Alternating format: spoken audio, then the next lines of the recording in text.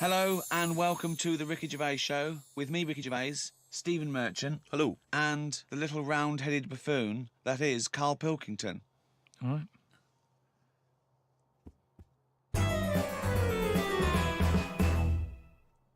Now, everyone knows over the past sort of like few years, my big pet project, it hasn't been my own career, it's been get Carl famous. Yeah. I want people to recognise him in the street, come up to him and say, you bald-headed mank twat. Well, let me tell you now, Rick, I've been out and about, and a lot of people have come up to me and said, it has Carl Pilkington got a head like a fucking orange? Well, and I've had to instantly confirm the answer to be yes. But he's had a call.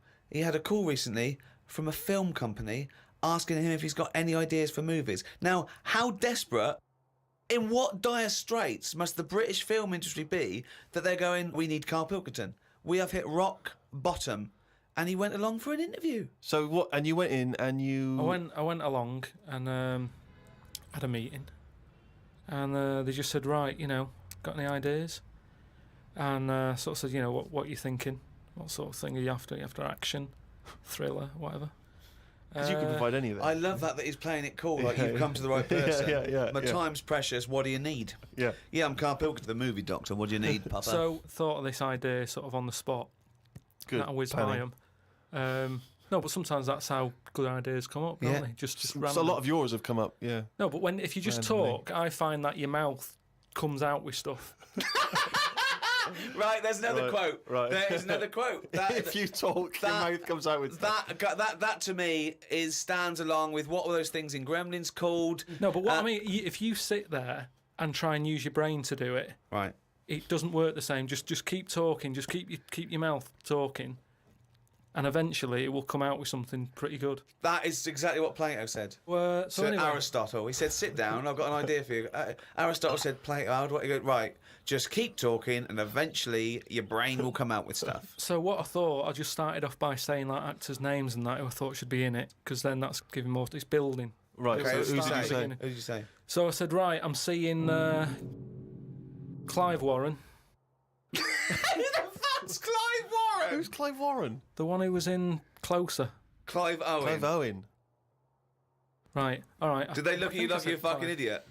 So they all started trying to figure out, who's this Clive Warren we've not heard about? He must be amazing. Yeah, Clive Warren, get me Clive Warren on the phone. Get me Clive Warren. And I said Rebecca De Mornay, right? What? Oh, where did that come She from? hasn't been in a film for 15 years, has she? Clive Warren and Rebecca De Mornay. They thought he was a genius. They've never thought of putting Clive Warren with Rebecca De Mornay. But hang on a minute, you could have any film star. This is your fantasy casting, and you choose a bloke that doesn't exist and a woman who hasn't been on TV or in a film for 10 years. Oh, God. Why didn't you choose, someone who existed? J-Lo or someone who's a big star? Oh, God. Clive Warren. Oh, God.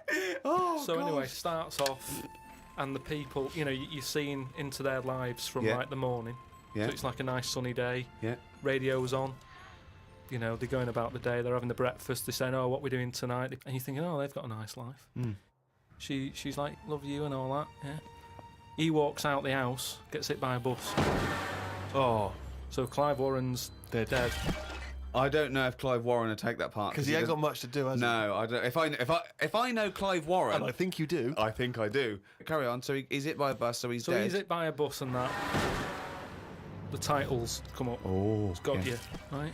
She's Starring devastated. She's Warren. fed up. She's devastated and that. Doctor says Clive's dead. Who's playing the Doctor? Jack Nicholson House. What's that fella who was in Independence Day? Will Smythe. No, the old black fella. Morgan Freeman. Yeah. Get him in. He's Morgan the Freeman. doctor. Yeah. He says, "Your husband's dead." She's like, "Oh God." What happens then is he says, "But listen, what we can do now, we can take the brain out." Right. And a fact that I'd read that day before the meeting. This isn't in the film now. This is me. Right, but Right. luckily I you read a fact. thing about how the brain can run on half of it. You've actually got a full brain. Some Run of it us on have. half. So this was in my mind still. Well, half your mind, yeah. So I said, what happens is Morgan Freeman says, "Been working on this. You can run your life on half a brain." Right. She's sort of a bit like, "What are you telling me this for now? My husband's just died like 20 minutes ago." Yeah. And he goes, "Yeah, but if we're going to do this, we've got to act quick." She's like, "Do what?" he says, whilst his brain's not fully dead, because it stays awake for a bit when you've been killed. He's not dead then, fine. No, but Wait. he is, but they found out that Right. it stays awake a little bit. No. So- No, he's gone. No, You're no. hit by a bus. Yeah, no, he's You're dead. If the brain's dead, you are dead. Clive Warren's dead. And if the brain's not dead, you're not dead. No, but it's like people in a coma. They're dead, aren't they? But No, the brain no, isn't No, dead. no, they're in a coma. No, they're not in a dead. coma. No, they come out of comas, don't All right, then he's in a coma. He's been hit by the bus, but the chances are he's not going to come out of that coma, but his brain is still awake. So change that. That's easily done. Hold on, though. I like this fact that he's in a coma, so they're going, look, he's definitely going to die in this coma. Take the brain out now. Pop the brain out. But why is that such a weird thing when that's what they do now? That's what they do now. What is? That's what they do. What? They do that. What? A brain transplant? No, but when, like, how I've signed that donor card, Yeah. like, if anything happens to me... No. There's got the no lot. such thing as a brain donor. Oh, we've explained to you before. Yeah, but they're working on it. They've said something about Einstein. They messed about with his brain for ages, trying to work out if it was full of stuff. That's what they're doing. They're working on that. There's loads of things that doctors are doing that we don't know about. I've seen some weird stuff on the internet. Yeah, I know you have. Yeah. I saw a programme on Channel 5 where a monkey brain was still alive and it was stuck on a stick. And they You were poked watching it. the Magic Roundabout. They poked it and it reacted. Right. So it's still alive. It's being kept alive. And it's only a matter of time. What's the brain linked up to? As long as you can link it up to the eyes and somehow so it can tell the arms and legs what to do, you're laughing. I love that. Imagine a team full of doctors going, well, we're going to try and do a brain transplant. Carl, as long as you can link this up to the eyes and tell the arms and legs what to do, we're laughing. Cheers, Carl. See you later. Then what happens is they say, do you want half of his brain in your head? Half of his brain in her head. She says, definitely not. I'm having you struck off. She starts screaming. She calls the police. He gets Yeah, arrested. but you'd have said that years ago when people can have, like, someone else's arm put on their body and stuff. Yeah, but he's only in a coma.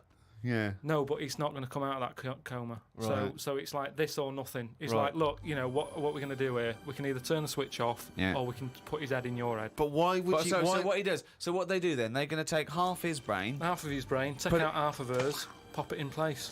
Why would she do that? Because she loves him.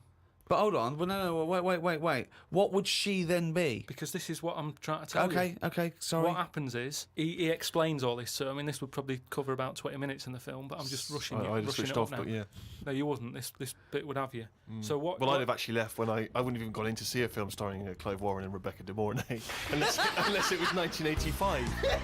So the thing is, she's the same as you. She says the same thing. She goes, why would I do that, doctor? And he goes, well, what will happen is he's gone, but you'll have his thoughts.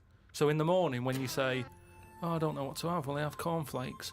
His bit of the brain will sort of say, Have a Weetabix. have shredded wheat or Yeah. whatever.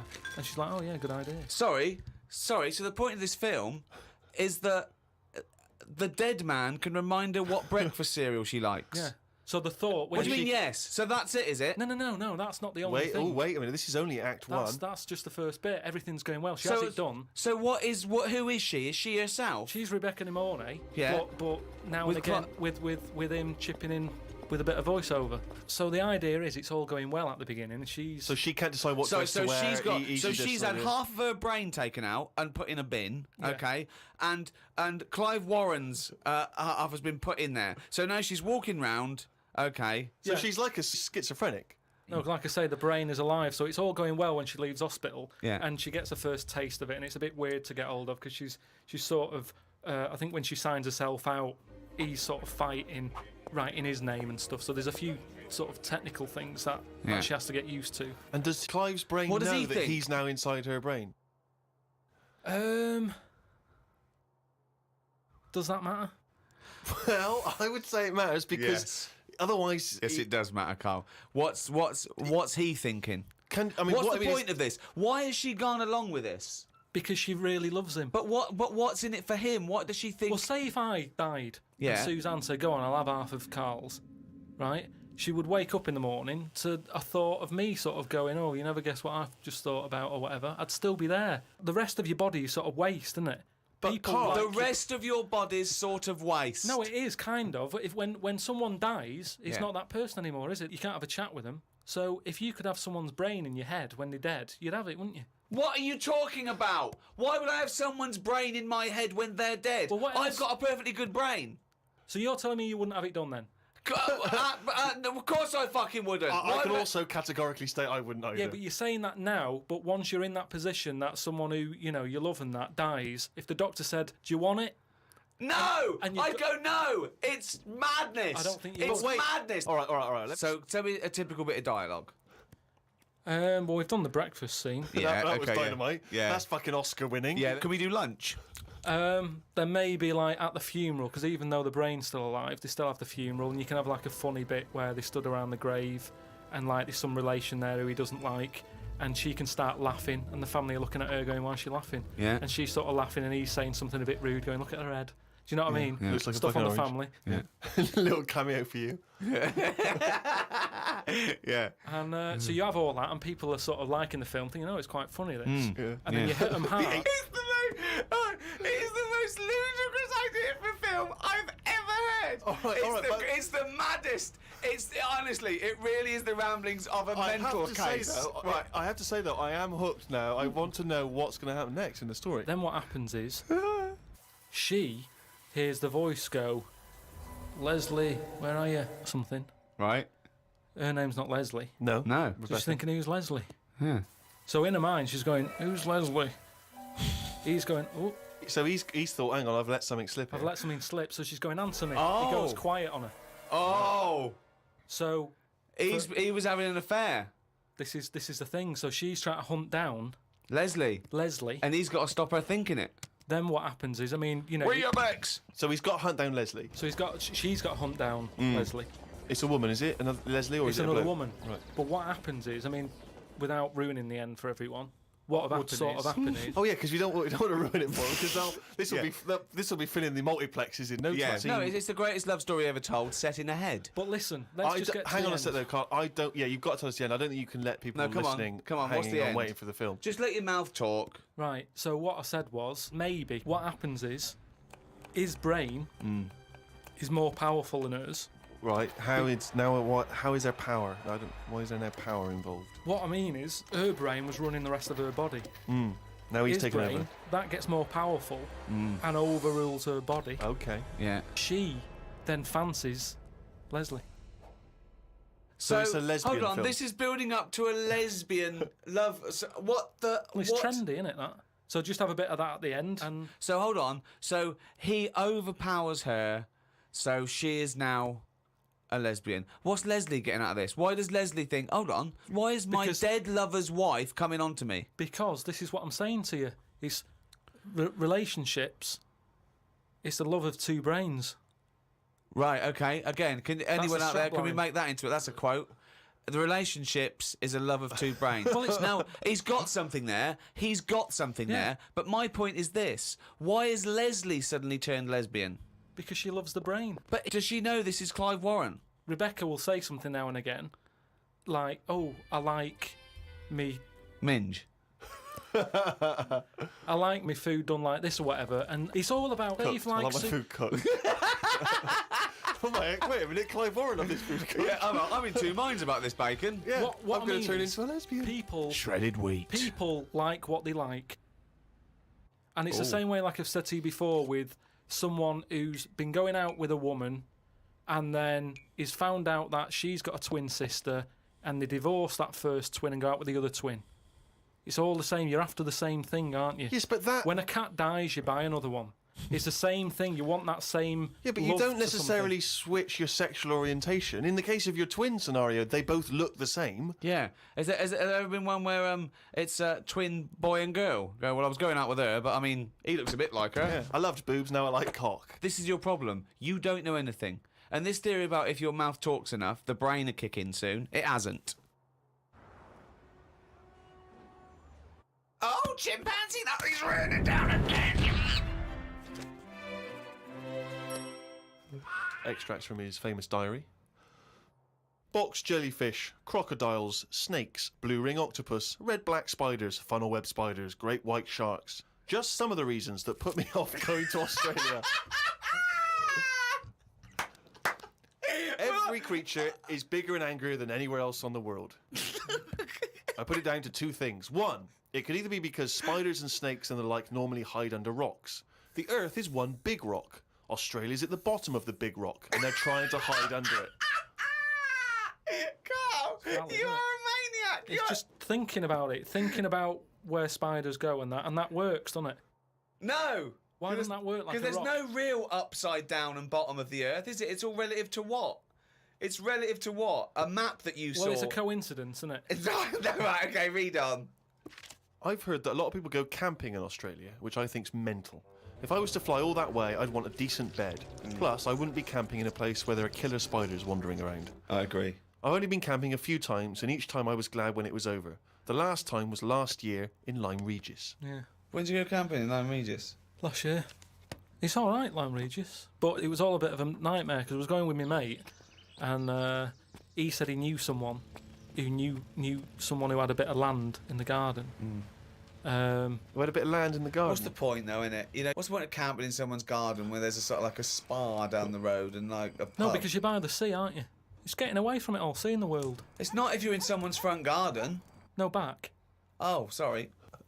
Well, there's even less to see except 3 fences. No, but it's private, isn't it? So the thing is, he said, oh, it's a great garden, the owners are away, and there's a toilet, an outside toilet that they have Getting for like away when they from have it, innit? parties Yeah. and stuff.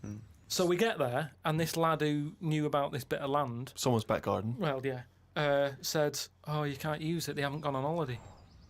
So now you're stuck in the middle of a big civilised conurbation called Lyme Regis. Well, how are you going to survive? Well, we ended up just sort of keeping on the beach.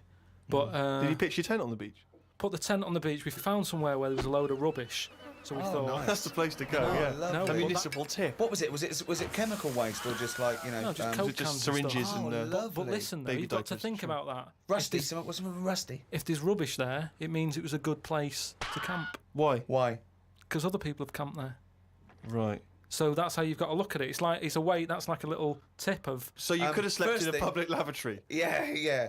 This one's nice. What? It's covered in shit. Means other people have had a shit here. Welcome to our 5-star hotel. You'll notice vomit over all the fucking walls. So that means people have had a good time here. They got right pissed up and threw their lungs up. So that's where we put down the tent. We put down the tent there, and then Some what was people put up annoying a is tent, he puts down a tent. we Brilliant. what's the name? It was already up. He It was carried already it all they the way carried it all from the way London. there and they went, let's pack it down. Yeah. the weird thing was, as soon as we set up, some other people turned up. Oh, that's all the rubbish tip. Holiday makers, They started setting up their tents. I'm like, Yeah. oh. No, look, there's some nappies over there. Yeah. Nearer the nappies. And they offered us some sausages. All right. My mate said, "Oh, ignore them. That's like code for swingers." What? Oh, What? So there were some people cooking some sausages, Yeah. saying, "Would you like the sausages? We've made too much." And you It's said, just "No, that that's thing. code Don't for talk swinging." to strangers. It's like we want to get away from it all. Yeah. We don't want someone. You know, it starts off with sausages, doesn't it? And then so, before you know it, but what do these people look like? they were about 45. Who are they? There, A man and a woman. a man and a woman. So, what was in it for the bloke? Some people like that, don't they? That I means don't know. you say, right, I want the bald one, love. If it's like wife swapping, shouldn't one of you be a wife? No, but I don't know all the rules and that. But He's just got a real thing for fucking oranges. and we didn't want any sausages anyway, so we just sort of I said, don't believe sausages is a Is a code for code for swingers. Because eventually, how many times do they give someone sausages and they go, well, get your pants off. And they go, well, we just have some sausages. They go, oh, this isn't working, this code. But why we need would a better they be, code. Why would we be being offered sausages? Because they're nice people and they're making sausages. Makes you wonder. We don't. Let's not trust these people. Let's move our tent nearer to the corpse. So yeah, that was the camping. September 30th. Going away with Suzanne's mum and dad. We're meeting them at Madeira Airport as they're flying in from Manchester. The plane was full and I had a headache. There was a baby sat behind us that was crying its eyes out for the whole flight. The mother of it said it was upset because its ears were hurting. So were mine.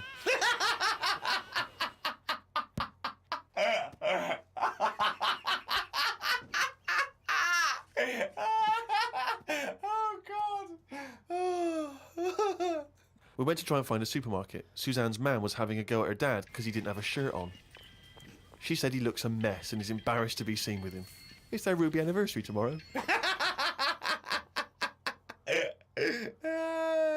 That's why we went away. Oh, yeah. I bought a fan to put in our room to drown out the sound of the mopeds. I've heard Wayne Rooney does the same thing with a vacuum cleaner. What? If you've just got a noise that's constant, it makes you nod off. And it drowns out every other background noise. So all you've got is, like, if it's a vac, it's just... And if that's constant for, like, all night, you just nod People off. next door going, they've got their vacuum cleaner on again. Poke the chickens. That's how nuclear wars start. Yeah. It works. Doesn't work. We watched... Earplugs, drown out everything. I've tried them. I didn't like it, did I? Why not? Because I could hear my heartbeat.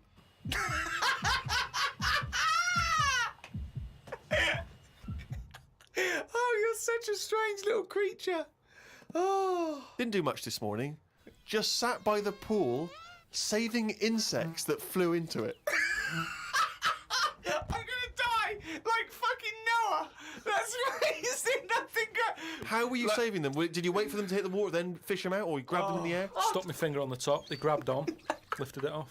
And what, when it, like some sort of insect lifeguard, you'd see someone landing and you'd go, right, that's me, and you'd go in there.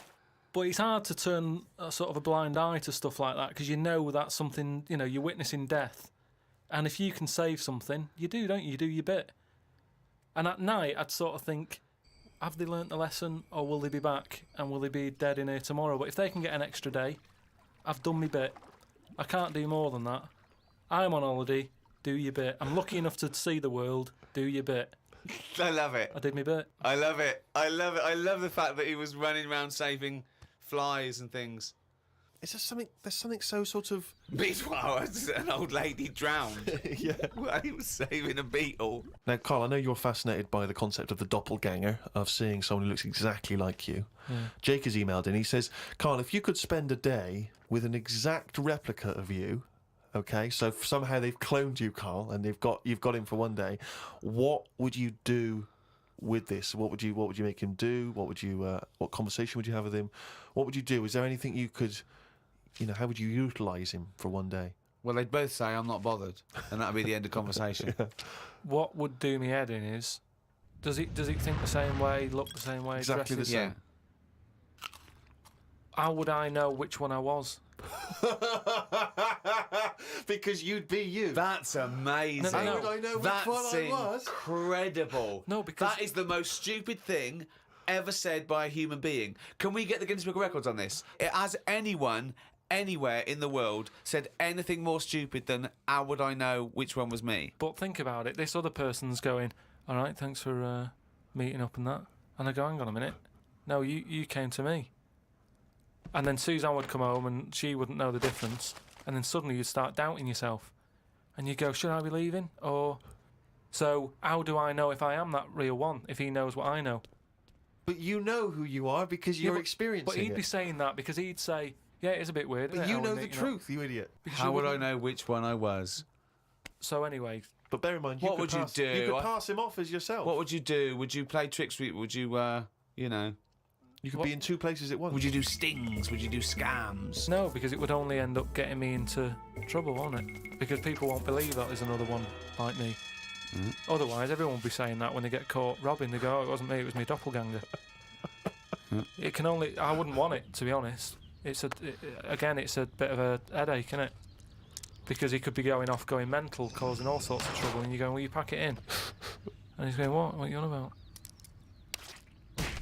But then that wouldn't happen, would it? Because he's being me, so he'd be sat wherever I am anyway. Because he'd want to do what I want to do. So, pointless. But I still wouldn't want it.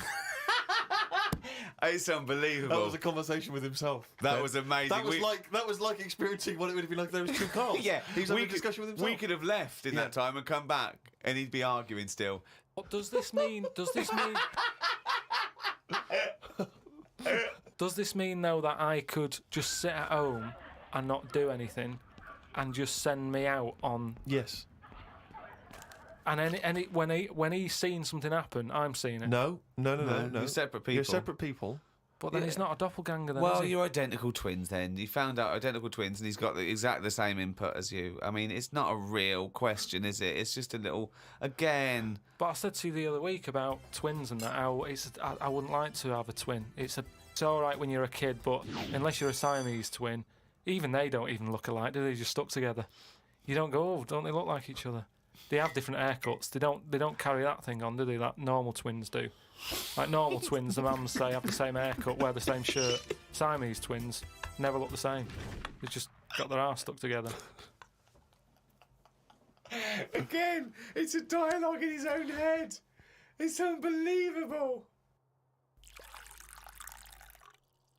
Okay, Carl. This is a logical conundrum. To a certain extent, there's a little bit of lateral thinking because, but there is only one right answer. Now, the pressure here isn't to get this right. The pressure is when I've told you the answer to then understand it. Because when I've explained this to people, I've laid out for them, they still can't quite get the concept. Okay, so there's two doors, Carl. Yeah. One leads to heaven, one leads to hell. Yeah. Okay, they're identical. You can't tell them apart. Okay, 50-50. Right. Obviously, you want to go to heaven, I assume. Right, there's two guards, identical guards, guarding each door. Okay? Right. The one guarding hell always tells a lie. The one guarding heaven always tells the truth. You have to ask one question to find out which is which, and then go through the door you want. What question do you ask? I've only got one. Yeah. And what? One to both? No, one to either of them. You don't know which one's which, though. So what question do you ask? Why can't I ask, like, both of them one? Because it's Because not the rules are you can only ask one. There aren't actually two doors labelled heaven and hell, Carl. This is a leap of imagination here.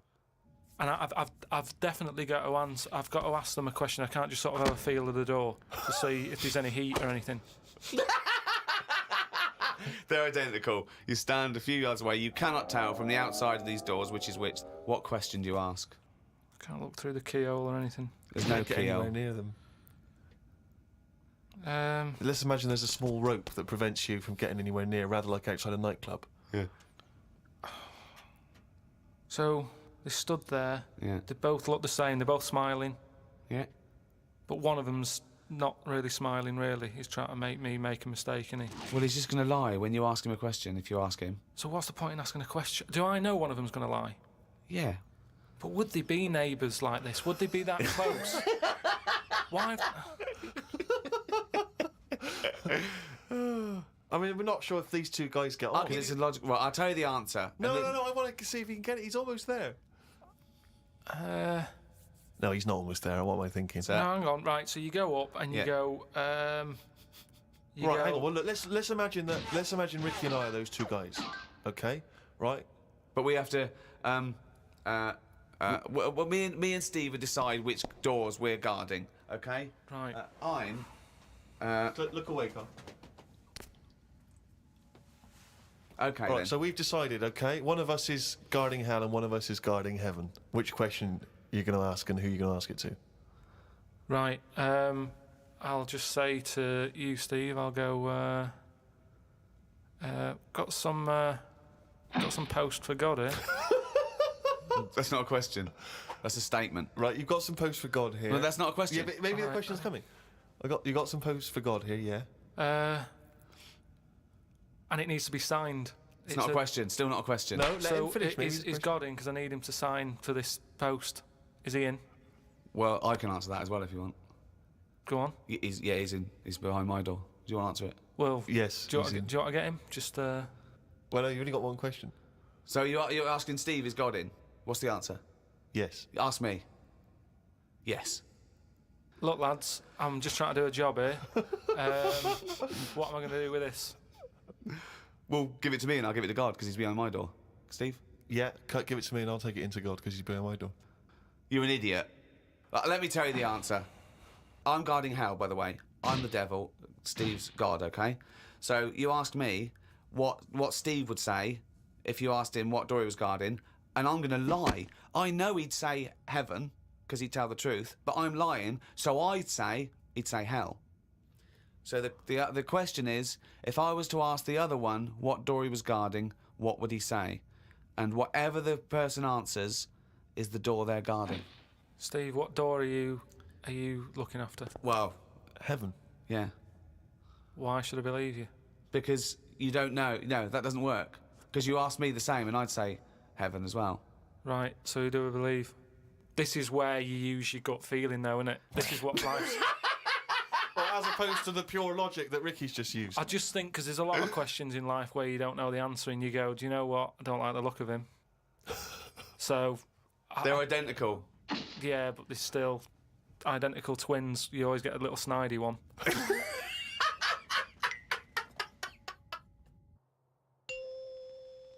Oh, chimpanzee, that is written it down. That's the jingle there for Carl's diary. Here we are. Spoke to Ricky and his friend Glyn about art. I just don't get it. Ricky had some odd pictures on his walls. I don't have any pictures up in my flat because of the mirrored wall. But I can't say I'm bothered. The mirrored wall, we should just explain what that is. When you moved into your flat, there was an enormous mirror on one wall. Was that right?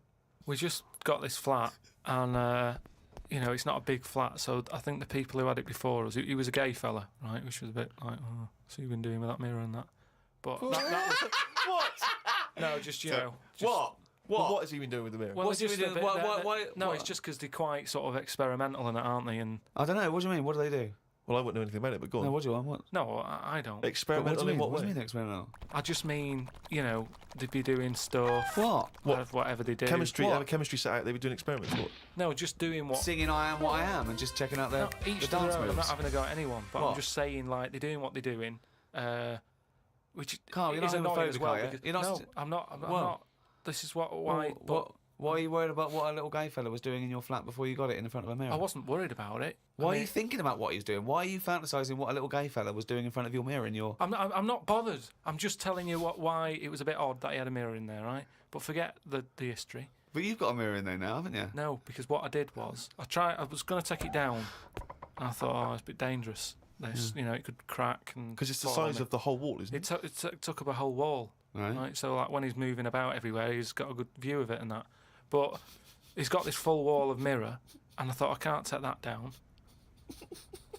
And I thought, what can I do? So I've just put wallpaper on it, Brilliant. and it looks all right. You wouldn't know, what have you? But it means that I can't put any pictures up. That's all. That's all I'm saying. 'Cause if I put a nail in it. And what don't you understand about art? What about art don't you understand? The concept, specifics. No, So- that's like when we were in London having a shop around at Christmas, and there was that picture of fruit for 700 quid. It's like, well, just get some fruit. You know what I mean? You can get some real fruit for 3 quid. Yeah. I understand that, but don't invent cameras then, one or the other. Do you know what I mean? That's what annoys me. Someone invents something, and then they go, we've got to invent something else. Like the abstract thing. Why has someone gone, oh, I can't have paintings anymore because... What do you think of Dali? Going, melting clocks and stuff? No? I mean, the first one was all right when he did the first clock, but then all the time he's just like, oh, I'll draw something and it's got a melting clock on it. I'll do a sheep, put one of them on it. Have you seen his lobster telephone? That annoys me. Why? Because I think what annoyed me more with that is when I heard about how it happened, he had some artist mate round, right? And I don't know what happened. They were okay. they were eating. That's a good hell of an anecdote. No, but they were eating. They were eating some food and what have you. Yeah. Lobsters? And yeah, they were eating lobster. All right. And That's handy. I don't know, the other artist, whoever it was, sort of Telephone? started saying, "Oh, you and your clocks and all that," right? Brilliant. And, This didn't happen. They started arguing, Yeah. and he chucked some of the lobster. Bollocks. And it landed on the It phone. bounced off his mate's head, went on the phone, and they both looked at each other like, "Are you thinking what I'm thinking?" And they brought out that phone as a bit of art. Things like that annoy me because happen. it was them just messing about. That didn't happen. Just telling you what I know. I saw his work. Each to their own, if that's what he's doing. I'm just saying, I'm not putting my stamp of approval on it. Art should be there to tell a story, not just to have a splash of colour. We know. Would Suzanne like some art? Just like Suzanne's not allowed to watch telly unless it's her favourite thing. Otherwise, she's got to talk to me about stuff. There's no art. There's no point. Just wallpaper. I'm just saying, we've got three windows we can look out of, Right. right? Stop looking at the walls, look out the window.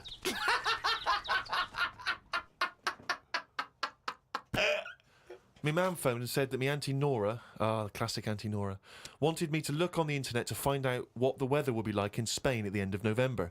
I don't know where she gets her money from. 2 months ago, she was asking me, Dad, how much it would be to get her back garden astroturfed because she's sick and tired of the grass getting out of her What does she hand. want to do? Start a football team? What does she want to back garden AstroTurf? She likes the sort of green look, but she doesn't like the headache that comes with it. So she's just looking into getting that false grass put in there.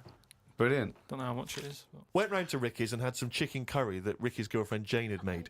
Ricky and Jane were going on holiday for a few days and had arranged for Glyn to come in and make sure the cat was okay while they were away. I'm sick of that cat. I was surprised that they hadn't paid for the little shit to go away with them on first class. Blimey, getting a bit vitriolic in the diary. Why doesn't he like the fact that I've got a cat and I love the cat? Why? It's just everything in that house that you've got gets sort of special treatment, and it's a cat. And it What do you mean you annoys get me. special treatment? Sometimes We put food down for it, and sometimes it gets on our lap and we stroke it. You don't just stroke it. We're You not sending massage it. You massage its back. You go, no, you're stressed out. Well, You're no, it's stressed good. out." No, I'm not saying you stressed out. At no point did I say you stressed out. You said, "What the fuck are you doing for? Is it stressed out or something?" I like touching my cat. To be honest with you, I don't like Ricky's cat. I can't believe Because every time I go around there, it goes straight from the ghoulies. Well, it's like the lizard thing you've got. It's just sat there. You've bought a big box, right, to be in. Right, And the one, last it's a salamander, so it's an amphibian. It's Yeah. not a box, it's a big vivarium. Yeah, but what I'm saying And is... as it and if you're going to criticise someone for just sitting there, having a round head and doing nothing with its life, people who live in glass houses, No, we've but done this one. Do you know what gets me though, right, Steve? When I was there, I was looking at it and I thought, is it dead? Right, because he's just sat there. Like, And it was thinking exactly the same fucking he thing. sat there, not moving, right? And then on the top of the box is like a box full of crickets and stuff. That's it. It's its food. Yeah. Right? But they were more active than the thing that it was going to feed.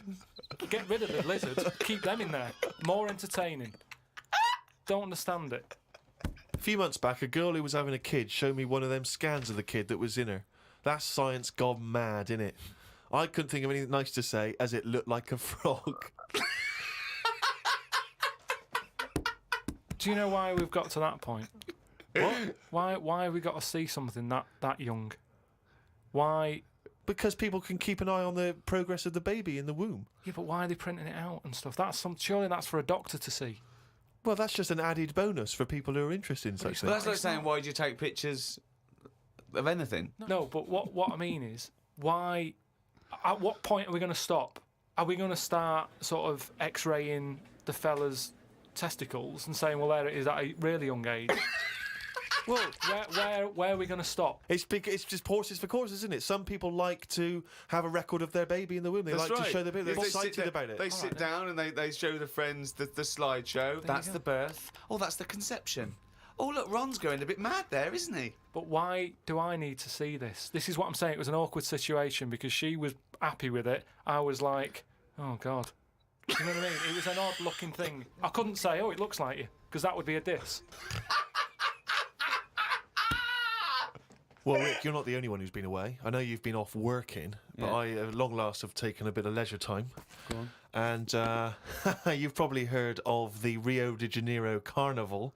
Only one of the hottest, events in the world Oh, calendar. yeah. Imagine me down there. Oh, Rio, you can imagine, did not know what hit it. Oh, God almighty. Imagine, were you like Paul the party animal parker? He would not have been able to keep up if he was with me. God, what did you do? What did you get up to? Oh, let me tell you right now. Day one, I almost drowned. Day two, I got a foot infection and spent the day in the hospital. And the rest of the time, I had diarrhea. So that was a hell of a time. Carnival. Yeah. I did. I was able to watch some of the carnival on TV, Oh, and it right. looked brilliant. It looked Did it? amazing. I didn't actually. It was difficult to make out because the TV wasn't actually in my room. Because in an effort to save money, I wasn't staying in a hotel. I was staying with a bunch of other people in some kind of like someone's flat that they let out, and so I had to watch the TV like from my window, watching a neighbour's TV. And of course, when they changed the channel, often during the juicy bits, I couldn't see anything. And but it looked really good. I'm bunged up at the moment just so I can get through the show. But I've just been on a 12-hour flight, and it is terrifying being on a flight when you know that any moment you could go. Because you know how the problem is sometimes the toilet's free and sometimes you've got to queue up. And the worst bit is that sort of half an hour just before you land when they say the toilets are out of bounds now. I'd say I went twice before that in quick succession. The woman sat next to the toilet. She didn't know what was going on, the noises and stuff in there, and because I was really panicky. Oh Christ! And so of course then on the whole flight, as we're landing, I'm really petrified because I'm thinking I packed a pair of underpants and jeans in my bag in my holdall, just in case it all went. And I was really, because I hate flying anyway, and I hate landing because it's the most terrifying moment of the journey. Then it really was rumbling, and I was thinking, I got to get out of here. Of course, you know when you're in a hurry, suddenly everything makes you angry. The little old lady in front of me who's just hobbling along off the gangplank, get out of my way! You know, just really annoyed. With your bad hips and your bad and legs. your Zimmer frame. I know you've been through a war, but get out of my way! And just anyone who kind of even passes you, and so I managed to get there just in time, got into and it all went off. Man alive, it was grim. But that was not anything compared with the first couple of days, because the first day I went for a walk. Ipswich Beach is famous for just the beautiful, beautiful people that gather there. There's so many beautiful women in Rio, it made me angry. I was angry that these women were so attractive and that, none of them were even looking at me. So, but anyway, I'm on the beach because I was shopping and I needed a wee. Right, and we went for a quick impromptu swim, and I thought, oh, we in the sea. Just think of him on this beach, right, with diarrhea. Well, I'm wearing great big long shorts because I'm not going to try and compete with these boys because they are. And you are, could I say this, the whitest man I've ever met in my life. Yeah. I mean, with his shirt off, you can see his heart like a newborn fish. Well, this was the thing. As I went into the sea to have a wee, there was a discussion about this. As I went into the sea to have a wee in a litter tray. See, there was a discussion about this because I'm very much of the opinion that you should take your trunks down. And some people, some of my friends are saying, just do it in your trunks and let the sea just wash it away. What a hell of a carnival. And I think I'm against that. I've always been against that in swimming pools, everything, So I'm against pissing in swimming pools, full stop. It doesn't matter whether you take your trunks down or don't piss in the swimming pool. Sea? Yeah, well, fine, yeah. Fine, okay, right. Fish do it. So anyway, I'm in the sea trying to urinate, and I kneeled because I'm obviously very tall, so it's tricky to get deep enough for the water to mask what you're up to. So I tried to kneel down in the water, right, and I got John Thomas out, but then the water swept out again and just left me on the beach. But luckily my back was to everyone, so no one saw. So I can't think of a funnier sight than Steve Merchant on his knees with his little John Thomas out. I don't know how big it is. I've never seen it. But I imagine it's in proportion to the rest of it, is it? I wish. This all I'll say is I've been a little shortchanged. But so then I got up and I waded a bit deeper in, right? And now I was trying. I got it out. But what I didn't realise is that the waves just off the beach are really just uncontrollable. You never know what's going to happen. So suddenly I see this giant wave coming towards me, crashing towards me, and I got the cock out and everything, and it grabs this wave, comes over me and lifts me up, flips me up in the water, right? And I'm floundering around. I can't see anything because, of course, I had to take my glasses off to go in the sea because I didn't want to lose them. Oh God! So I floundering around, and I'm genuinely getting scared because as I try to get into shore, the wave just pulls me back again. So I'm waving to my friends on the beach. But with everything. Well, what I don't realise is that because I'm not wearing my glasses, I don't realise that I've been dragged along the beach some way, and I'm not actually waving to my friends. So there's like a bunch of these beautiful women on Ipanema Beach watching a pasty white man waving with his cock out. And what annoyed me was my friends were laughing. And that really angers me. If I'd have been there, I would have burst. But why wouldn't you have come running? Would you have come running in to help me? Oh, I couldn't have saved you with your glasses off and your knob out. If I ever save you, I want you to be fully dressed with your glasses on. So you'd have just let me go. That would have been what you'd said to my parents. He had his knob out and his glasses off. There was no way I was going to... I can't think of a funnier sight. Oh...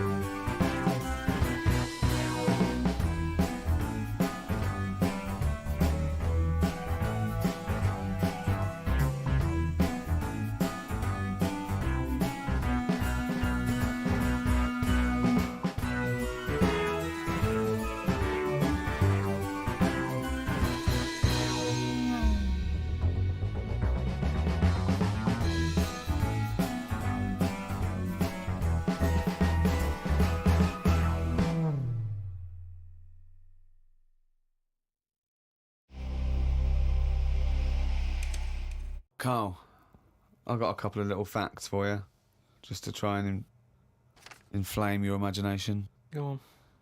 Sharks are immune to cancer. Really? Yeah. So how have they found that out? Well, I don't know, but I've never heard of any fish having cancer though. I haven't heard of a cod being ill. So why are we focusing on that one?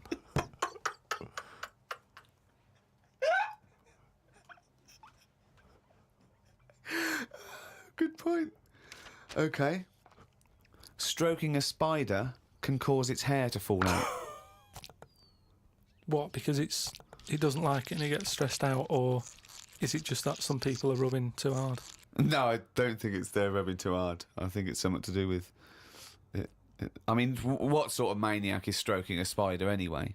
My mum did it once. Really? Yeah, not to a spider. Right. It was just a little bee. She'd been out, sunny day and that. Got the washing off the washing line. She was bringing it in. Little bee sat on the top of like the bed sheet or whatever it was. Yeah. And she's in the kitchen with it, and she goes, "Look at that little bee there." She started sort of stroking its head. It loved it. How did it make it clear that it loved it? Well, it wasn't struggling. It was just sat there like, because it must have been like a bit dozy. They get a bit dozy, don't they, in the heat and that.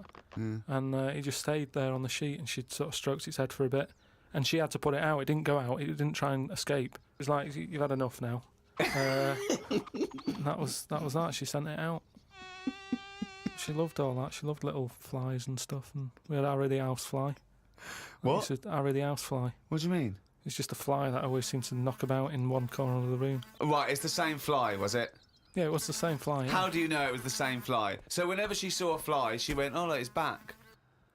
Well, we weren't letting him in. It's just that it stayed in.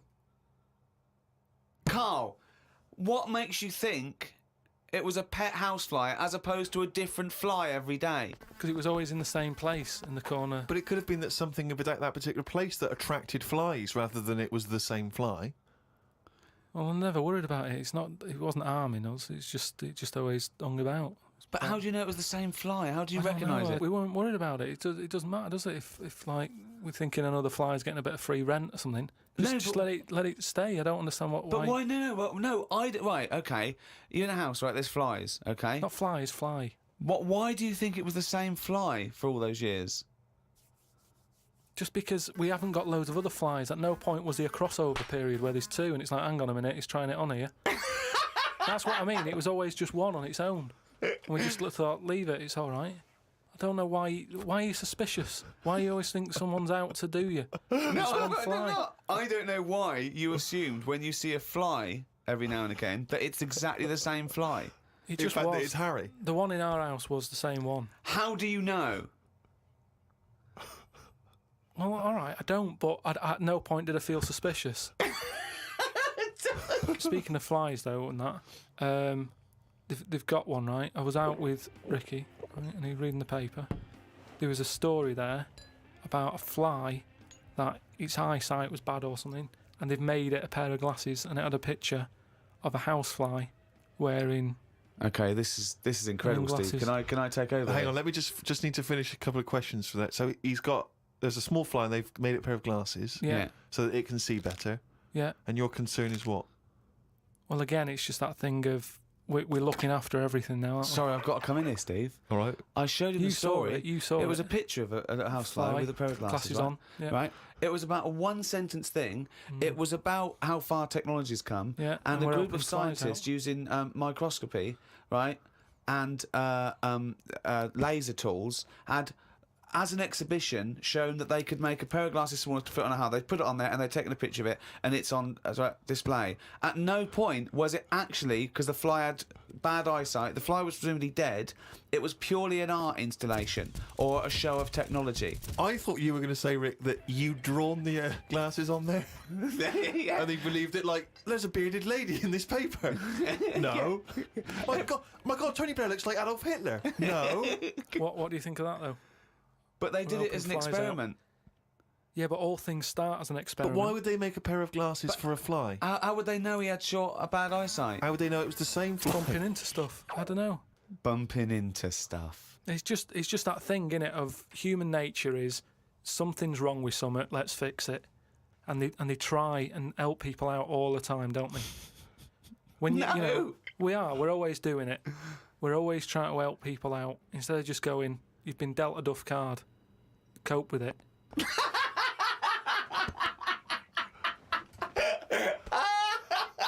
Came up with a good idea. We'll be the judge of that. I'll do it now. It's not a good idea. Okay. Okay, I'm sticking my neck out here. I think this isn't going to be a good idea. Okay. Thoughts? Well, I'm going to agree with you. I'm going to second that motion. Okay, let's see. Let's see if we're both right. See-through skin. High five, Rick.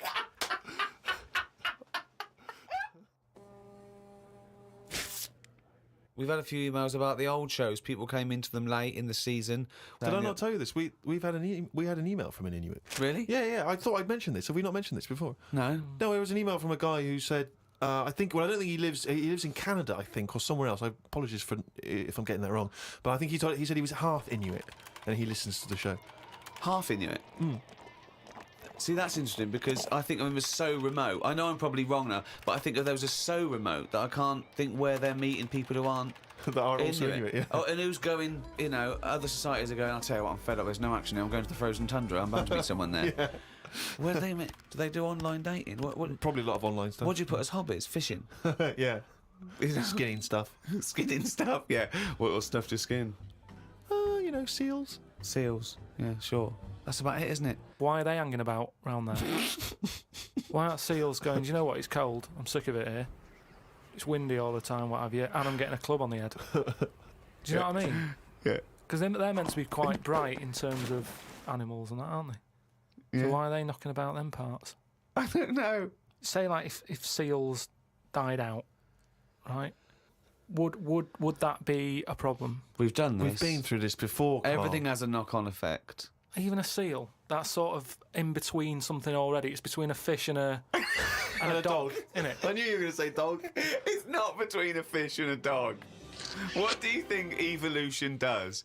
Fish to I'll never dog. understand it. Maybe we What shouldn't do you talk mean about it. it's between a fish and a dog? I'm just saying it's. It was a perfectly evolved mammal that re-entered the water, I imagine, and then got streamlined. And I mean, it's between a fish and a dog. But why not have one and the other? Why not have, like, you've got a dog, you've got a fish. No, it's not anything in the between a middle. fish and a dog. It's not between a fish and a dog. I don't know what between means. I don't know what... This is it again about saving everything all the time. What is it doing? What's it doing? Everyone's feeling sorry for him all the time. Save the seal and all that. What's it doing? Why are we saving it? Let's just ask that question. What's it doing? I don't know what to say. It's between a fish and a dog. Out of all the people in the world to have a chat with, do you know, what's his face? That German doctor. Which one? The guy that displays the human body? Guns Traven or something. All right, yeah. Well, I don't. Is he a proper doctor? Because it's just that it's always. I mean, I could cut a body up. I never see him sort of put it back together. Is anyone keeping an eye on him? Sort of going, well, who is he actually? I'm sure he is a proper doctor. I mean, he doesn't answer everything. Like, he doesn't say. I don't understand why the intestines have to be that long. I don't know why it just can't go from the throat to the belly, exit straight dark line down, out the arse. You must know. Well, no, because the way he dragged it out and it was like miles long. Yeah. Pointless. No, it's not pointless. It's Just have a straight. Do you know what I mean? It's Straight. what are you talking about? Again, the evolution sort of worked this out for us. It really works. I don't think you're going to improve on it. What I mean is that's probably that long because years ago they were eating dinosaur and that might have took a lot of indigestion or something. I don't know how chewy it was. It might have been quite fatty, dinosaur meat, and it needs to go through all that. Now we're eating like yogurt. So I mean, we don't need anything that is doing that much work anymore. All the food is mashed up. Auntie Nora, right? All her food is mashed. Right, she doesn't have to chew anymore. She's got teeth, but she doesn't need them. And that's how She's got teeth, but she don't need them. No, but that's how Or we're she could moving have her on. intestines removed then. Well, no, but this is That what would I'm sort saying. our other problem, wouldn't it? We're changing everything all the time, aren't we? I mean, there's some fella who was looking at it on the internet. Identical twins, right? They were sort of sick of looking like each other. So they were like, what can we do, right? And one of the twins said, you have my arm, right? And he had his arm taken off and stuck on his twin, so his twin's got like 3 arms. No, it's not true. It's on the website. No, it's not true. What, for a laugh? They were born, so they did that for a laugh. What doctor's doing this then?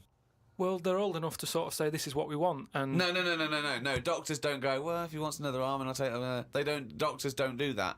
What sort of practice is this doctor going around and go? Dr. Jekyll. I mean, Carl, think of what you're saying. but where would he have stopped? Can you put his head on my knee? It's up to you. No, Sign this. If you sign this, you give my consent. but we, it isn't. What do you think these doctors are doing? Just to do as they're told. They don't do as they're told. They do if someone wants it, and twins sort of it can get you down, can't it? Being a twin, because it's like. Sorry, what would this solve though? I thought you said he gave one of them a bigger nose or a beard or 2 front teeth to make him look different, right? Not. I'll tell you what we could do. Go on. Would you like 1 arm? Go on. What are you thinking? Well, me 3, you 1. Therefore, not twins. Novelty. I mean, you are a mental man. But they can do it now, can't they? There's no sort of there's no line drawn anymore. They don't go, you're crazy. We're not going to do that. Yeah, in Saw 2, not in the real world. No, they but- don't do things like All this. right, there's another bloke, right? I don't know the sort of full ins and outs of it, Go on, you surprised me. but what he asked for, something happened to his tackle, right? It's penis. Yeah, right. So he was at the doctor's, and they were like, "Oh, what can you do for me? It's a bit embarrassing. I've got nothing down there." Right. So they were like looking at it, going, "Yeah." Doctor, I don't know if he started like rubbing his chin with his finger or something. Looked down. He's thinking, got an idea. You've got a lot of fingers. How many of them do you use? The patient's like, yeah, I see what you're thinking. They cut off one of his fingers, sewn that on to where his tackle is. He's happy. Well, that's different though, isn't it? Well, That's where they've really taken different. tissue. No, but I assume they fashioned it into more of a knob than a finger. If you were doing that, use a sausage. I mean, why lose a finger for? Well, I'll tell you why. Because your finger has your tissue, your blood type, and therefore would graft near your testicles. A sausage is a thing that's made by a butcher out of offal, okay, that really can't be grafted onto any part of the human Yeah, but- body. That's why they very rarely use any meat products Yeah, in surgery. surgery. I know, yeah. I mean, why not use a sausage? You're a mental case. I always remember this story when I was a kid about some bloke. He had throat cancer, right? And his doctor said, "Carry on with your life, right? It's not going to be that good, but just carry on. But don't eat meat." And he was like, "Oh, I love meat." He's like, "Yeah, but just don't, have your veg, keep yourself strong, but don't be eating that." Anyway, he was fed up because he loved his meat, and his wife was feeling a bit sorry for him one day. And thought, I'm sick of him looking fed up and that. All he wants is some meat, for God's sake. Give him some meat. So she goes to the butcher's, gets him a big piece of, like, steak and what have you. He can't believe it. He's like, "Oh, brilliant, cheers for that." Anyway, he's got the meat on his plate, just about to tuck in, and the cancer comes out from his throat. What? No, it's something, I know, it sounds really weird, but it's something that I was told about years ago when I was growing up. What are you talking about? It was just some bad illness, some cancer thing, and it was coming out waiting for the meat. It was sort of dying. Again, I get a lot of your medical knowledge is from It's from the film Alien. So this guy with throat cancer, okay, as opposed to it being a disease of the cell. It was like a living. The Alien. It was Alien. So it was the animal. It was the little animal cancer. That's why What he are you wasn't allowed to talking eat about? meat. He wasn't allowed to eat meat. So it's 'cause of- sitting there. So it's actually sitting there and throat. Why? I'll tell you what I'd have done if I'd have had some cancer in my throat. I go, there you go, rid of that. What are you talking about? So what happened? He choked to death on this thing, and the wife was like, "Oh, I shouldn't have given him the meat after all." Just That's listen the to bollock your- listen story. to your it's all. There's loads of weird stuff like that There that is. happens in medical stuff. Well, the terrible thing is, if you got testicular cancer and you eat meat, your bollocks come out of your trousers, and they're all over the plate, Yeah. and you have to be asked to leave the restaurant. Oh, chimpanzee, that is only gonna bring it down a little. That's the jingle for Carl's diary, excerpts of which we read each week. Get straight into it. A band from the Conga have won the Best Newcomers in a Radio 3 competition. They use pots and pans for instruments. It says that the Conga is a poor, sad place. So why do people do that happy dance at the end of parties called the Conga? Right, one is the Congo. There's no place called the Conga. They come from a place called the Congo. Conga! Fucking hell, you're such a... Met Suzanne at Euston Station. I said I would sort out the tea tonight, so I called the curry house. The fella couldn't understand me. I asked for 2 poppadoms. He kept saying, how many? I kept saying 2. He still couldn't understand. I said 1 more than 1. He understood. When we picked up the food and took it home, there were 5 poppadoms in the bag. Oh, God! Oh, God. There is a restaurant somewhere that sells knobs to eat. No, there's not. There is. No, there's not. No, there is. It says that women can't eat too many of them, and if you want a seal's knob for dinner, you have to book in advance. Right, it's gobbledygook.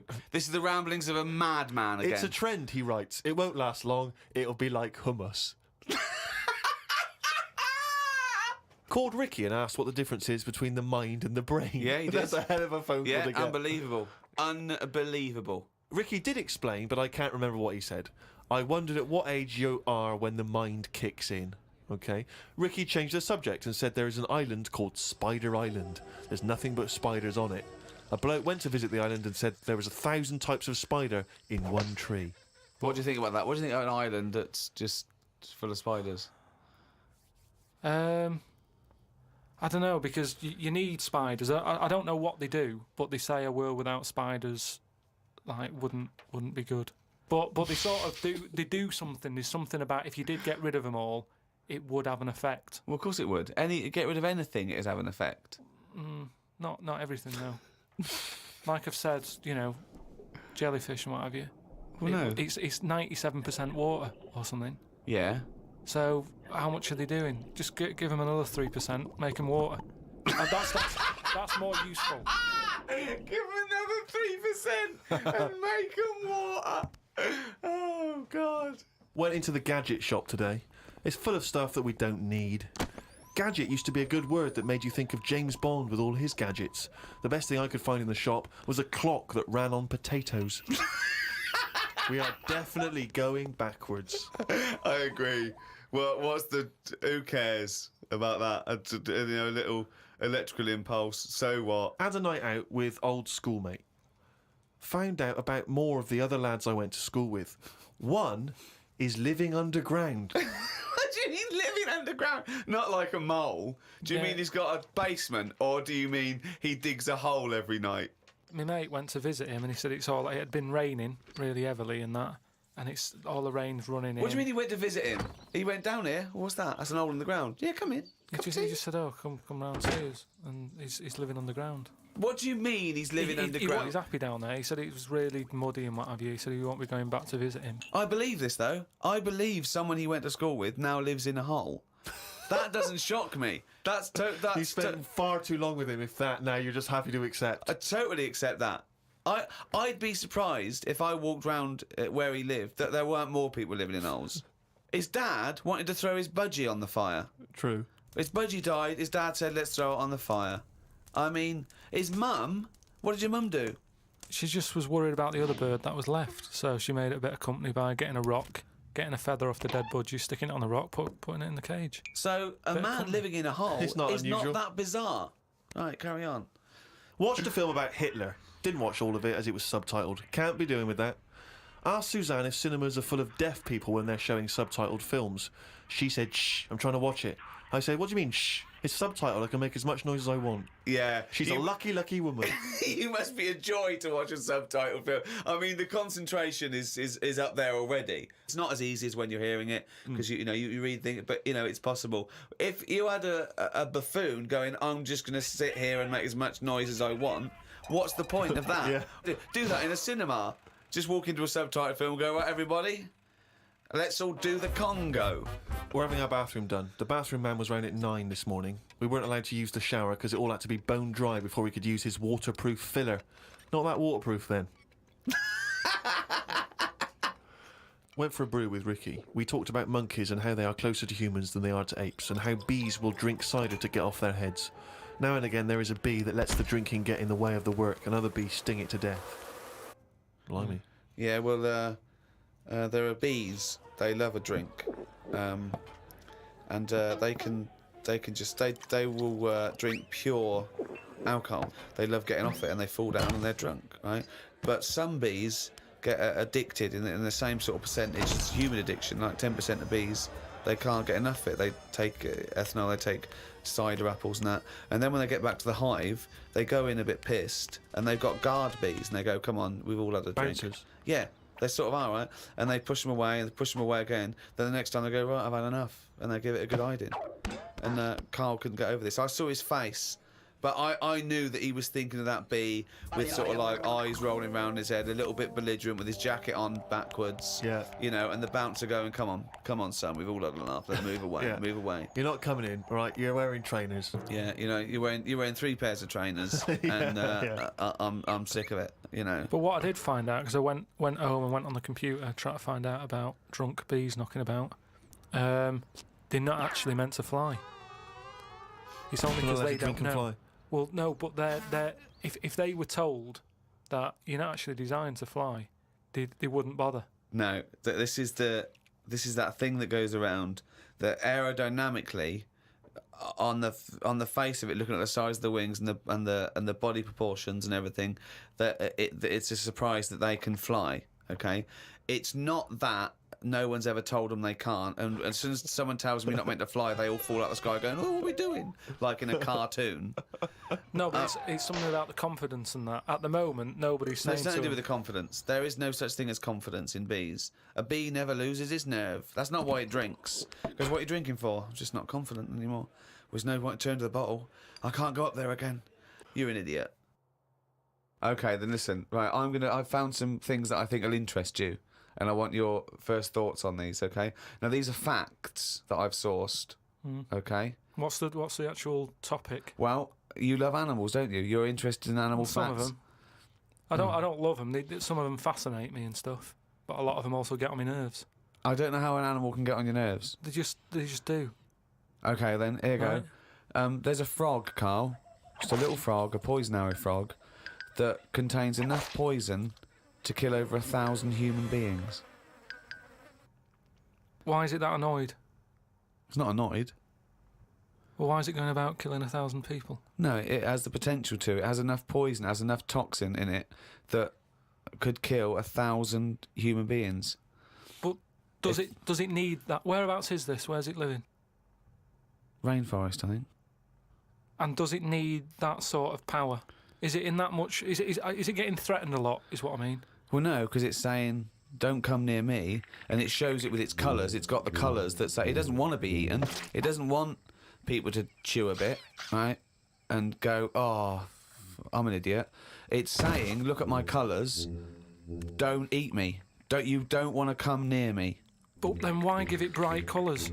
Because now it's standing out. Yeah, and it's going, "Don't eat me." Yeah, but make it a colour that fits in, like camouflage. Why make it orange? Of course it's going to stand out, and then they'll attack it, and then it'll turn around and bite and kill 1,000 men or whatever. No, it doesn't bite. It's the fact that if you were to eat it, you would die. Yeah, but who's going to eat it? Well, things that eat frogs. The French. And they go, "Sacre bleu! You have killed me and 999 of my friends." But why is everything like surviving like this though? I thought it was all about survival of the fittest, not Yeah. the one who looks the hardest. Well, but survival of the fittest is whether you're chosen or not by nature. No, but I'd survive if I could go about killing 1,000 men at one bite. It's not fair. It doesn't bite. It's Well, whatever, if it licks you or whatever. But no, it doesn't not seem- if it licks you. If you lick it. Well, I'm not going to lick it. It's not going to happen. I will not be licking a frog. So it's of no danger to me. So I could still kill it, and there's no chance, at no point am I going to lick a little frog's head. Not when it's alive or when it's dead. I love the fact it's all about you. It's all about how it relates to you. And he's annoyed that they're getting away with something. He doesn't like any sly animals. He doesn't like animals hiding. Then he wants them hide. He doesn't want animals killing things. Then he wants them to kill things. He doesn't know what he wants. When they say survival of the fittest, they don't mean that, say, lions have been working out in a gym. It Do you means understand? it means the fittest gene pool, and the fittest gene pool is a gene pool that's still around. That's all it is. You think that everything, slugs, cats, are all somehow their ambition is to be like us, or to have the attributes like us, that they can speak, they can talk, they can probably think, they can only- act. I only think that because when you see people with these pets, lizards, cats, whatever, they treat them like the humans. So I think if you do that enough times, they're going to start getting familiar with Again, certain... Planet of the Apes. No, He's I'm thinking talking, of Planet say of the like you, Apes. say like you with your cat, the way you talk to it, you give it a little cheeky massage and that when it's stressed out. It's No, a cat. you made that up that it It's was a stressed cat. out. I'm just playing with my cat, right? If anything, the cat is to de-stress me. So you're talking to your cat, Rick. Is it answering back much? How are the conversation's going with your cat? Well, I have more intelligent conversations with my cat than I do with him. Yeah, here's one, right? When my gran died, right, she had this rubbish dog, right, and that's all we got left. It was called Fluffy, and like my gran looked after it in a way that it was treated like a human. Do you know what I mean? Had a little coat on when it went out and all that. Anyway, so she died. We get left it. My dad's like, oh bloody hell, right? Before you know it, it was a wreck. Because we weren't sort of bathing it the way she bathed it. We let it out if it wanted to go out. It got covered in oil. It used to go under the car and everything. So it went from looking like this fluffy, poodle to just being a bit of a wreck. It got hit by a car. It ran sideways like a crab and all that. In the course of how long? A month? Probably about two months or something. Yeah. Now, so it went from being over-treated to just being treated like a dog. Yeah, but a dog isn't, is not a indigenous species anywhere. We sort of bred those from, but jackals change it. All I'm and saying wolves. is change it. Take away the dog thing. I mean, that lizard thing you've got, Salamander. it's still sort of treated as part of the family, even though it Well, does it's not. nothing. I mean, How is it treated as part of the family? just the way, it's looked after, that big area that it's got to itself. We stick it in a case and feed it a cricket now and again. How is that like one of the family? It doesn't matter because it's in your flat. It is in Carl's family. It's in your flat, innit? And it's sat in that corner. I just mean, as time goes on, Yeah. things get educated as they get older. How old's that lizard? You don't. How old is it? About 15 years old. Right. Now, it knows more now than it did when you got it because it's been in those surroundings. It's had its eye on things. It's 15, so presumably it listens to a lot of Linkin Park, goes on the internet a lot. No, but do you know what I mean? You've already proved your point. It's like that fella who kept hitting the dog on the head with a stick. Right. I've Pavlov, at no point did he hit a dog on the head with a stick. But he kept doing it, and eventually the dog went, I'm sick of this, and wandered off, didn't it? Pavlov there. Brilliant. Do you know what I'd like to do? A programme where you paraphrase someone's theory. So Pavlov's first. We could do Freud. Give us, what do you know about Sigmund Freud, the father of psychoanalysis? Right, come on in. I don't know anything on him. Here's an interesting fact. If the frog annoyed you, this might annoy you. A blind chameleon will still change colour to match its surroundings. You're aware that the chameleon can... Yeah, whatever it sits on. Yeah. But then what happens when you put one of them on a mirror? No, does it get stressed out or what? What's it copying? Well, it probably doesn't need to copy anything because it looks at itself and it goes, oh, look, looks like that. It's brilliant. God, that was fast. That's the fastest I've ever done that. That is brilliant. So they can go any colour. There's nothing. You can put them on anything, and they'll go to the thing. I don't want you to have a chameleon because you'd just be trying to see what it could and couldn't Try and do. catch it out. I know, yeah. Pop it on some tartan. But again, say like the frog thing, right? Pop it on the telly. Yeah. Couldn't do it fast enough. Why does the chameleon need that skill of copying a colour? Because at the end of the day, that's mainly sticking in the woods, isn't it? by trees, by grass. Right. Why can't it just stay green? That's all it needs. Those colour changes are only for camouflage, aren't they? I don't know. Some of them are for attraction, some of them to show moods, anger. No, but I just think we're encouraging them. You see, maybe this is evolution or whatever, but at the end of the day, because they can change colour, they're wandering out of their area. They can be wandering about, you know, through a car park and everything, just because they'll go, well, I don't want to get seen, change the colour of concrete. Whereas... Or into the colour of a Fiat Punto. But they should just stay green. Stay green, right? Stay in the woods and stay safe.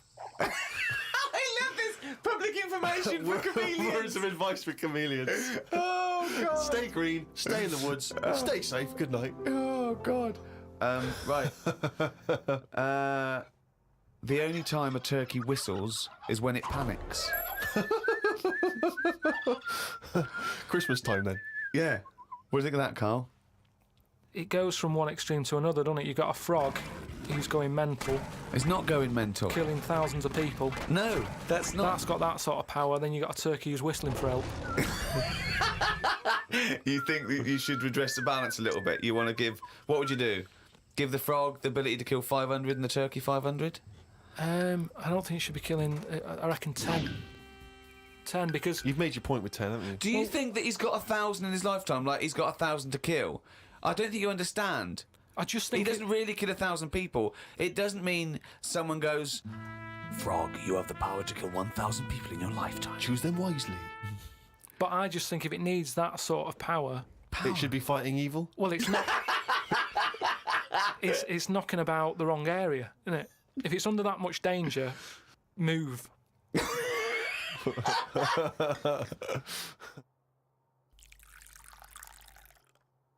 I was thinking the other day about, you know, your body and everything, because it is amazing, isn't it?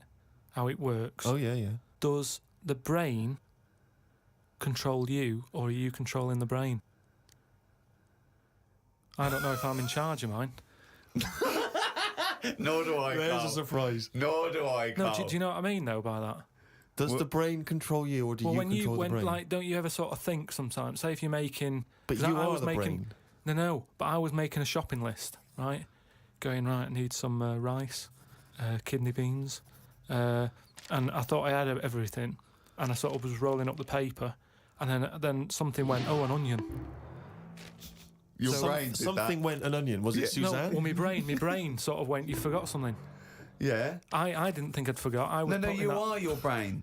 No, but don't you understand? My brain was in. I was in control of my brain when I was writing down rice and kidney beans. But you're not in charge of the onion. That's another part of the brain that's in charge of the onion. The onion sector. No, but I put the paper away, putting my coat on, ready to go and get the rice. Yes, but your onion lobe kicked in. What, so you put the paper in your pocket, you got the coat on, then you just suddenly hear Then from it nowhere, was just like onion. Yeah, I'm not even thinking about that shopping list. It's in my pocket. I'm thinking, do I need my gloves? It's cold out. Yeah. Suddenly, onion, and it was like, oh yeah, onion. Yeah, I had to get the paper out. So had what to I'm write that saying down. is, But who's what? in charge? The brain, the mind. The brain is the... What are you doing? Who's in That's charge? just, you forgot the onion, and then you remembered the onion. You must have forgotten things in the past. No, but not like that. Not where, like, it just made me think that was weird. Who reminded me of that? You did. Yeah, but I'm not. No, you are your brain. It's not like there's you, then there's a brain, then there's an extra one looking down at it. Oh, the meta brain, the thing above it. No, but your brain. How does your brain work? You give it information, don't you? Well, it takes. Do you mean you give it information? Well, Well, it's doing it, if isn't I it? sat in a room with nothing, not feeding it anything, it wouldn't know anything. No, but there's this thing But that there's then- two yous. It's this thing that there's There's this. Carl and Carl's brain. Yeah, there's not a duality in this. If you go, come on now think. That's the brain saying that to itself. It's not. There's not two people in there having an argument. Come on, brain. And the brain's going, oh, don't you start, I was thinking then. And the other thing's going, brain, onion. And the brain goes, Carl, onion. You are your brain. If you are anything, you are your mind, your brain, your collection of memories, your personality. You're not what you look like. Does that answer your question, Carl? What do you think of then? You were thinking of a tortoise on a skateboard then when I did that last sentence, weren't you? you know, whilst you've been working on that, I've been travelling about a bit. Went to Dorset, right? Nice beach there.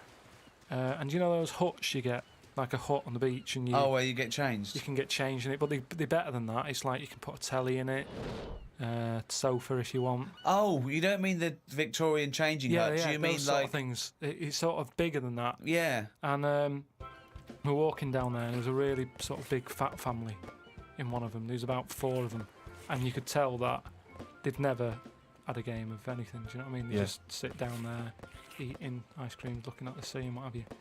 And the weird thing is, the little fat kid, the youngest one, who must have been, I don't know, about 8, he was really fat to the point of you couldn't see his neck. Yeah. And he sat at the front of his mum and dad and his older sister. He sat there and he had a frisbee, and I thought, look, they don't want to play with him. I mean, that's an active game to play, isn't it? Yeah. Frisbee.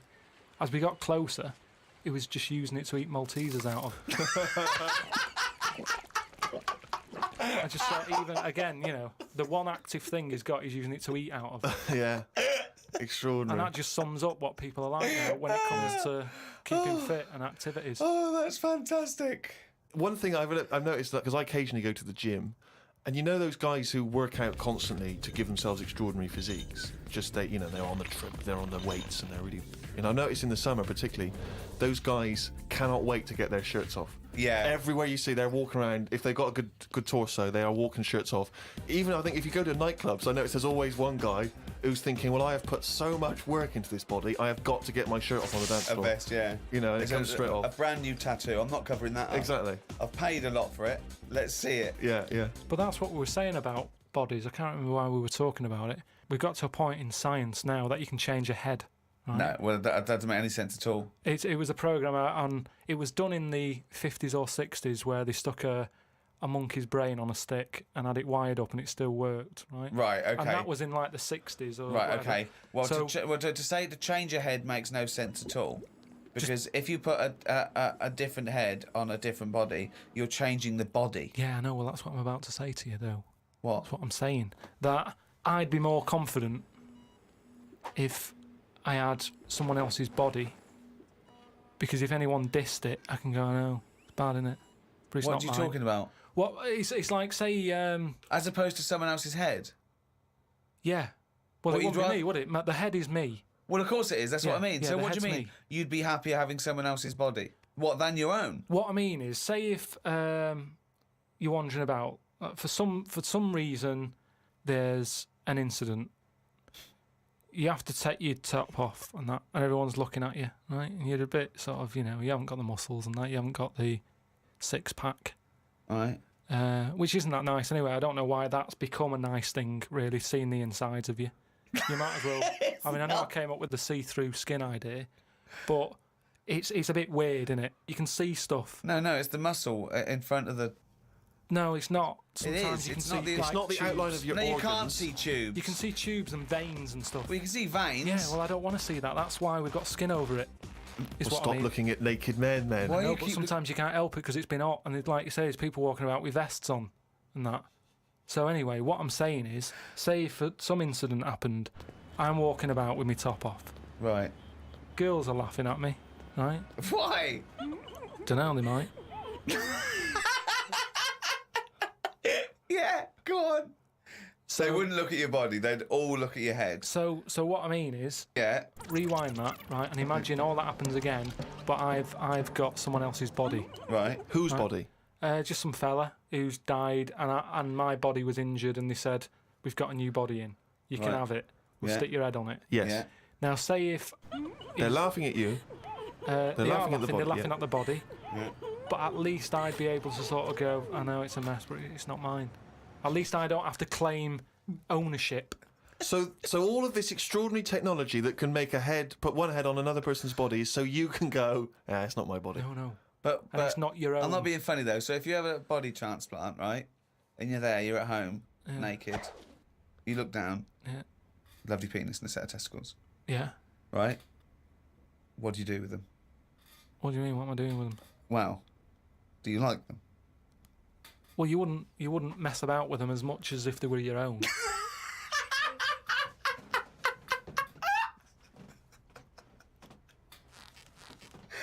if you did mess about with them, would you feel guilty that you were messing about with another man's testicles and penis? And it's the full body. Yeah. No, because they're not my hands either.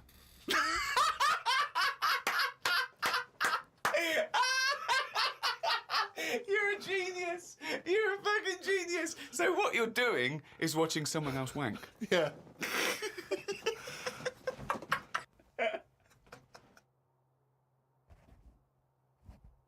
Oh, chimpanzee's that. He's gone and written it down again. That's the ever-changing jingle for Carl's diary, excerpts of which we like to read each week. Walked through Covent Garden. There were 5 of them mimes knocking about.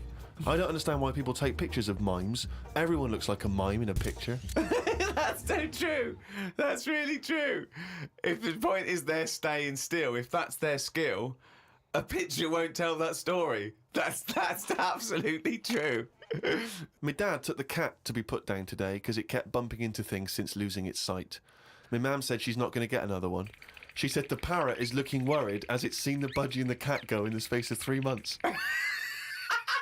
Your mum said the parrot's looking worried. What happened to the cat then? It gets into a lot of fights. It lost one eye, and then it got into another fight and lost another. Oh, and it was no. just walking around bumping into stuff. The vet sort of said, "Oh, we can do stuff to keep it alive and all that," but it's a bit out of order, isn't it? Because it costs a fortune. They shouldn't tell you. But Mum and Dad can't afford to have eyes put on it and stuff. no, you can't have eyes put on a cat anyway. No, but they said, "Oh, we can do something here. We can What? have its eyes sorted out." But I don't think you should be allowed cats. Why? Not the Pilkington family. Why not? Well, They they have keep good dying. lives. Yeah, I know, but they have good lives whilst they're still knocking about. It's just that we get through them. It's a good job you're not going to have kids. Oh, God almighty. I can't believe it. A mate sent me a story on email about a bloke in China who has this weird illness that means he can't have his picture taken. That's not the weird bit. If he tries, his body doesn't appear in the photo. Don't talk shit. He has had group pictures taken and everyone appeared apart from him. Don't talk shit. The That's story bollocks. had a picture next to it of a family photo and it said he was stood at the back, but you couldn't see him. Right, he wasn't in the picture. He was in the picture. No, he wasn't in the picture. We've done loads of tests and stuff. No, on him. I haven't done loads of tests. This is bollocks. There's no way this is scientifically possible. What's his want? Yeah, now he's wanted. Just a white bit of paper up on the police wall. Have you seen this man? What man? If you see him, tell us. You're talking shit. Suzanne watched the film You've Got Mail tonight for about the 14th time. I don't think you could properly fancy someone without seeing them, unless you're blind. I think it's odd when blind people have affairs. Why is that odd? Just because most stuff is based on looks, isn't it? So you think once they've found someone, they're happy with them. Stick with them. But no, it's not true. But I mean, most things are based on looks. What I mean is when you first like meet someone and that. Well, initially it's only looks because Yeah. you don't know them. So that's what I'm saying. But that's a ridiculous thing to say, isn't it? Well, no, it's just what I think. I'm not saying that's like fact or anything. I'm just thinking if you're blind, why mess about? You're still basing on it if it's only looks that Yeah. people find. What? Yeah, I'm just saying. So why is a blind person messing about having an affair? Because I'm saying that presumably that blind person isn't basing anything on looks. I just all right. I mean, maybe that's not. I mean more like. Do you want me to cross it out? Shall I cross it out? Because it's bollocks. It's just the same way. I think I put how people. I read something in a Sunday paper once with some bloke who was going out with some woman. He ended up going out with a sister who was a twin. If you're gonna have a change, have a change. Spoke to Ricky about trips to the moon. He was up for going just to see what the world looks like. I came up with the idea of a giant mirror on the moon that would reflect the world back. He had a few questions, but I had the answers. Yeah. He changed the subject. I won. Right. My first question was, how would you get it up there? He said bit by bit. That'd be a good mirror then, wouldn't it? I said, how big would it be? He went, you'd still need a telescope. I said, how would you get it on the right side of the moon, always facing the right? He went, what? He went, does the moon move then? I went, yes. And if we don't like the mirror on the moon, we can always wallpaper over it. It's Suzanne's birthday tomorrow, so I've got to get her something. I sometimes think it would be best if we didn't celebrate birthdays. I think people would live a bit longer if they didn't know how old they were. Age puts restrictions on things. She said something about wanting one of them posh badges to put on her coat. I will look for one later. I love the fact that around the time that you've got to buy Suzanne her birthday present, you think that birthday presents are a bad idea. Got up early, it's Suzanne's birthday, gave her the card and present. She was well happy with her posh badge. She wore it to work. It's quite nice to hear a moment where she was actually happy for once in your company. They always say when you get someone a present, you should buy them something they wouldn't buy themselves. Daft rule. I want something I would buy myself if I had the money. When I was young, me Auntie Nora got me a present I wouldn't buy myself. It was a T-shirt with her face on.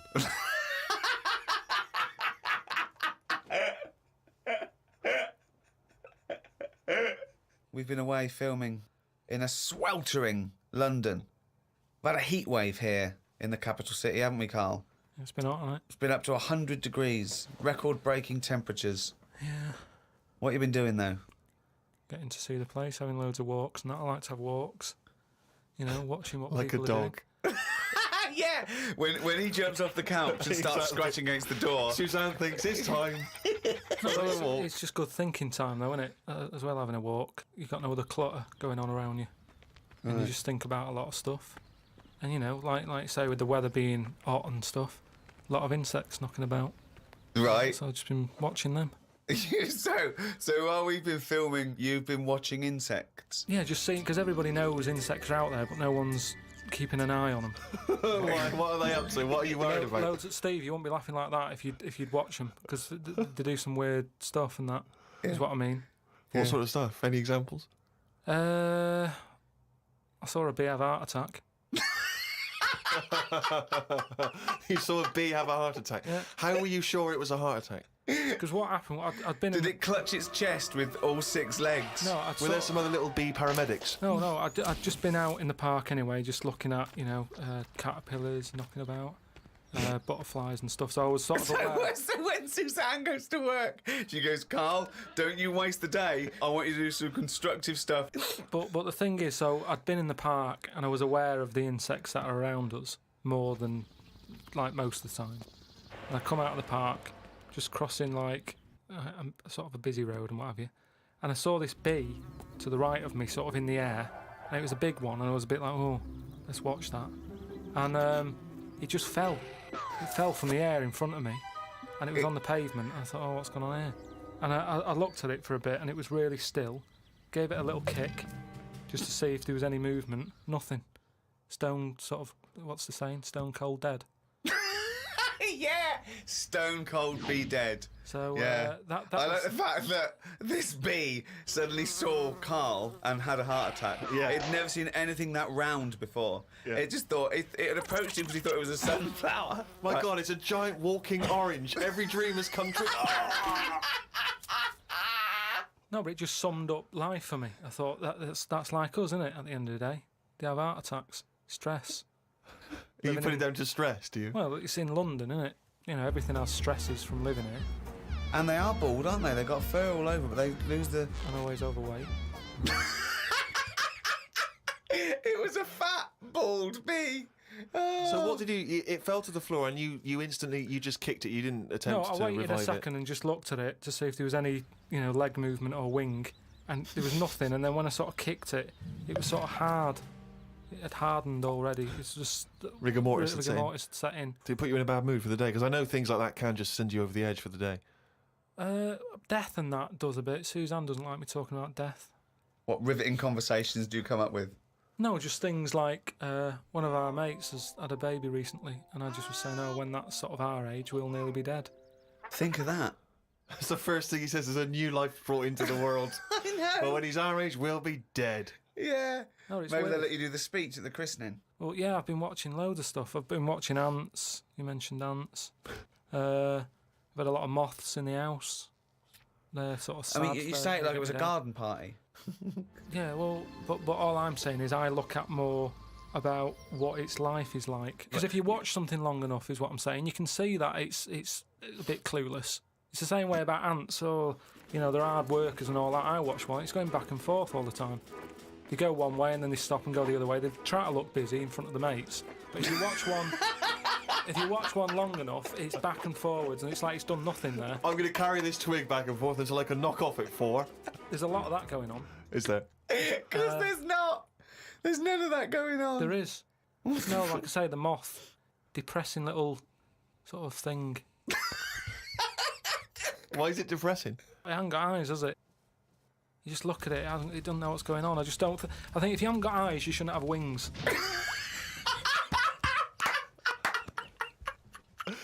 That's a rule. If we could put that into practice, please. That's a great rule. That's a fantastic rule, isn't it? Yeah. If you haven't got eyes, you shouldn't have wings.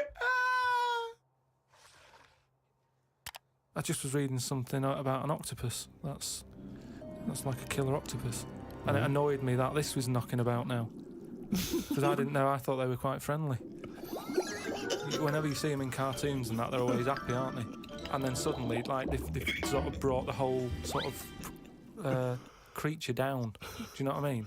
No, what do you mean? Well, just you know, when you see them in films, they're running about and that, and everybody likes an octopus. But this one that's on it was your fault, really, because you told me about that frog that's going about killing people. No, I didn't say that. So I looked it up on the internet at, like, other creatures and stuff. .com. And there's some octopus that's in the sea, and what it does, you don't even have to, like, threaten it. It just spits in the water, and if that stuff gets on you, does you in. Again, So in a way, it's good knowledge because, I mean, I don't go in the sea anyway because it's full of stuff like that. But that's just reassured me that I'm doing the right thing. If they're knocking about, just gozzing everywhere, you don't even have to be near one. You don't even know if it's been spitting and stuff. It can kill you. It just seems unfair. I haven't harmed it. I haven't gone near it. Why is it getting annoyed with me? Doesn't seem right. So that's where a knowledge has not helped that octopus out. Because now, when you eat them, I just think, yeah, have another one. Do you know what I mean? Get rid of them. another conversation with himself. Another conversation with himself. Okay, Carl, I'm just going to throw an animal at you. Tell me how weird it is, what bits annoy you, how you change it, okay? A crab. How would I change it? Yeah. Does it annoy you? Do you think it's weird? They are weird, but they're at that size where they can get away with it. Yeah, it suits them. Okay, good. Would I change anything? In a way, you know, what you're saying about things not working, he can't walk forwards. So why hasn't something happened? Why haven't they said, do you know what, these arms are too clumsy. We need to have them so they can slot away easier and we can pull them out when we need them, instead of clumping around with them. Because they do struggle. You see them struggling with their arms. Yet they're still here, they're still doing that, they're still designed that way. What's the weirdest animal? So you think the octopus is the weirdest animal on Earth? Yeah. Why is it any weirder than a dog? Because it couldn't be further away from us. A dog has got human eyes. If a jellyfish had a pair of eyes like ours, I probably wouldn't worry about him that much. But like I said to you, it's that way that they haven't got eyes, they're floating about. I can handle some fish. They look like us. They've got eyes. You can make eye-to-eye contact with them. A jellyfish, what are you looking at? It's a snidey thing, like I've said to you. You can see a lot in eyes. Do you know what I mean? They say, don't trust him. Why? It's his eyes. Jellyfish haven't even got any, and I don't trust them. In terms of design and everything, and if you lined everything up, say if I'd come from another planet and everything was lined up in a row, and they said, right, we're going to give you a crash course in what's knocking about on this planet. Yeah. And you go, right, go on then. And you go, this is man, here's woman, here's a dog, here's a cat, here's an octopus, I go, hang on a minute, what is this?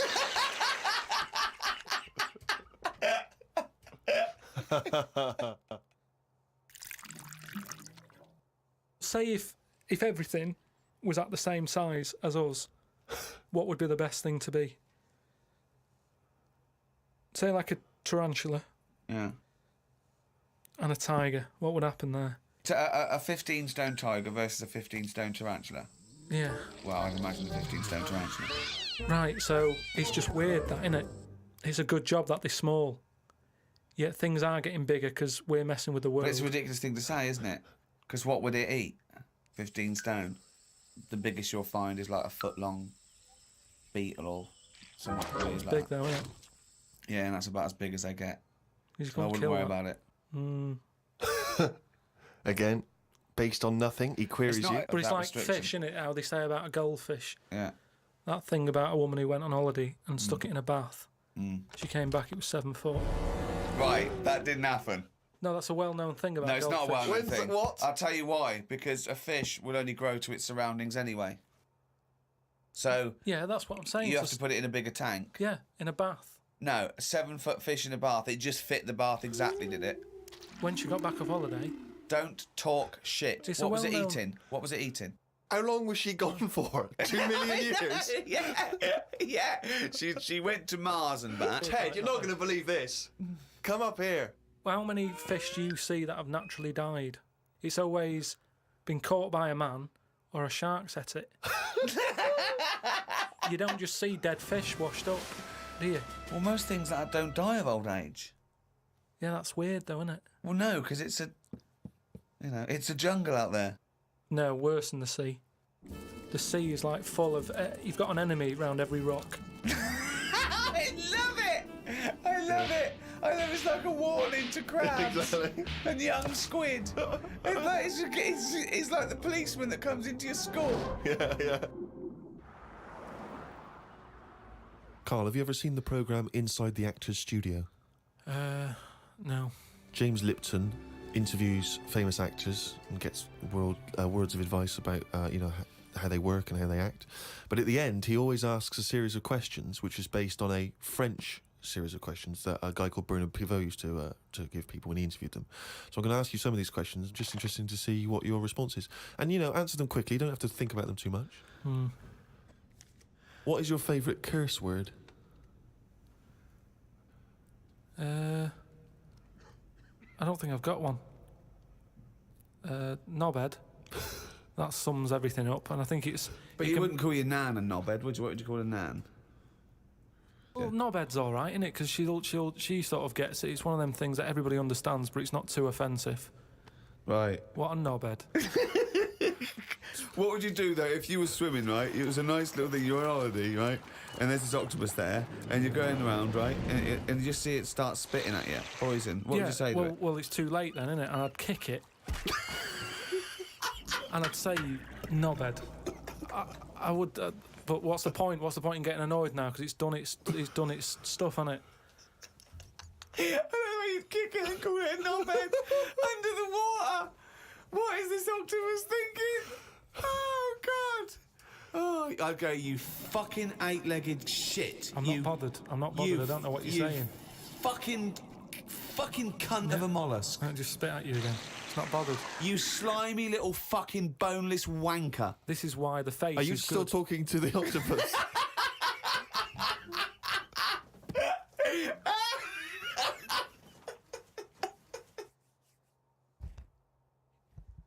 Oh, I don't believe it. He's only going to run it down the...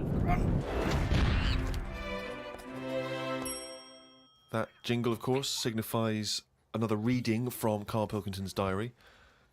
We went to the park and had a brew. Suzanne read the paper while I played with a ladybird. I mean, it's like a child, isn't it? It's like what a child would do. Suzanne read the paper while I played with a ladybird. His only friend is a beetle. It climbed up my arm. It struggled on me hairs. This is in detail, then. Yeah. It kept stopping every now and then and was rubbing its head with its right arm.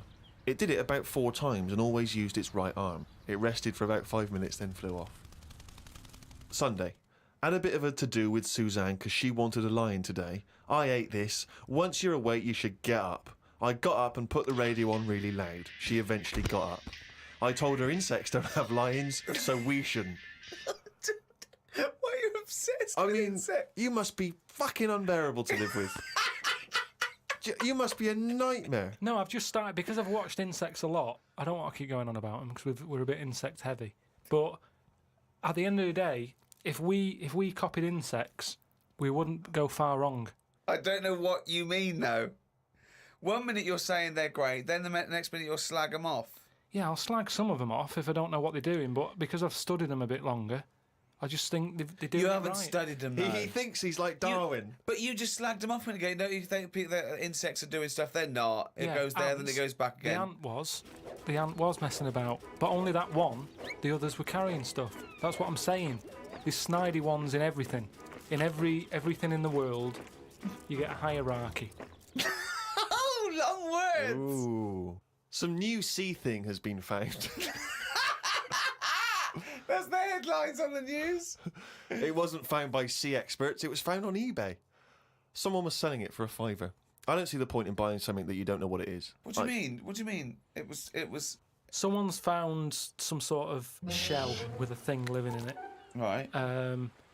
They thought, oh, I've never seen one of these before. I can flog it on eBay. Someone bought it and then wanted to look after it. Went to some sea expert and they said, oh, I don't know what that is. That's the story. It's just weird how stuff's being found on eBay. No, it wasn't found on eBay, though, was it? Yeah, but that's where the specialist people sort of picked up on it. It's just weird that... I mean, all I was saying is I wouldn't want one. If you don't know how to... If it's a new creature, you don't know what makes it happy. When you get a kitten, you go, stroke its head. Loves it. Right? And you can do that knowing that it's liking it. If I had a little seashell and you go, does it sit in water? I don't know. Do you know what I mean? You could end up doing more damage. So that's why I wouldn't want it. It's nice to have rules in it. It's nice to know what you're doing with something. Well, as you write in the diary, it's like if an alien landed and wanted to live with you. As much fun as it might sound, it wouldn't be long before you got annoyed with it because it wouldn't eat the food you gave it. That's what I'm saying, but I couldn't have a go at it because it might not like pasta. It might not.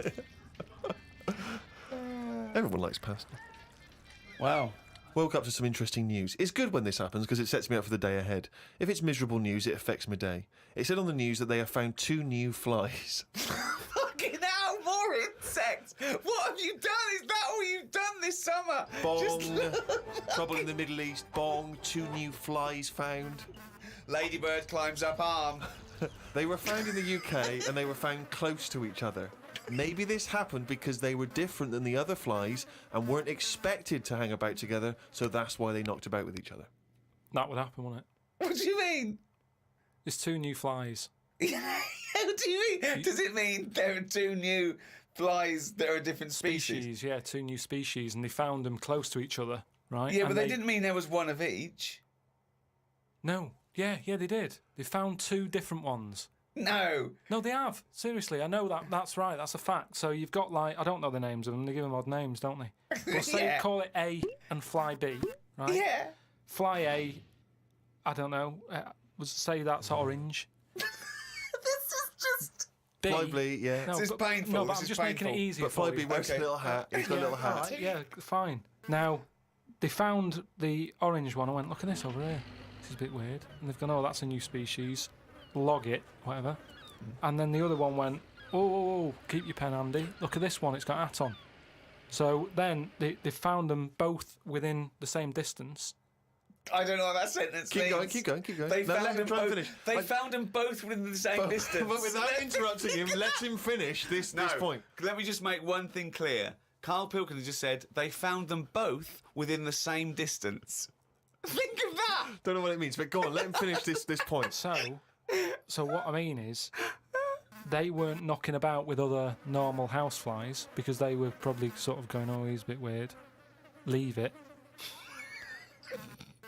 Yet, because the other one was also odd, they're hanging about with each other. Don't you understand that? Why is that such an odd concept? Because you think of it as like 2 little new kids in school. Yeah. They find out they're both new and they've got something in Yeah, common. they're both goths, so they start hanging out together. Yeah. And this was on the news, was it? Yeah, just on the radio, yeah. I know if I looked into that story, it would be 90% wrong. Bit tired today because didn't get to sleep as early as I'd wanted due to a moth getting in the bedroom. Fuck me. I got it in a glass and looked at it for a bit and then let it go because Suzanne wanted to go to sleep. Looked up some interesting news. Some people dug up an old body in Ireland. Turns out it's well old and was here when dinosaurs were here. The really weird bit is it had hair gel in its hair. Right, what is it? Fella, Well, no, it wasn't around when dinosaurs were here then. just a bit after. Right, fine. A lot after, yeah, go on. It's not the age bit that's amazing. It's the fact of there's a fella, won't have even had shoes on his feet, Right. and yet he was worried about his hairstyle. Right, well, that's definitely not true either. There was a man on the radio doing poetry, says Carl in his diary. I thought I'd have a go at doing a poem about today. Not really. Steve, I'm a little bit queasy. He hasn't really written a poem. He's written a small poem. No, he hasn't really. Yes. If moths had eyes... Fuck me! Let me read the poem, okay? Oh, fuck. You wouldn't interrupt T.S. Eliot. Okay. Oh, okay. If moths had eyes, would they be happier? How do they know they're not dead? Cavemen hunting for food, but not before they style the hair on their head. What would last longer in dinosaur times? A blind man didn't stand a chance. Not with all them rocks about. I'd rather be a blind moth. Right. It may be the greatest poem ever written. Is there a creative decision for that? Can we have Carl read that? By all Sorry, means, yeah. just you read it as you would like to. So this is imagine this, right? Okay, this is going out all over the world. And now, Carl Pilkington, a new poet from Manchester, now living in London, England, would like to read a poem. If moths had eyes, would they be happier? How do they know they're not dead?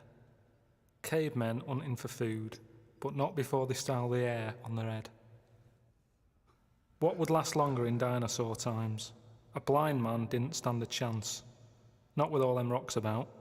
I'd rather be a blind moth. He said it as though the last bit was going to rhyme. He said it like it was going to rhyme. Oh God! No, I but It's amazing. But I think he feels as though the final line, I'd rather be a blind moth, is going to be one of those great, a summation that somehow the moth is a metaphor, the caveman. No, but there's all no I'm doing- metaphor in that. He really does mean he'd rather be a blind moth. Yeah, well, I'm just because I've looked at the day's news. Are you getting into poetry now, properly? I really like it, yeah. Right, I did 2 about jellyfish. Excellent. I don't like jellyfish. They're not a fish, they're just a blob. They don't have eyes, fins or scales like a cod.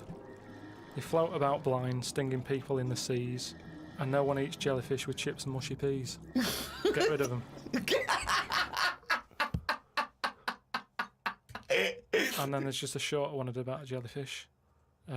It would be spiteful to put jellyfish in a trifle.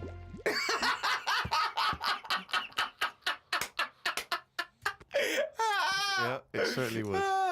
So, That's great. That's really good. Because it's jelly. He's done us there, Steve. Yeah. That's a really good poem. Can we always do that, Carl? Can we always find a day, right, and always sum it up in your in a thoughts, a poem. poem, just like that? It would be spiteful to put jellyfish in a trifle. yeah. What's been going on? What's been going on? I've been to hospital. I was rushed to hospital, like emergency and that. Had a tube put on my knob. You had a tube put up your knob? Yeah. What's the story? Kidney stones. Ooh. So, shouldn't really be here, to be honest, doing this. He said rest and that. Climbing them stairs on the way in. Is To be just- quite honest, it doesn't look like you're expending a lot of energy at the moment. It's like at Zookeeper going, oh, that sloth move today. Calm down. Yeah, but I had to get here. It's been raining. I Yeah, had to come up the stairs. I had to carry the computer. yeah. Well, that's not entirely true because your girlfriend was carrying it. I saw her outside. Yeah, but I'm just saying. And then you handed it to me and said, Steve, God carry this. So Almighty. Yeah, I know. that's already a lie. Christ almighty. Whinging. Not whinging. I'm in show business. I know loads of people that wake up every day with a sore knob, feeling like they've had their kidneys probed, and they would say they were unconscious. So They don't whinge about it. They get straight back onto it. They, you know, a lot of them are on TV now. Yeah, straight back to hosting game shows.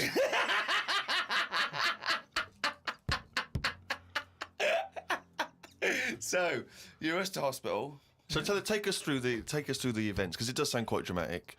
You started feeling a bit of pain, did you initially? Felt a bit of pain, and I thought, you know, maybe I just pulled a muscle or something when I've been wrestling with Ricky and that, because you don't know what damage has been done. So I just think, it'll go in a minute, and then it didn't. It got a bit badder. It got badder, did it? So then I thought, I was crippled. I was lying on the floor in agony, looking on the internet, looking for sort of Still solutions. looking at monkey news. No, I just put in like bellyache and stuff, and they were saying me loads of different things. And what I used to do when I was a kid, I used to always just get a cold ashtray and put that on my belly, and the coldness used to get rid of the badness. Amazing. The coldness got it. It's like a witch doctor. Yeah. This is like A witch doctor happens to work in a pub. it's like some sort of 5th century remedy Yeah. written in mud. Coldness doth get away with the badness. Why specifically an ashtray? Just because they sort of old cold. They're old cold. What? I don't know what this is. I love this idea that he's had the operation and he comes round and they're talking to him, and his girlfriend gets a phone call and they say, Mr. Pilkington's maybe complications. He's just talking rubbish. Yeah. She goes, oh, good. Yeah, he's back to his old self. What? Why specifically an ashtray? Sorry, because it's old cold. I understand it's old cold. Oh yeah, we understand. Everyone who's done a medical degree understands old cold, but old cold belly badness. If you want to buy that book, Old Cold Belly Badness, it's the history of abdominal surgery by Carl Pilkington. No, it just, you know, But do you put it in the freezer or something first? you can do if you want, but they're normally cold anyway. It's sort of thick glass, and that holds the cold. But we don't smoke in our house, so I had to use a plate. Oh, well, that's madness. A plate's not going to work. Famously, a plate doesn't work. No! Oh, So you put a plate on your belly, but that didn't do any. That didn't work. So called Suzanne and said, "Oh, I'm in agony here." She said, "Go to the doctors then." Good advice. So A lot of people have done that straight away, as opposed to going through the plate ashtray. So he went to hospital, and he said, "Have you got an ashtray?" They went, no, especially an ashtray. This is no smoking. So anyway, so then we get in a cab and whatever. You go there.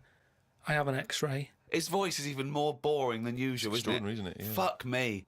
and they put me on a drip and everything.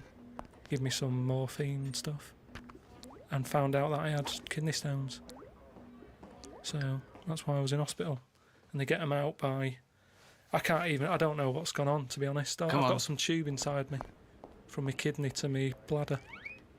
That's helping me stuff get about. And so there's a little tube up the end of your knob into your... Yeah, it's not there now. It's high up. Right. So it's high up between my kidney and my bladder. But why didn't you have the thing where they go in the side? You had the choice to... Because I said to the doctor, I'm not a doctor. I said, what do you think? He went, stop putting yourself down, Carl. He said, we need you in the operating theatre now. he just said, I said to him, what should I have done? Because he said, if you want, go home and we'll get you in again or something. Something like that. And I said, no, I might as well have it done properly. Have it done now whilst I'm here. Sorry, the choice was have it done properly or go home. It was something like that. He said there's something you can do. And I said, oh. Flush it out. No, because it's too big. It's something like 7mm. And it's basically because you don't drink enough water. Yeah. So, anyway, I said, what do you think I should have done? And he said, tube up the knob. And I said, not my favourite one of the choice, but if that's what you think. So he said, yeah, have that. He did me little diagrams, which didn't help.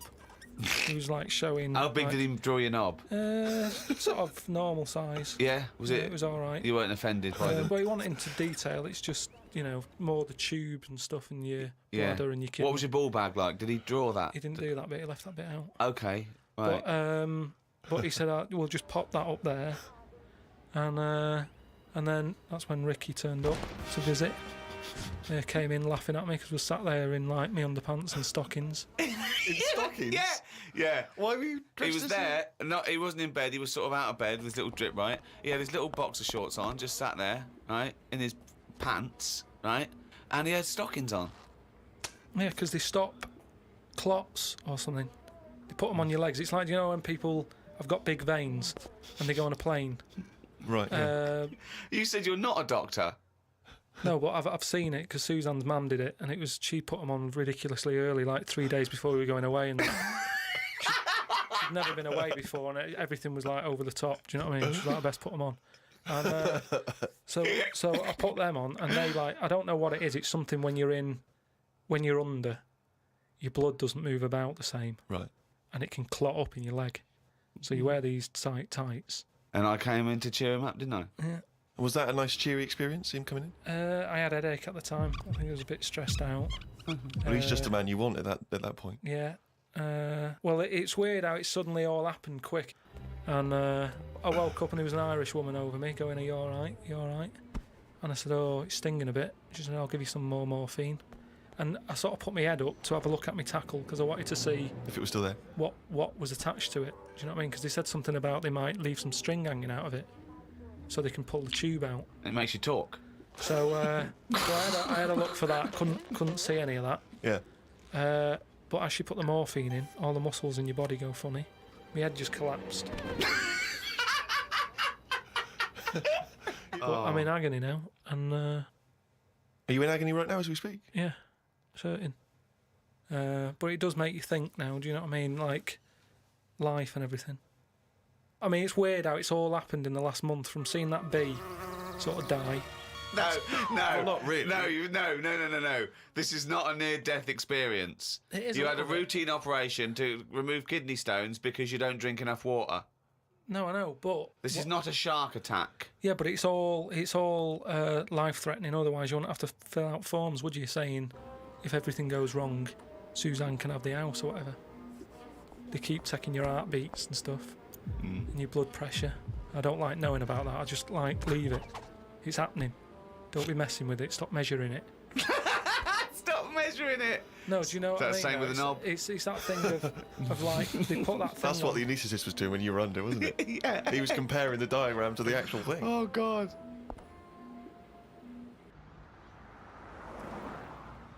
What is the closest thing sort of living that's nothing? I don't know what you mean. What?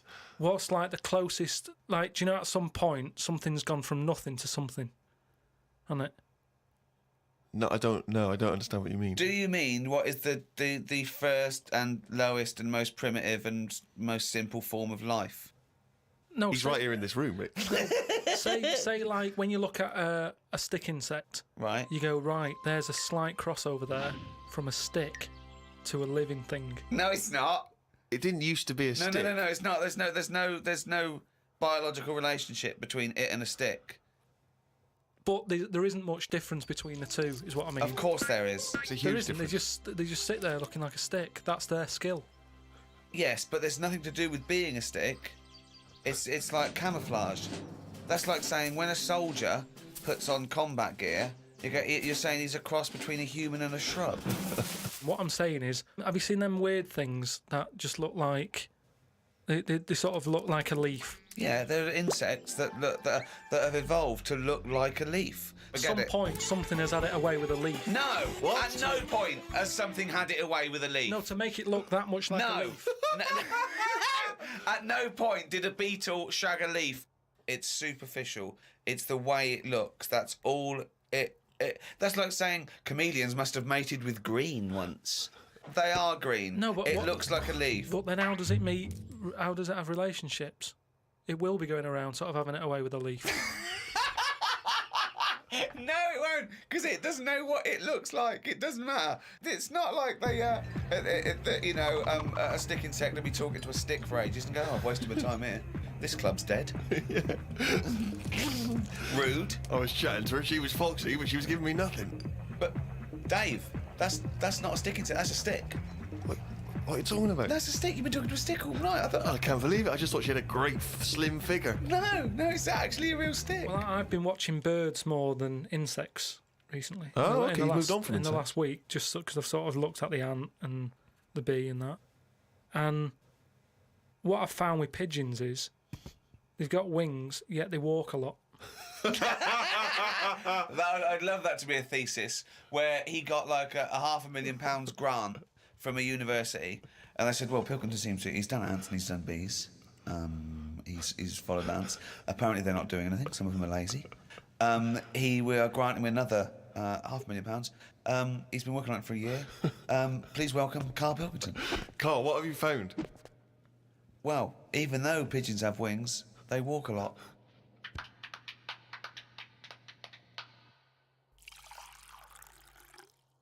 Well, I heard, and you told me this, so I know it's true. What? Do you know when I talked about replacing blood with coconut, what was it? Well, one, it said coconut milk can be used as plasma, but I haven't had that verified because it's off one of those websites where there are spurious facts. But what do you think of that, Steve? I mean, I've sort of touched on it. But I've just got to echo what Ricky said. I can't have an opinion unless it's been verified. But why aren't you just being open-minded enough to go, well... Well, no. But That's it's not not a being question of being open-minded. Open-minded isn't believing everything you hear. You don't believe everything you read, do you? A lot of stuff you kind of go, well, that's interesting to... But what we talked about this. What about Noah's Ark? What about it? Well, you know, you said you believed it because it's in book form, but according to that, didn't he get 2 of every species on a big boat? But we know that's impossible, don't we? Depends where he was. If he was above a zoo, there would have been a lot of different stuff knocking about. That's my only problem. What I'm saying is, where was he floating where he could get an elephant, a giraffe, a cat, a dog, a gerbil? Where were all these things floating about? Well, exactly. Right, That's these my Old only Testament downfall. zoos, they were quite Yeah, quite but big, exactly. really. But you're right. You're questioning it. How is it possible? But I've just said, a zoo. There's no zoo that has got 1% of all animal species. Well, I don't know where he got them from then. There's a couple of million species of animal. And how did he round these animals up? Because they were drowning, so they were looking for any boat. So they were actively seeking out an ark. Well, they would have just been looking for anything to get hold of. Yeah, and where did he keep them all? How did he keep them all separate? How did he... At that point... Oh, no, the lions at the otter. No, because at that point, it's that thing, innit, of how you all pull together in a Don't bad situation. Talk shit. You all chip in, they're all like, oh, God, you know, let's be nice to our neighbours. Right. So there's spiders talking to flies and... Well, they would have just gone elsewhere, wouldn't they? They would What do you have been mean? on another bit of the boat. The spiders don't have to knock about the lions just because they're all in it together. They get their own little area, don't they? Well, I don't know. How big is this boat? How It's big, it's a big boat. How long, what was the warning he got from God to make it? I don't know. It's a couple of weeks. Just 2 of every species, Carl. How big would this boat have to be? Yeah, it's big. You can't just keep saying it's big, because I know in your mind you're imagining this ark. There's a boat with Noah up the front with his wife, 2 giraffes behind him, then next there, 2 elephants, and it just and it's just like elephant, giraffe, hippo, dog, cat, weasel, couple of frogs, and a spider talking to a fly going, let's get on. But when we're off here, you're dead. But what would you have done then? Are you saying that you wouldn't get on there because it's too noisy? It's not a question of what It would didn't have happen. done. It didn't happen. To be honest, I'm not bothered. And they got through it, didn't they? They got through it. They're here now. We're not short of them. If anything, like I said, he didn't do us a favour because he saved too much. You can't move out there for stuff.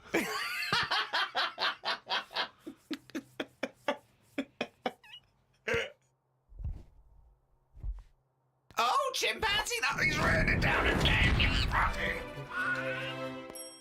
That's the jingle for excerpts from Carl's diary. This is all legitimate stuff. Ricky and I have had no input in this. This is the first time we get to read it. Went and did some shopping for stuff as it was my turn.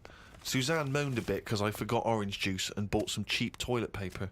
She always buys the expensive toilet paper. I don't know why they make toilet paper with pretty patterns on it. That made it into the diary. Up and out at 9 o'clock to go to the Cotswolds.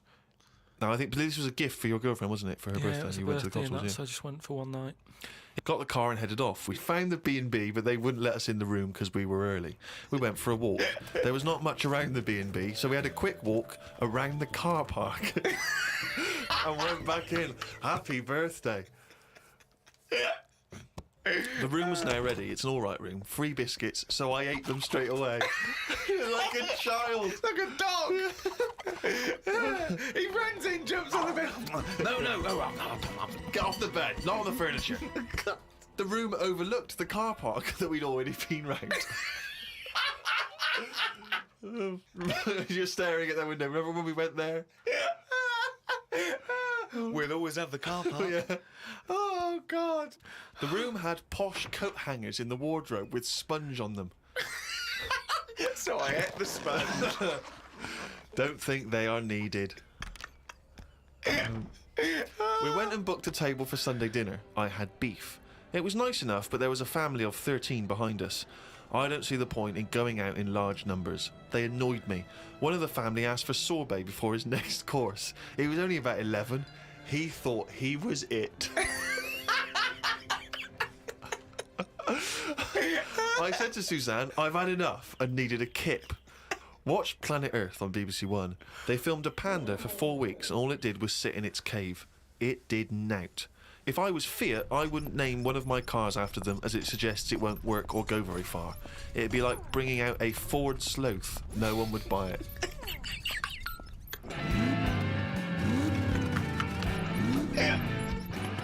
Ford Sloth.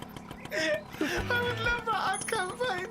Oh, that's amazing. Oh, God. The new Vauxhall Slug. We had a look around the local village. There wasn't much to it. We did the usual thing and had a look around the church graveyard to see how old the dead people are. That's what you do, innit? Suzanne's had a hell of a time so far. She's gone to the Cotswolds, the room wasn't ready, she's seen the car park, and now let's go and play how old the dead people are. I like the fact that you mentioned we did the usual thing of having a look around the church graveyard. Do you make her do that every That's time what you you go do, innit? away? 'Cause they've I got like the nothing. fact. I want to know what she did for 2 hours when you slept. She just looked out at the car park, just like, memories. But that's what you do, though, innit? When you go to these places, there's nothing else unless you want fudge, or you know, you walk around a church graveyard and have a look. There's nothing. We went home. It took 3 hours to drive back. People say they go to the country to see the wildlife.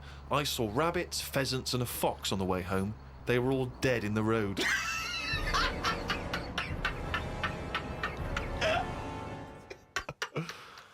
I was just intrigued to know because Rob from Burton-on-Trent has sent this in, and he wants to know that because he's just started seeing someone, and he wants to know what your advice, Carl, is on how to keep her happy. So, what's your advice really for someone who's perhaps just started a relationship? I mean, you've been with Suzanne for what, 9 years? Ages. I think you should just do what you want, and then if they like it, then they're the right ones for you. So don't go out of your way too much. I mean, I got her the posh badge for a birthday. That's once a year. Rest of the time, it's kind of like, you know, I like weird stuff. I like watching weird stuff and all that. Now and again, I won't make her watch it. I'll tape it. This is amazing advice. But sometimes, This is amazing advice. sometimes you just say, no, come on, the bloke with the 2 heads on, I want to watch it live. So, give and take is what you're saying there. That's all. It shouldn't be hard. As soon as it's hard, it's not right. So just go about your business. See if she joins in. Woke up to the Commonwealth Games on the radio. Now, what are you making of the Commonwealth Games? Is that something that interests you? Are you a sports fan? I'm not really. It just seems to be sort of wasted. If people are running fast, use it. Do you know what I mean? Rather than just trying to beat your own record or someone else's, do something where you do have to run. If you're a good swimmer, be a lifeguard. Don't be messing about going up and down. I was swimming recently. I do a lot of swimming, and I've never quite mastered my front crawl. Just never quite nailed the breathing because it's quite tricky, isn't it? You know, you've got to breathe at the right moment. And so I'm in the swimming pool in the local gym, and there's a guy bombing up and down, really doing a great forward stroke. So I waited till he came up and sort of went, excuse me, mate. I was just watching you when you were doing your front crawl. I was really impressed. Could you just watch me when I do mine and Why tell would me you if do I'm that? going Why wrong? would you go to a man? I know, and that was what that was the problem. Is only as I was saying it did I realise what it sounded like. I've just been watching you swimming up and down. I was really impressed. And you're both in Speedos. Both in Speedos. You know, I'm got the goggles on, prescription goggles, so that I can see when I'm swimming. But why do you need them? There's nothing in a pool to look at. It's not like you're scuba diving. There's Well, nothing. hold on. Clearly there is something to look at in a pool. Well, no, I wasn't checking. Well, I was checking him out, but I was checking him out for swimming tips. And he just looked at me when I asked him, "Can you just watch me and offer me any tips?" And he just looked at me like I was just mental. That is such a strange thing to say. Can you just watch? I don't know how you had the nerve to do that. Well, it was innocently motivated. Well, I know it's innocent, but what a strange thing to go up to someone and... But what civilization are we living in where we can't just ask our fellow man to help us out with our forward crawl? But we're in a society where we can't. But you know that. It's a strange thing to say. But sometimes it's nice to just think, no, do you know what? I'm not going to fall into the trap of thinking agree. he's immediately going to think I'm gay or that I'm chatting him up. I'm just going to ask him to do me a favour. There's nothing wrong with that. What if he said, yeah, it's just good, yeah. Do you mind coming and help me with my plastering? But it's not the same. He's in the swimming pool. He's there in the pool. He's swimming up and down. He's, it's not no skin off his nose to just offer a bit of kindly advice. If your car's broken down in the middle of nowhere and someone drives by, it's a generous thing to do. Just stop and maybe look under the bonnet and help them out. I agree. But I don't see how that's any different. And in the end, he did, and all he asked was that I wake him off. Carl, as you're aware, you've obviously got many celebrity fans, and you've also got a new fan, Warwick Davis, who is the short actor that many people will see in films like Return of the Jedi. He also is in Harry Potter. He's 3'6", and Ricky and I worked with him recently. And far from asking us about the many celebrity names that we've worked with, the only person he was interested in talking about, of course, Mr. K. Pilkington. He wanted to meet you, Carl. Yeah. Well, is he all right to get on with? Why wouldn't he be? Just because sometimes when people aren't normal, it's just... Sorry? No, I just mean when someone... Like, I've met a few little people in my time. The one that I met a little fella once, and he was all right. He got drunk really quick. But he was all right, but it took me by surprise. Only because, like I've said about when I met Steve for the first time, it's only that same thing. And then if I lived with the little fella, I'm sure we'd get on a storm. What do you mean when you met There's Steve? a TV show waiting to happen. Things wear off. That's like the world, isn't it? And it's the same with the little fella you're talking about. First time I see him, I'd be a little bit like, oh, what do you say? Whereas once you get to know him, I'm sure he'd be a lovely little fella. I don't know where to start, Steve. But Warwick asks, really, what are your thoughts on short people, particularly in entertainment? Because, of course, they've, throughout the ages, made an appearance, particularly in fiction. Tom Thumb, of course, the Oompa Loompas. What do I think of them? He's just wondering, I suppose, what your take is. They're all right. I mean, when I was on jury duty, every day I'd sort of see one pop in, and he'd be sort of struggling getting on the chair. And he'd sort of, he wasn't struggling in a way that he felt uncomfortable. He'd obviously climbed a lot of chairs in his time, and this was just another one. And watching him, it just makes you think. You go, I should appreciate that I don't have that problem every time I have to sit down and what have you. But I don't think it's that bad. If I had to pick being really tall or really small, I'd go for the really small one because, the world's a more interesting place for him, isn't it? Everything's bigger. Do you know what I mean? We go to New York and go, wow, look at this. And they go and they go, oh, yeah. Do you know what I mean? Everything's a lot bigger. Everything's more amazing. Food portions. Everything's a bonus. So out of the two, I'd be small, and maybe that's what I'd chat to Warwick about for a bit, just to get to know him. Brilliant. It's a shame in a way that he's not being able to pop in. I'd like to hear that conversation. But I've got, speaking of like weird stuff and that, I've got a new... Well, we weren't, but go on. No, got a new book. Do you know I had that Freaks book? Top 50 Freaks. Got a new one sent to me. Really? Yeah, and do you know, like, everything normally has a name. So, like, if it's the two-headed fella, they're all nicknames like that, aren't they? They've got two nicknames, I imagine. But this new book I've got, right, on the cover of this one, it's got, like, a woman with 3 breasts, right? And she's called the three-breasted woman, as you'd expect. The one face. Why is she posing nude, though? That's what I want to know. Tart. Well, she looked happy. and there was a fella with like one face but two bodies. Doing one face but two bodies. One face, two bodies. What do you mean So it's one weird. face, two bodies? Surely one head, two bodies. Ed as well, but it was mainly the face that was weird because he looked fed up. He sort of, What are you talking about? How What can are you have talking a face about? without a head? How can you have? What do you mean? How did it join to the neck? no, it did have a head, but the fact is, it was weird that it had one face to me. What do you mean? Well, if you of got course one he had- head, you'd have one face. Yeah, I know, but it was the fact that he had one face and two bodies that I didn't think. But one why do you head- keep saying one face and two bodies as Why opposed to not one one head? head and two bodies? We're all the man with one face.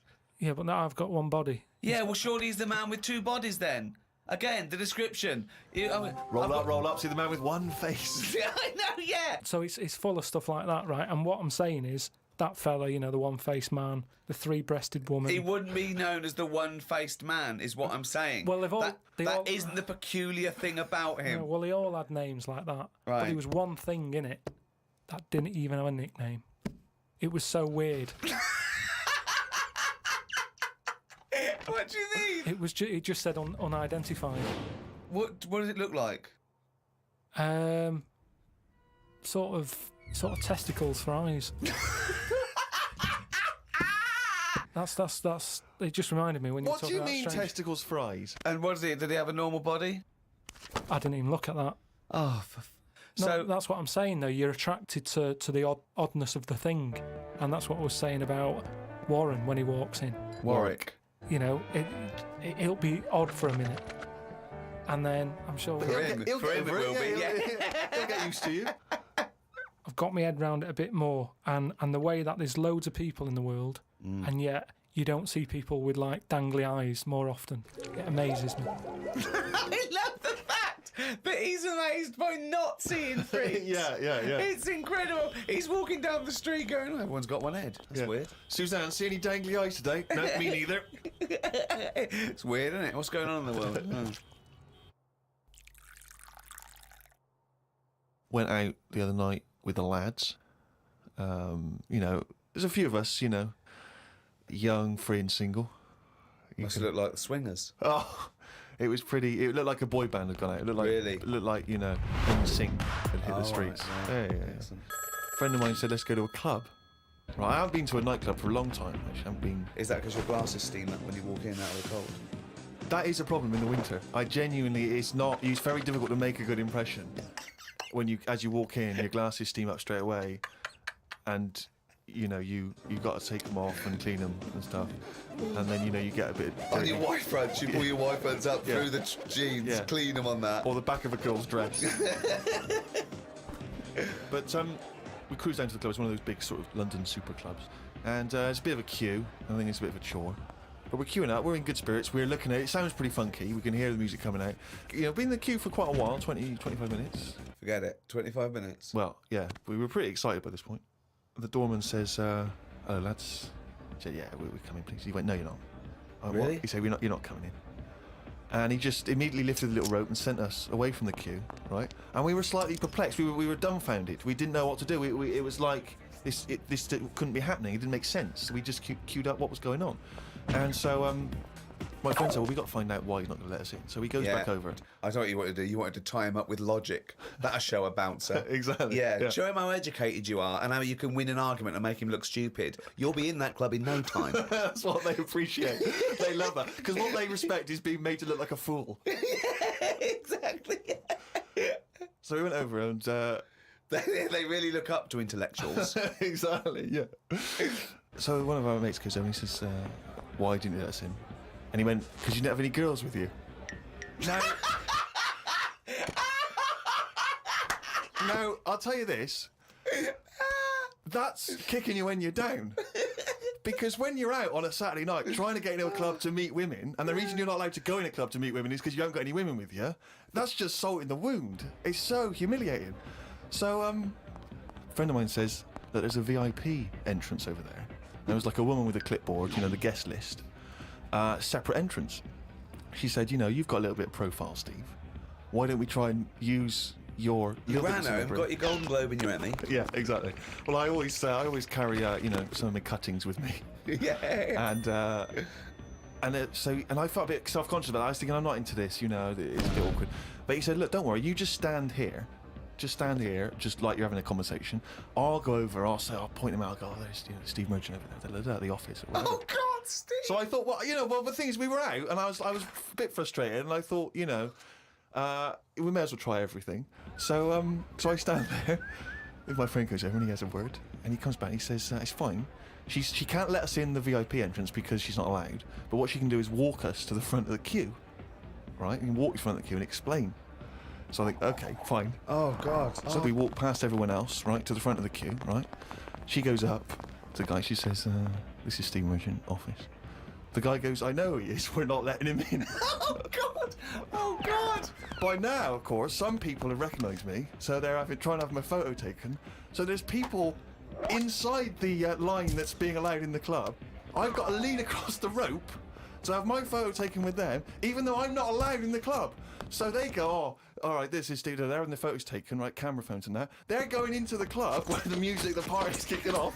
I'm outside waiting for the next chump who wants to have his photo taken. I mean, it was mental. So, That's unbelievable. I was furious, and then one guy, I remember he was chatting, and he goes, oh yeah, brilliant, I love the podcast and all that stuff. I love, is Carl with you? I said, oh, Carl's not out here. And his girlfriend, she went, who's that? And he went, oh, it's just Steve Merchant, he does the office, he does the thing. And she went, who cares? Who are you, Bruce Forsyth?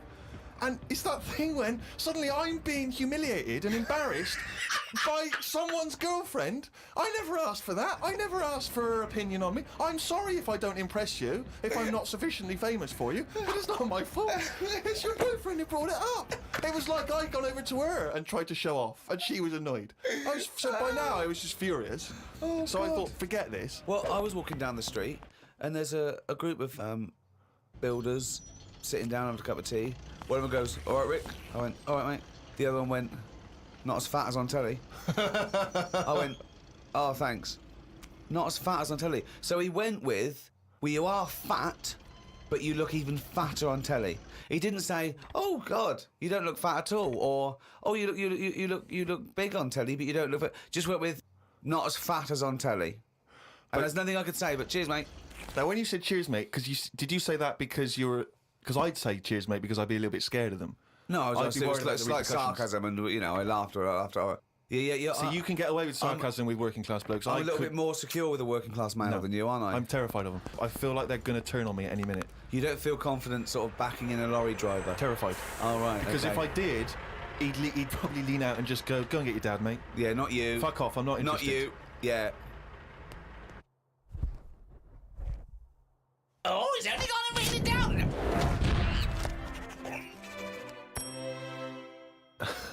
That jingle there signifying, of course, once again, another reading from the Diary of Carl Pilkington.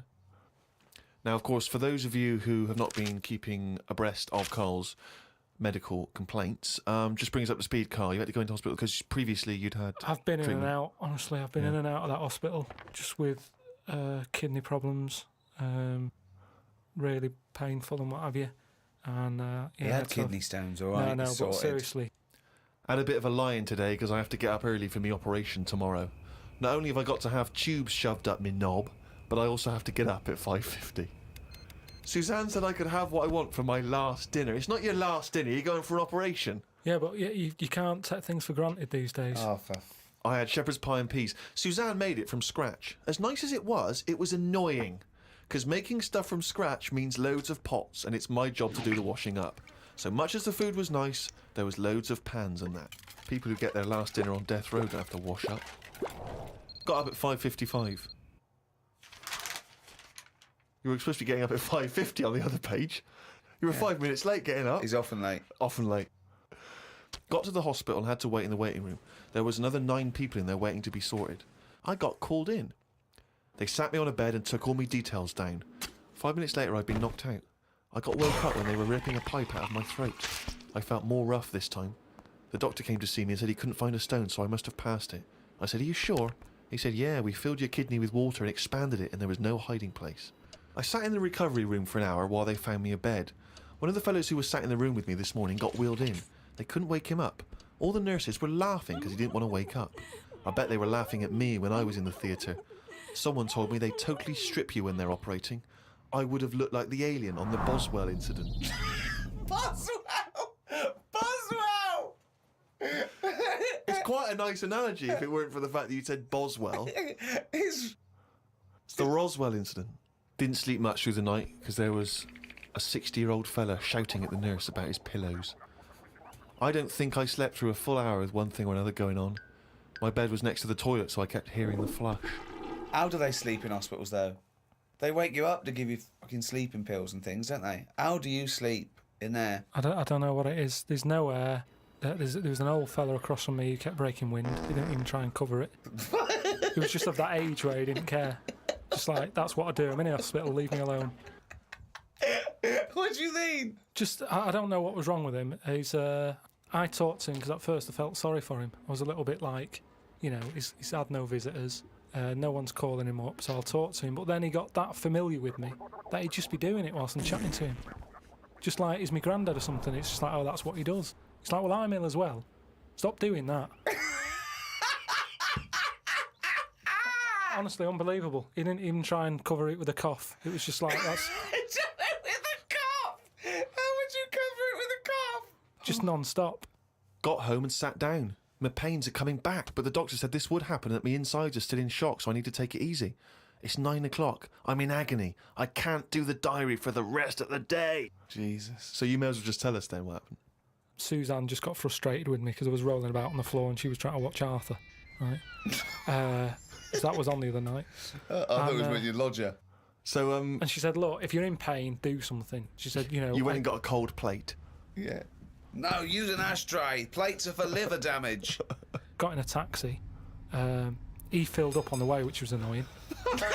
He didn't. That He is did. cheeky. That really... I mean, he could On see the I was way in to the pain. hospital. So, Because he's not an ambulance driver. so anyway, he gets us there and he doesn't charge us, which is pretty decent. That's all right, yeah. So this gay fella came through.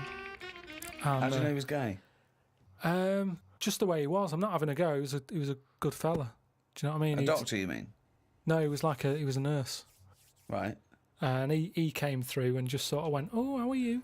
And I was like, oh, I've had better days. So he got As me you on mentioned in the diary, I remembered the first time when I came here, they said the nurse might put a tablet up my arse. I thought the chances of that happening had just increased. Oh, Carl! Yeah, but I would have let him do it. Honestly, I was that sort of out of it. That, Of course you'd let him do it. He's a qualified nurse. No, but the way I am now, say if it was just a tablet for sorting out my blood pressure, and I walked in there and he went, oh, hello. And he said, yeah, let's pop that. I'd go, hang on a minute. but what I mean is that night, I would have just let him put 3 up, honestly.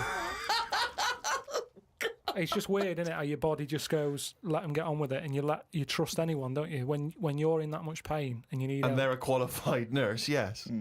Carl, of course, has written a poem about the experience entitled My Ward. All I've done here, I've been through I don't know what the word is, a bad experience. Trauma. A trauma, yeah. I've been through a load of trauma. So I'm just finishing it off with a little sort of picture for people. Go on then. Me, a Chinese fella, and an old bloke who looked like Mr. Burns from The Simpsons. Don't know what was wrong with him, but breaking wind was the symptoms. No one visited him or called him. He seemed quite lost to me. As well as wind problems, he had a colostomy. Back. When I left, I said, see you to the old man.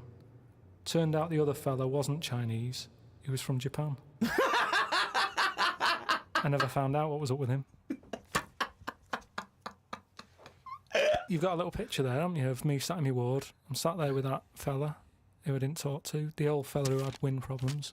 And that's what a poem is, isn't it? But the detail about you thought he was Chinese and he turned out to be Japanese, how is that evocative? That's just a piece of misinformation. It's just I like it. I imagine a lot of people make I the like same it because mistake. you know why? It's like he even makes digressions within his poem. Yeah. Do you know what I mean? It's like he could have gone back and erased that, but he didn't. He left that digression in, and I think that's great. It's very honest. Had a late night last night because I stayed up to watch a programme about monkeys. It's already good. Of course he did. It's already good. Now, before I read on, I mean, is this not some kind of monkey news? Is this not a late return to monkey news? Well, it's not that good. Is it not? Whereas the other monkey news is... Oh, chimpanzee, that's more shit. This is what he says. This is what he gleaned from the programme about monkeys. It sat on a bridge and wanted stuff off people to walk over the bridge. What? So it was acting as some kind of toll booth, This was is it? ridiculous. No, it was a bridge in like the jungle. Oh, shut the fuck up. And it's a monkey that's sat on a bridge, and a lot of tourists go through the area. No, it's a monkey to look at them. who realised that if he sits there, he'll get stuff because it look like it's a cute little chimp begging. No, but every time. Yeah, because you give a monkey, you give it. Oh, I'm as bad as him now. If you give a chimpanzee a banana, and he starts realising that humans have things to give. Yeah, but it's all squirrels sorts of learn stuff. that. But you don't go. Oh, you wouldn't say. Oh, went to the park. The squirrels waiting at the gate. You have to give them a toll to go in. They don't do anything to give them nuts. They come up to you every time. You fucking idiot. Went to bed after watching it and fell asleep thinking about it on the bridge right now. It's a bit bad, really, because the monkey should work harder for its food. It made me remember the slug I saw yesterday that was eating bird poo. Nobody would ever help a slug with food like they do with ducks and monkeys. A slug's life is pretty bad. The only time they come out of their den is when it's raining. Den. So even their days out are depressing. It is. Do you know what I mean? No. It is like, it's a horrible thing to be, innit? A slug. I love him talking about what is it like to be a slug. No, just because like the monkey, even though it's been quite aggressive, everyone was like, "Oh, give it some water," and it was well like kitted out. It had like chocolate bars, bottled water, some like fizzy stuff, and all that. An iPod, it was listening to Monkey News. It could have had one if it wanted one. It was getting away with murder on that bridge, and that's just because it was furry. Yeah, if that was like a blob, like a slug, there's no way people would be that friendly towards it. And it just annoys me how you get this pecking order for like no matter what creature you are, favouritism. And that slug was only eating that bird poo because it wasn't being offered stuff. If it was offered toffees or whatever. Well, it's just sad, isn't it? It's come to that. That's what its life has come to. Yeah, but it's not as was mollusk raining, like that's I said. down on its fucking luck. It didn't live in a big country house, No, and his but it wife left is. it. The I kids was went, it started hitting the watching bottle. it, and I kind of thought, and look, they do only come out in the rain, and it's depressing, and it'll probably get killed in a bit. And that was its last meal. I just Last meal. But it people wouldn't don't care. prefer steak and chips, Carl. It No, but doesn't a leaf. have. It must like a leaf or at the end of the day, it's an insect. They love a It's leaf. not an insect. Well, it's part of that gang. It's part of that. No, it's part of They that. hang out together. They hang out Not. together. Why do you think it's part of that Because gang? it knocks about in the woods in the same place as a spider does. But what I'm saying is they're eating boring stuff because that is what's It's in not their boring area. stuff to them. They're not. I have no opinion of it at all. They take in sustenance. No, but where you are is what you eat. When I'm in London, I'll have beans on toast for lunch. On holiday, what? Tapas? Go on, I'll have a bit. So it's whatever you eat, what's in that area. Suzanne went off to work and I went to the shop to buy some envelopes. The shop was empty, but the fella behind the counter was on the phone and just kept talking even though he could see I was waiting. I started to count backwards from 20. When I got to 6, he hung up and served me. I won't use the shop again. Question, why count backwards from 20? So he's thinking, what's going to happen at 1? If I start counting from 1, he's going, well, let him carry on. What, out loud? So not really loud, but like more of a mouth action so he could see who was doing it. Do you know, like Sorry, you just started miming counting backwards to a man in a shop. He's on the phone. The shop Yes. is empty. I Yes. thought he'd like me custom. He could have served me and stay on the phone. Even though I don't like that, at least he's still doing what he needs to do. I'd have said, working a sorry, shop. can I just get these, please? Yeah. Well, I stood there and I thought, it's annoying me now. My kidneys aching and I started to get a bit of a sweat on. So I thought, right, I'm going to give him 20 seconds and if he hasn't got off the phone, I'm leaving. You are Giving one yourself, of the strangest people. It's just giving yourself a thing. I could have been stood there for Free. ages. He's one of the strangest people who's free to walk. Yeah. It's the about streets. No, I set myself a little target and I thought I don't want to waste another 30 seconds in here. I'll give him 20. It worked. He served me at 6. But it didn't work. Yeah, but did he do it because you were doing that, or did he finish his phone call? I don't know. I was busy counting. One prediction for the future, Carl, is from an academic study, what the world will be like in about 75 years from now. And a big prediction they're sort of sure of is that androgyny will rule. But soon you won't even need a female or a man in your life. You'll just need the egg or sperm. And you'll be able to have any coupling you want or not. Thoughts, Carl? That isn't what I've heard. What were you heard? I heard So that. you read an academic study, Rick, but Yeah. let's find out what Carl's. been reading? I heard we're, we're all going to go ugly. Different point, though, isn't it? It's That's a completely different point, that. Not listening to a word Ricky said. But No, it's just if we all sort of go ugly, that will sort the population He problem gets an out. extra syllable in the word ugly. Ugly. Ugly. Ugly. Yeah. So that just sorts the population out because people aren't sort of having it away left, right, and centre. Well, no. Well, then that doesn't sort of... What do you mean? Sorry, Rick, I don't understand what the hell he said there. Are you saying because everyone's ugly, everyone won't want to have it away more with the ugly person? Yeah. Okay, I still don't... You seem to understand what he's talking about, Rick. I'm still confused. But what he thinks is that if we're all ugly, then we still have this strange paradigm of beauty that won't exist, so we won't fancy anyone as much. No, they'll still sort of fancy, because at the end of the day, we're animals, aren't we? Yeah. So we'll still have it away, but not as much as they'd like to do now, because it's all based on looks. Sorry, but what's this got to do with what What's Ricky this world said? like? Describe a typical town or country. It's exactly right. Imagine London, you've still got the gherkin, you've still got the big wheel. That's Right. It's just everyone's ugly. Right, and they're doing all the same jobs, are they? Everyone's still, the world's got to carry on. What do they look like? What's ugly? Just imagine, like, have you ever seen anyone when you've just gone, look at that? Yeah. Right, well, like that. Yeah, but hold on, because it's not No, like because a strict... we have got better looking, haven't we? If I look back now Yeah, at a school photo, yeah. you look at my class and you go, what was going on then? You can't tell the difference between some of the girls and the blokes. When he said we've got better looking, I thought he was going to talk about cavemen, not his school photo. I mean, what happened there? There's been no evolution in that time. What are you talking about, Carl? We've got better looking now, haven't we? But we will change. Yeah, we'll Probably not in change. There's little 75 things. years. I mentioned before about your little finger. There'll come a time when that'll go. I've watched it. I've kept an eye on what my little finger's doing. Sometimes it does nothing. It never helps out. All the others are grabbing all the stuff. That one just sort of sits there watching. So you could get rid of that, and I think that will go in evolution. Think of the books he could have read when he was doing that, when he was monitoring his little finger. I've been watching my little finger. But again, if you shaved a caveman, he's basically us. He's basically us. Well, it's basically Carl. Yeah. I think what's more interesting about the future, Carl, is the fact that technology integrated with humans will be fascinating.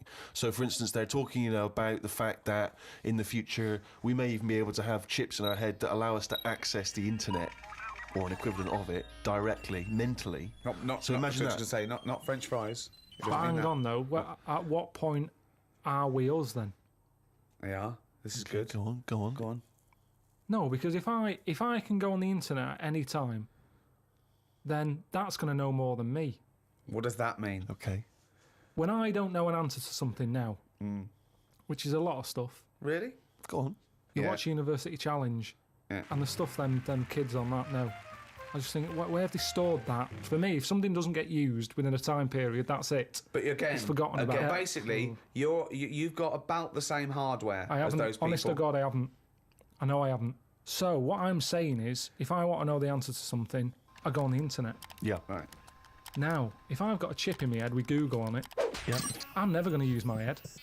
I'll just be forever on Google. I'm never going to use my head. Well, I'm not, But because what do you what's think the your point? head is, though? Because I'm going to get it wrong. The chances are I'll get it wrong, so divert that. It's like saying... No, you can't bypass the brain straight to Google. When you're having a chat socially, it's not like they're going, all right, Carl, how are you? And you're not there. You're asleep and Google's talking. I think you'll find that they're... No, only... You want to see naked ladies? Come this way. No, only for questions, though, that I don't know. But what I'm saying is, because I don't know a lot of the answers, I'll just say, forget it, leave it connected to Google. no. So then I'm not me anymore. Well, what are you doing? Where's you gone? I'm looking at Google. So it is you. No, but what Steve just said is, we'll have a chip in our head Right. that can access the internet. Right. So why bother But using my you're own still knowledge? the go-between. You, Carl, are the go-between between the internet and whatever your But you mouth can't says. beat the internet. Yes, You but can't, you're it the knows everything. Where does Google get the information from in the first place? Someone on one of them bright people on University Challenge has put it on. Yeah, a human being. So, but I'm going to get lazier. I don't watch University Challenge and go, I want to be like them. I'm going to start reading books. I've accepted I'm never going to be like them. I can't play along. All I tend to do is I say to Suzanne, right, so every question now, I'm going to have egg as the answer. And I'm hoping that one day... What an amazing game! What an amazing intellectual pursuit that is! What a lucky lady. What does Suzanne say to that? Well, she just sees if it works. She just plays along, and then I'm saying, oh, it might be this one or whatever. I love that, because I remember once, it was about 5 years ago, Carl and Suzanne were round near Christmas, and me and Jane were there. We were playing different parlour games, like charades and that, and then one game, you have to do that thing where you have to beat, and you have to do animals, and you have to go, first one is A, then B. So you say aardvark, next one goes beaver, next one goes cat. It came to Carl, he panicked, and he went egg. And he was on F. So you're sat there watching University Challenge, and on a good night, it's, you know, well-known jeweller Fabergé's, well-known for his jewel-encrusted egg. Humpty Dumpty is commonly pictured as a living egg. Sometimes That's what I'm it's saying. extraordinary. It's gonna, if you keep saying the same thing, eventually, it's like a broken watch. Carl It's Pilkington's always head right, looks innit? like hay. Yeah. I've just got more chance of getting it right. Sure. But also, he told me when he plays University Challenge, he says he's given up ever trying to get an answer. So now he tries to guess who's going to answer the question. Another great game. Suzanne's roped in on. Unbelievable. How'd you do with that? That's not... I'm normally all right on that. Normally, all right. There's got to be something else. But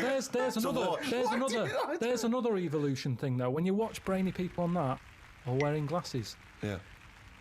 what does that tell you? We are reading too much. We're wearing the eyes out, and that you Maybe. can't argue with that because the evidence Well, is you there. can. Okay, one more go. What do Right. you mean? The chip in the brain isn't part of filling your head with stuff. The journey of filling it with that stuff. What do you mean? Whereas if say if you had a baby, the baby pops out, it cries a bit, you go, right, we've got, what do you want your baby to be interested in? And you say, I want it to be a plumber. You go, right, when it's 2, we're going to stick a plumber chip in its head. Right. Yeah. It's not right, is it? No. No. I don't know why you chose plumber either. Well, we still need plumbing. Yeah, I do we? know we do, but... It's odd that they would have chosen, but they've got such such kind of small ambitions for their It's what his babies. granddad did, and they want the sort of the thing to go through the business. They own a plumbing business. They want the baby to carry on the business of the plumbing. They want the baby to be able to plumb. Well, what about this chip in the head? But you've made this up. You've made the scenario They're up. not putting chips in babies' I heads. thought you said they were. No, Well, what did I no, say that? no, I never said that. I think Steve's right, and I don't know, I haven't read it, but I imagine he's saying it's the next step in convenience with technology and an interface between a human and a research tool or fun. You know, computers went from being the size of a room to a thing you can wear on your watch. So the next step may be, you won't forget your palm top, you won't forget your iPod, you won't forget your laptop. It's in there, it's an interface. I know, but it makes us lazy. Carl, it's not a question of it's not that Google is now Carl. It looks like Carl, but it's just spouting, little pop-ups about offers you can buy and cheap holidays here and there. He's not the man I'm added. Right, look at it like this. Jesus. Look, I see it all the time now. Go on. You go, where are you going to someone? And they go, I'm going to Dorset. Right. Oh, aye, what road are you taking? Don't know, just pop on the sat-nav. Now, that's a start, isn't it? Okay. Let's act that out with me, okay? I'm going away for the weekend, Carl. Are you? Yeah. Where are you going? Dorset. Oh, yeah. Are you getting there? Car. Oh, right, yeah. Well, which way are you going? Don't know. Why do you want to know? Oh, just making a friendly chat. Just, I'm interested in geography. Which way are you going? Well, I don't know really. I've got a sat nav in my car, and I'm getting there. And what do you mean? What? Bit lazy, isn't it? Well, I'm not a pigeon. I don't. I mean, you got an A to Z. Well yeah, but it's on a computer. The A to Z. What's the difference between looking at an A to Z and? Bit lazy, though. Not really. No. Why? Why is it any different that I've got it computerised so I can go along? A to Z's a bit dangerous, isn't it? It's a bit. Don't go to A to Z when you're driving along. Clive, who are you talking to? Because we need to hit the road. We need to get going. Well, it's this fucking idiot who wants to know what road I'm taking, which is a fucking boring thing to ask anyway. Sorry, who is this twat? Because we really got to get going. He's a fucking dickhead. I think he's an A to Z salesman by the door. I mean, just tell him we're using the sat nav because it's the quickest, most efficient way to do it. It's the quickest, most efficient way of doing it. No, but look what's happened. Who the fuck are you? Would Columbus found America if he'd had a sat nav? Yes. No, he wouldn't. He'd have put in America and it would have taken him to He wouldn't. America. He only found it because he got lost. Now, if everybody just goes... Hold on. How would an undiscovered country be on a sat-nav? No. Go on. But I just What's mean... the difference between the sat-nav and the map in that regard? Because I've found some lovely little cafes on roads I've never been on. And I've instantly gone from finding a continent to a little cafe. I love that. Little greasy spoon. I am off to discover the unknown world. Where are you going? Well, I don't know yet. It's the unknown world. What are you taking? Just boat. Oh, lazy swim, you cunt. I love the fact that he's so Luddite now, he's annoyed at the sat-nav. I mean, you'd have probably given Columbus a hard time. Oh, got a compass. Don't you know where north is, you twat? I just think there's something in being lost. I never feel lost. I just think, I've had a diversion. Because you find new things. I'm forever going down... Suzanne's asking the French peasant where the... I just think, Columbus... All right, what's the most interesting thing you found when lost? Like I say, I found a shop that was like a fancy dress shop. Amazing. Do you need fancy dress stuff? Dressed you up never as go Columbus, out. went and bought a sat-nav, went to Dorset for the weekend. You never go out. Why do you need a fancy dress shop? That sounds like the one thing you would hate is fancy dress. Yeah, but I like looking at they had like a space helmet in there. Right, so you found a fancy dress shop. Where are you supposed to be going that you had time to get sidetracked and go in a... I think I was going to a meeting. Amazing, that's the last time. So you want to get lost? Yeah, you do want to get lost, No, because I always give myself loads of time because I get lost a lot. I always give myself... Get a sat-nav. No, I'm just saying, that's how you find little treats along the way. And next time you pass it, or next time someone says, do you know where the fancy dress shop is? You go, yeah, I do. You go, I have no idea because I was lost. I didn't know where it was. No, but normally I learn. I'm not going to tell you, lazy cunt. Have you got an AZ? Oh, that's harsh. Yeah, find it yourself, you lazy twat. So... What have you learned? You keep going on about all this learning. What have you learned? What have you learned? Okay, sum up mankind's foray into the future. I want this. This will be the introduction to a book about the future. It will then be read in 100 years' time and go, Carl Pilkington was the most prophetic genius that's ever walked the earth. These are his words from 2010. Just some predictions Just sum it up. Just sum it up. I believe. Start off with, I, Carl Pilkington, believe that mankind in the future will. Okay, start off and with that then what? sentence. Just have like a top 5. Well, no, or just maybe just predictions. Just predictions. Yeah. So and then a little thing to remember. And remember ye this. So I, Carl Pilkington, predict that in the future mankind will. Start off with that. Start off with that sentence. I've given you that one. All right, I'm Carl, and the future. He's already gone off road. It's a scary place, but the future's going to happen. Mm-hmm. Right? There's no getting away from that. Yep. Okay, your predictions are. Well, we're all. It's not a soundbite. Keep going. Give him space. Give him space. This is in a book. I've got to think about. I don't want to get it wrong. Think first. Think and then say it. Okay, starting from now. These words of wisdom will be inscribed on a wall of a museum one day. Proceed. I think trousers are going to be stopped being made. Just because you see kids now, they've got pants around their ankles. They're going further and further down. So I think that's evolution, just getting rid of the trouser. Right. It's just dropping naturally. That's the evolution of the trouser because it's dropping incrementally Well, you see now, down you can the see arse. kids' underpants, so they're just dropping. Yeah. I think they'll get to a point when they just don't bother wearing them anymore. Right. Prediction 1. Okay, That's an amazing one. They'll stop making trousers in the future. Good. Okay. We're going to get weaker. That's already happened. Mm-hmm. They used to say, an apple a day keeps the doctor away. Now they're saying eat 5 fruits. Right. So we've definitely, that's evidence. You can't argue with that. I'll probably put that first because the guy's right. What's number 2? So swap that round. Okay, that's number Give 1. him the pants second. Yep. I'm gonna die. I'm gonna die. Okay, They number used 3. to say, an apple a day keeps the dogs away. They used to say, pull your trousers up. Now they say, put them down, you can. I've never had such fucking dribble in my life. Number 3. Right, number 3. Oh, the scholars are now waiting with bated breath when they find this old scroll, and they go, ooh, what can number 3 be?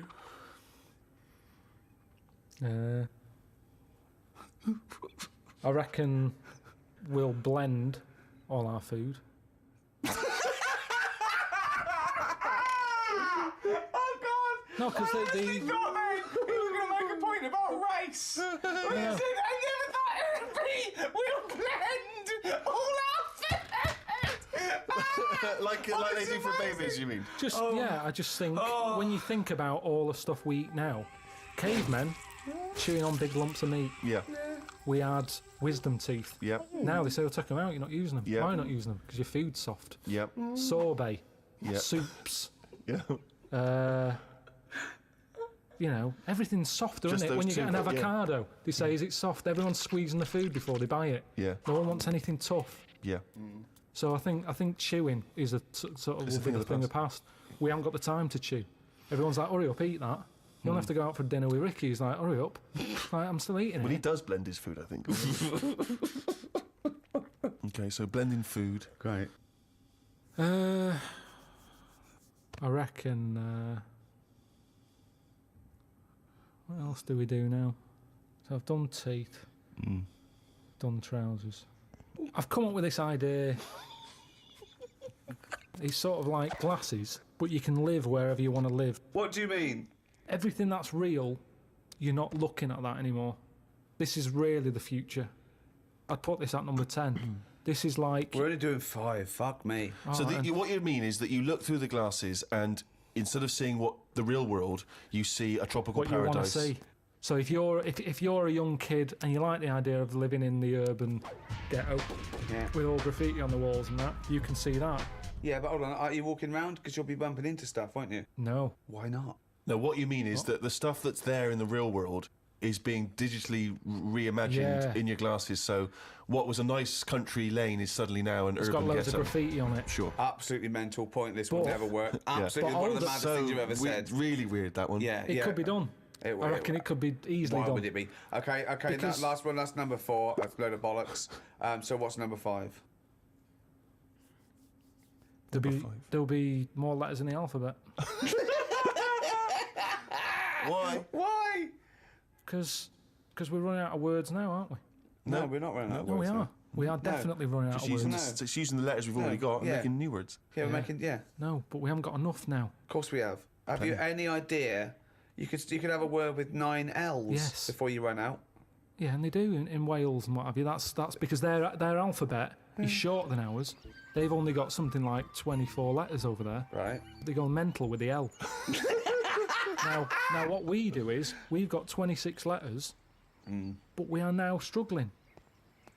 We're not struggling at all. We are. We're not. I mean, it's a stupid... Boswallocks in shampoo. Now, there's a word where they've gone, well, we've invented something here.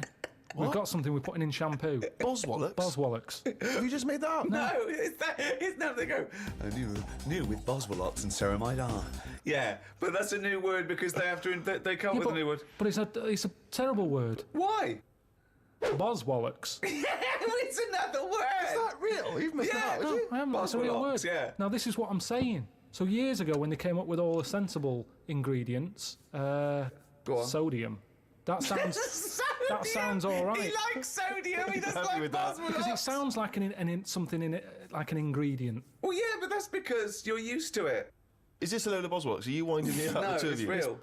It's real, and that's because 26 letters. We've wasted them. Years ago, we went mental with the, pneumonia, sticking a P on it. And there's loads of words where you go, what's that letter doing in there? Whereas now, they can't do that. They've gone, whoa, pull that back. Why is that letter there? And now you've got stuff like abbreviations and stuff. Yeah. Let's not waste letters. Let's just control it a little bit.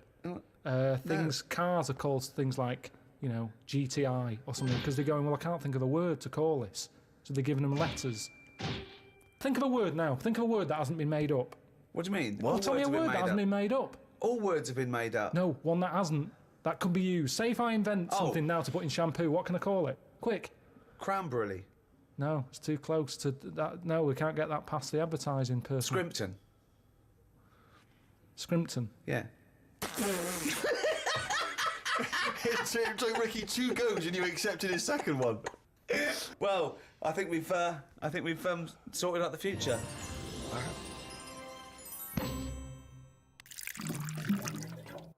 Since, obviously, the days of Nostradamus, there's been many people who've tried to foresee the future. Carl, I'm not sure if you're familiar, but there's endless, predictions. Apparently there are other planets that may collide with ours. You know, there's some scientific basis on this. But if you knew with certainty that today was the end of the world, how would you spend that final day? So, for instance, I've always wanted to smash up a bar. Do you know what I mean? It's strange, but I've always wanted the exhilaration of just smashing all those bottles, like you see in a film. But would you enjoy it as much knowing that you're going to die in 8 hours? I don't know. I suppose it's the sense of abandon. You know, I mean, maybe I'd murder a person.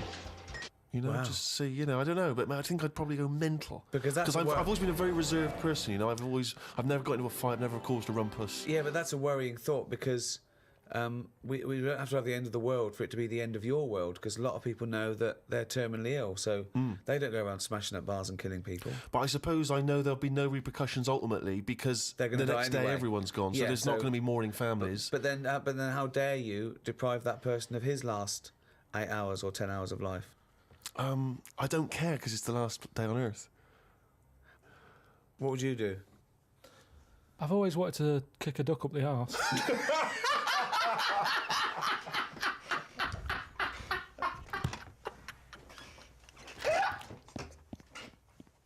I should start by just saying, Carl, that the natural world is so diverse that we don't even know how many species there are.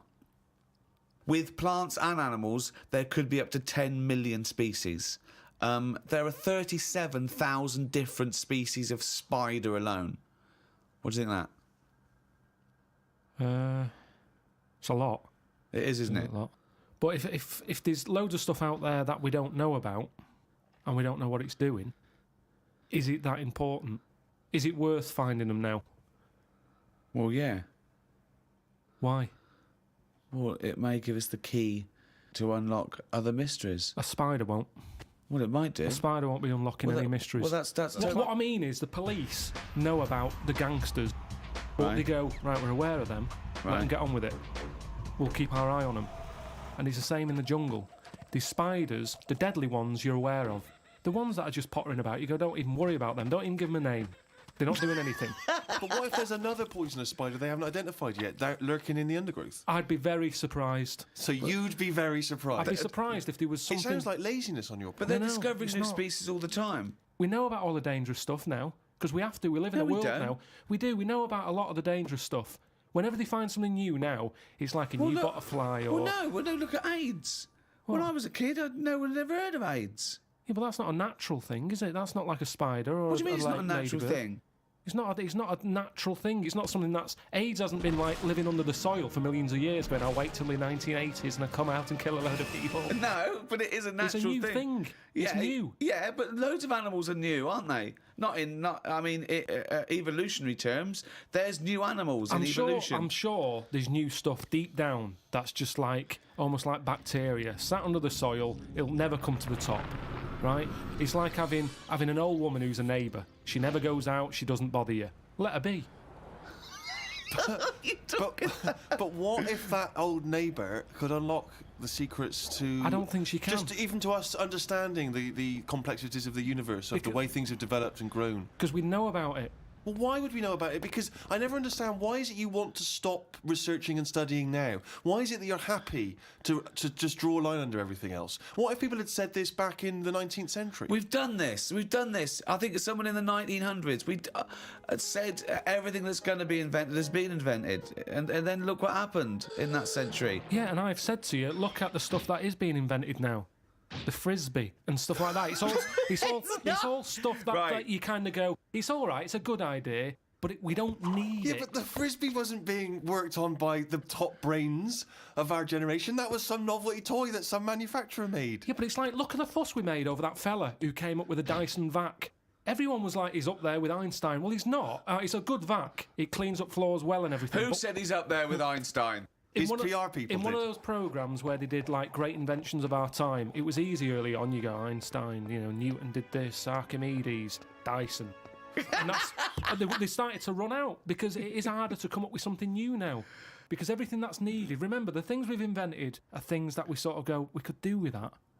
Inventors don't sit there going, what can I make? Oh, I need a toaster. They've sat there, they've burnt the toast under the grill, and they've gone, I need some sort of device here. Well, somebody, yeah. And what can it do? I'll shake Necessity it like that, is the mother of invention. Yeah. However, there are people who sit around going, "Where's a loophole in the market? Where's a niche?" Well, here's something. About a year ago, I came up with a see-through toaster, so that you can see how much the toast is cooked. Right. I found it about 2 months after that. Someone had done it. So I'd just been beaten to the post.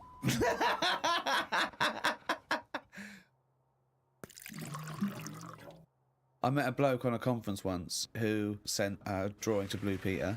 It was their design a car of the future, and he sent them a drawing that was a car, and the only innovation was that you can have a shit while driving. And then he put shit goes down pipe, which becomes fuel. They must have looked at that and gone, what a maniac. I think that's a brilliant... I mean, I've driven a long way. I drove to Cornwall recently, and I would have loved... But I think he did it when he was about 9, and he must have thought, I'm being driven to school. Oh, I need the toilet. Wouldn't it be good? But why hasn't that been done? What? Well, like Steve says, I've been in the same situation when you're driving and you go, oh, where's the service station? You see a sign saying 36 miles. So what would You're in agony. So you suggest pull your trousers down and shit down in the seat that's a toilet? Yeah, well, what's wrong with that? Well, you got your nan in your back. She's got one as well. So you are going to Cornwall all shitting? Well, not all the time, but it's more useful to me than a lighter. So also, Where do you wash your hands? Wash your hands or wipe your arse? At what point does that occur? At the end of the journey. Oh, God! So you get in, you have a shit at Deptford, and you wipe your arse at Polperro. Yeah, but like I've said to you, this isn't like just people going, oh, I think I'll have one. Do you need one? Not really, but it's something to do, innit? I'm sick of playing I Spy, I'm having a shit. You have it when you really need one. When you have to pull off a motorway, it's a lot of messing about. It's probably going to be a queue at the toilet. No more queues at toilets. 10 minute break that takes, doesn't it? 10 minutes to 10 pull minutes. off, have a quick shit. Driving along, it's just going on. It's just going on. Don't even know about it. Radio's on, everyone's happy. Doesn't matter. I don't know, I mean, we all do it as well, that's the thing. Anything else you'd come up with? There's so many things, chocolate fountain, anything like that. I just go, what are these? Who's invented these? Who's okayed this idea? And yet I can't have a shit on the motorway. Think of computers. Yeah, computers are a good thing, and it baffles me as to how they came about. When you think a computer chip is just made out of sand. Now, for someone to come up with that, you go, there must have been some sort of alien involved here. What do you mean? Why do you think that? So I love it. So the frisbee, rubbish. Anything too clever? Well, it wasn't an invention, it was an alien. So there's nothing between frisbee and computer chip. What I'm saying is, it's not even an idea, is it? What do you mean? A computer chip, where's that come from? Oh, it's amazing. It's astounding, yeah. So you think it was an alien? What are you talking about? Great. Because I can't believe that someone would go, right, I want to make something that will hold information and be able to do... I know, let's use some sand, we've got loads of that. You'd go, what? You don't... Well, that's what genius is, though, But isn't Carl, it? there's no alien involved. No, but when I say alien, I don't mean an alien came down here and said, oh, do you want to buy this? There could have been a spaceship crash, right? Right, yeah. And there's all them rumours, isn't there, in that hangar. They've got the spaceship, they take it apart, They go, yeah, wheels, we've got them. Yeah, steering wheel. And then they go, hang on, what's this here? And they find the chips, and they break it down, and they find Carl, it's sand. But the fact that sand makes computer chips is not the interesting thing. The interesting thing is how the human being discovered that, what am I talking about? Sand makes computer chips. That silicon can have information put on it. But we're made out of oxygen, nitrogen, carbon. Do you know what I mean? And hydrogen. Yeah, but that's nature. You see, nature is amazing. You can't beat nature, right? No. It comes up with some amazing things. Yeah, but man is nature. Don't forget that we're an animal. We're a brilliant ape. We're actually 98.6% genetically identical to a chimpanzee, Carl. Think of that. We only differ on 1.4% of our genetic makeup. That must be the arse.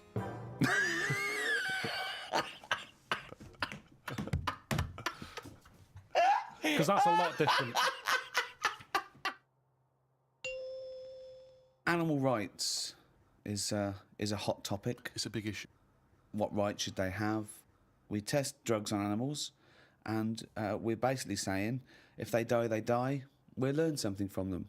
People do make distinctions between animals' rights. They know that it's probably more acceptable to kill an ant than Punch a cow. Yeah, exactly. I told you, didn't I, about my dad's mate who had a monkey and he had to thump it. What? Well, there's two things there. One, why did he have a monkey? Two, what sort of discipline is thumping a monkey? What was the monkey doing? He was annoying his wife a lot and sort of, pinching her arse and stuff like that. Right, No, that's wait not a minute. true. We've It's never not heard true. this before. How have we had all these years No, of I'm sure monkey I use and we've told you never about heard it this ages before? ago. Your dad had a mate who had a monkey? Yeah, I'm sure I told you. Why did he have a monkey? Just for a laugh? Well, it was back in the day when people did. They all had like odd sort of pets and When? that, didn't they? In like about 68. Oh, In 1968, 1968. when everyone had a monkey. But he had to thump it. Now the weird thing is, No, that's weird enough. Is this is all the story? This is the entire story? No. You've got all the information you've got is he had a monkey and he had to thump it. yeah, my dad told me about it. When he found out that I was into monkeys, he said, "Oh, Benny thumped one." And Benny thumped one. Oh, my son's into natural history, particularly simian variety. I've got an interesting fact for you, Carl. Sit down. What is it, Peter? Benny thumped one. Brilliant. But what was interesting is the way that people are thumping other people all the time. No one bats an eyelid. Thump a monkey. People go, "You thumped a monkey." Yes, they do. They do go, "You thumped a monkey." So that's what's weird, isn't it? But this chimp doesn't want to be caged and kept in a fucking council house in No, Manchester. it was quite happy. And if It it wants to wasn't live like a happy. human, I mean, in the 70s, there were all the teabag adverts and all that, and they were loving that. No, they and weren't people loving it. interfere. People go, "That's unfair." Now They- they're in like a cage in a zoo. You go, "It was better when I was pushing a piano up the stairs." They weren't really. They weren't actual delivery men. They weren't really sitting down and having a cup of tea. It wasn't a documentary. A week in the life of the monkey delivery men. I love that. Chimps in a zoo now going, okay, now at least we were free. Remember when we used to drive a van And for a we, were, living? and we were on 58 quid a week. Yeah. They're not meant to be kept in a house in Manchester. Cruel to keep a person in a house in Manchester, so it's fucking cruel to keep a monkey. When I was about 13, 14, I once tried to improve the animal kingdom by making the hardest animal ever, the most perfect animal. Now, just to clarify, you didn't, in sort of Frankenstein style, No. try and bolt various bits of animals together. It was a drawing that I sent to Blue Peter. There was no competition going on. You just thought they would be appreciated. I thought they'd look at that and they'd go, well, he's a genius. Yeah. This is like Da Vinci. Sure. And this is the animal. This is what I thought, the perfect animal. I mean, when I say perfect, I meant the hardest animal. This animal, it could take anything. It was just the strongest, hardest, fastest. Right? Yeah. So, I started with the head of a lion. Of course, that makes Do you know what I mean? perfect sense. It looks good. Bite you, right? Okay. I popped that on the body of a rhinoceros. Okay, so it's got the toughness, the armour, if you like. It's full strength. Head of a lion. Think of that. So you've got this picture. Head of a lion, body of a rhino. Perfect. Okay? Hold on, though. Pop some arms on it. The front arms were the arms of a gorilla. The arms of a gorilla. So it okay. could punch, grip, it could make stuff. The lion, I mean, that's where the lion falls down, because it can't make stuff. Sure. It can't climb, So, okay then, wait a minute. You think that's got enough weaponry? Sounds like it. No. pop on the tail of a giant scorpion. A giant scorpion? Yeah, yeah. So a the- scorpion that's the so size of a rhinoceros? exactly. So the tail was as long as that rhino. So now this is a scary animal, Yeah. and this is where the animal fell down. I thought, right, legs. Well, the fastest animal is the cheetah. Cheetah. Popped on 4 cheetah legs. 4 cheetah legs. It would have collapsed. Crushed under It the would have weight of the collapsed rhinoceros. immediately. So, Yeah. yeah. And you drew this, did you? Drew it, yeah. Did you show it to anyone Yeah, other my than- mates went, that's brilliant. Right. They said, that's brilliant. And then just sent straight to Blue Peter. Yeah. Any reply? No reply at all. Really? No reply at all. Surprised. What do you think of that, Carl? If you wanted to make the ultimate fighting animal, what would you come up with? If you had the power, like that fella in Arabian Nights, size of a chimpanzee, you could change into anything, but you could change into, you know, like that. I don't But think I'd go for strength and that. I'd go for survival. What would you do? Cockroach. No, I'd have like an armadillo's body. Right. Okay. I'd have head of an owl. Right. The head of an owl? Yeah. Why? Come on. Why? What does that bring to the table? The head's there to sort of make it look friendly to the make it look human friendly. race. So Okay. because if you look half decent to the human race, they'll look after you. Right. That's the way it works, Yeah. doesn't it? With a Okay. cat and a dog and all that. So the owl makes it look nice. Right. I'd have. I wouldn't have legs. I'd go for like the slug juice. What do you mean? So now you're a really slow-moving, legless armadillo with a head of an owl. Slithering along. How is that going to be friendly? They'll see the beautiful face, but then they'll be terrified by the sludge. No, because the head's that nice that they'll forgo the sludge. But hold on though. But wait a minute. So it's got this thing that's stuck, right, going at 0.1 miles an hour, with a going hoo, right. You come over, you kick the head off. How is this No, a because the survival? head can go into the thing like a tortoise. Can it? Yeah, of course it can. Into the armadillo body. Well, no, an armadillo doesn't do that. It just curls up into a No, ball. this isn't an armadillo, is it? So it's Why has it got the slug? Why is that Because so what attractive? I'm thinking is an armadillo. They're good when they're on their feet. Flip them, they get stuck like a tortoise. Right. Slug stuff keeps it down. So if anything attacks it, it's like a limpet or one of them things that can. Why lock not have a to limpet stuff. then? But it can't get any. How it can barely move. It can Just hardly go get and anywhere. kick it. What do you mean it can't get Well, how anywhere? can it escape from danger? It's going to move very rubbish. slowly. No, because What? That's the it'll worst lock itself in. It'll lock itself in. Yeah, and then I just scoop it up on the You sand. can't scoop it up. It locks itself in if it's in danger. I'd give it peacock feathers. This is the worst animal Why has it got peacock feathers? Again, it's just the worst animal I've ever heard. Why is it on peacock feathers? threatening. It looks more threatening. It That's does, what peacock that's the feathers do. least threatening thing, peacock feathers. It's like Danny LaRue coming at you. There's Yeah. nothing remotely scary about peacock Yeah, feathers. to humans, Yeah. but the humans won't be harming it because they like the owl head. People will like to have these things in the garden. They eat lettuce. They eat lettuce. Why has it got a beak? They eat lettuce. He's telling them what it's going to eat now. The owl's going, fuck that, I want a mouse. I love the fact that he's based what it eats on the fact that how it moves a bit like a slug. Yes, Let it eat yeah. lettuce. It moves that and let it eat lettuce. Like I said, it's not that weird if that existed. If that was normal, that when you went out to empty your bin, there was one of them sliding up the wall. You wouldn't even double take. You'd just be like, oh, there's the owl head peacock feathered thing. I don't know why it's climbing walls in an effort to find lettuce. Yeah, why is it climbing up that wall? Because that's the only way it can see properly. Because its head's coming out like that. So even though you've designed this animal, now you're even expanding got its problems. limitations. Well, Now it's got it's mainly problems. made as to be on walls. Because what else is living on walls? Oh, God. Oh, fucking hell. What a useless animal that is. Carl, I mean. But nature chucks up odd things, doesn't it? Don't. Why are we starting on this again? No, I'm just saying that is nature. Now and again, you'll get stuff that. Oh, was he looking at you? Yeah. Was he really? Look at his fucking head. Look at his stupid round fucking orangey head and Why aren't you a freak? You've got a little bald head. We're not meant to be bald. Well, I was. I think that's the thing. That's what nature's done. You see, I didn't do anything with my hair when I had hair. I didn't style it. I didn't do anything with it, and it probably thought, "What am I doing here?" Whereas people who love their hair and they comb it and have different styles and look after it, They have hair for ages. Nonsense. No, nonsense. Gobbledygook. Absolute Well, nonsense. Well, you're saying that. Absolute Well, nonsense. it's a little bit weird then, isn't it? And that's what happens with old people once they lose their, will to live. Once they lose the job, they get old. What's my purpose? What am I doing here? And it's like nature goes, you're not needed. And they die. Maybe that's what happened with the dodo. What's it doing? Can't fly. Its wings are useless. Eat it. Tastes horrible. Kill it. No, they did eat Nature. it. I think they did eat it. Yeah, but it wasn't very nice, was it? I think they over-farmed it. I think that's why it was extinct, because they did eat it.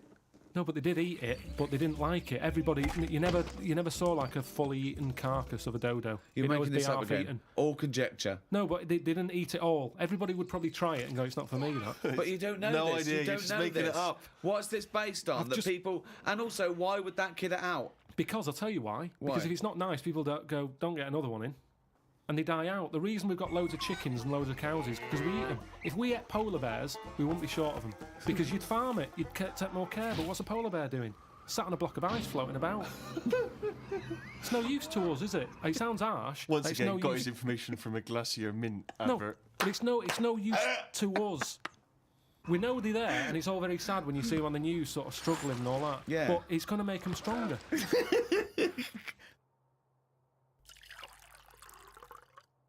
I saw this trailer for this documentary that said the man who's having a baby.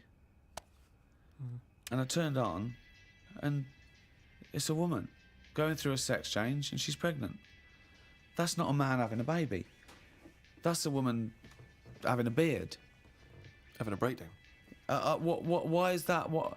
That's a con. That is pure sense. It's a man having a baby. Look, the world's first. No, it's a woman. It's a woman. What do you think of that?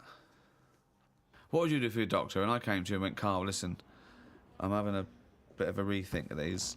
The penis, I hate it. I hate this cock. But what do you mean you ate it? I hate it. I don't want it there. It doesn't look right.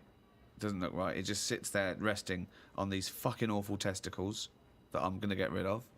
I want this thrown away. Yeah, well, it's, they're not a great look. I know that. Everyone knows that. It's just the way they are. I mean, if we're all being honest, they're an odd design. I don't think anyone likes their own, do they? That's why we cover them. They're not a great thing, are they? What's this not why we cover them, though, is It's it? part of it, I think. I think deep down, I mean, even if, I know you ate the Adam and Eve thing, but even if back then he was like, good God, cover them up. Even he had a leaf on. No, but listen. Right. So, are you thinking fundamentally, then, that aesthetically, the testicles and the penis isn't as good as it could be? What would you have there instead?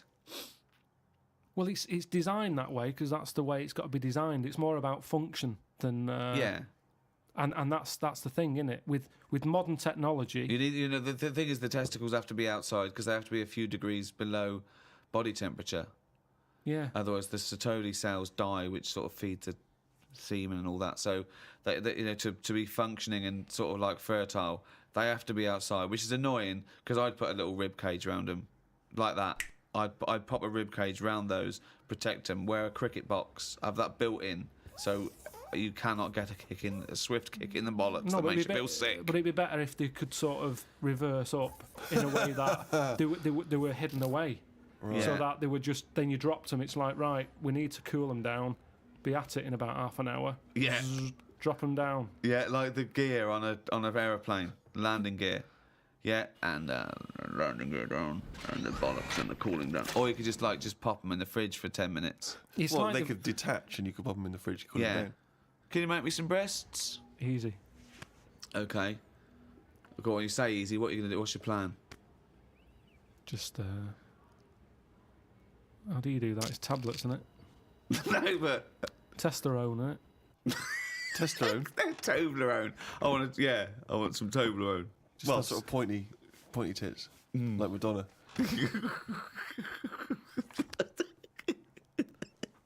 Where do you stop though? Supposing I came to you and said, Doctor, listen, I like the bollocks, I like the penis, but I don't like them where they are. I want them in the middle of my chest. I want breasticles. Yeah? The arse, I don't like it round the back. I can't see what's going on. Pop that on the front where the bollocks were. I want my arse where I can look down and see what's going on. Can you do it? I think it's just easier to move the head, isn't it? Carl, when was the last time you reminisced?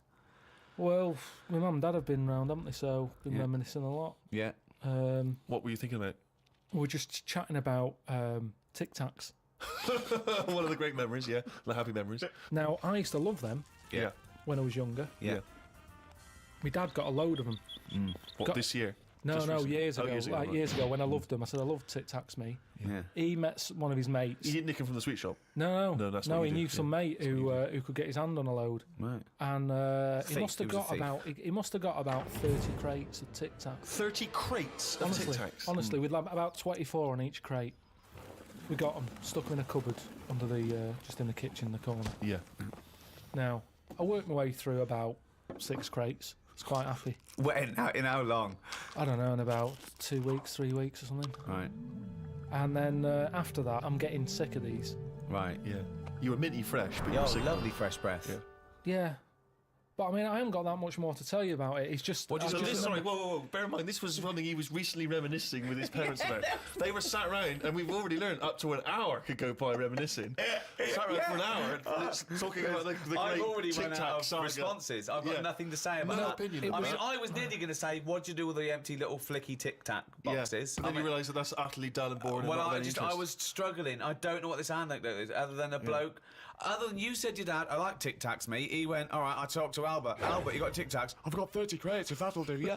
Yeah, I'll bring him round. Put him under cupboard. He's got through 12 crates. What's his breath like? Fucking lovely, but he's been sick all over the cunting place. Oh, do you want some more? No, of course we fucking don't. You'll talk about that in a few years' time. Of course we will, for about a fucking hour. No. And then we bring it up in an audio book. But I think that's how we got onto it, because even though I tried to get rid of a load, I used to give them to mates, take them to school, say, have some Tic Tacs. You can have them for free. We used a load in the cat litter tray. No, we you did. didn't. We did. It No, was you just didn't. ways of getting rid of them. Jesus Christ. Sort of freshy smell, isn't it? It's the That's same sort amazing. of condensity in that, isn't it? Condensity, it is the same condensity. Condensity. Yeah, so I got rid of them like that. And then the weird thing was, even though I'd got shut of them all, you'd be backing up and you'd always hear one ting its way up the tube. It's tinging its way up the tube. It's tinging its way up the tube. It's tinging its way up the tube. Ding tong, ping pong. It's tinging its way up the tube. That sounds like something from Willy Wonka. Oh, No, God. it's just I'm just demonstrating that because that's how many of them there were around the house. You'd drop them, they'd go in every corner and that, like Pac-Man or something. They'd be everywhere. You'd be backing amazing. up, tinging it up. Sheila's getting married. Hannah gets confetti. Don't buy any confetti. Go to cupboard under stairs. So yeah, that's a little memory there, isn't it? It That is a just little cropped up. memory. Now, It's if a really little memory. The strange Tic Tac house in Salford, where everything is made of Tic Tacs. Wow, that must have been a hell That's of a time you had with your parents there. The old Tic Tac no, but it's reminiscence. better. You see, you're saying, oh, what a boring story that is. But when I my see mum you've and dad, re-gravelled the drive. Yeah, smell it. Suck the drive if you want.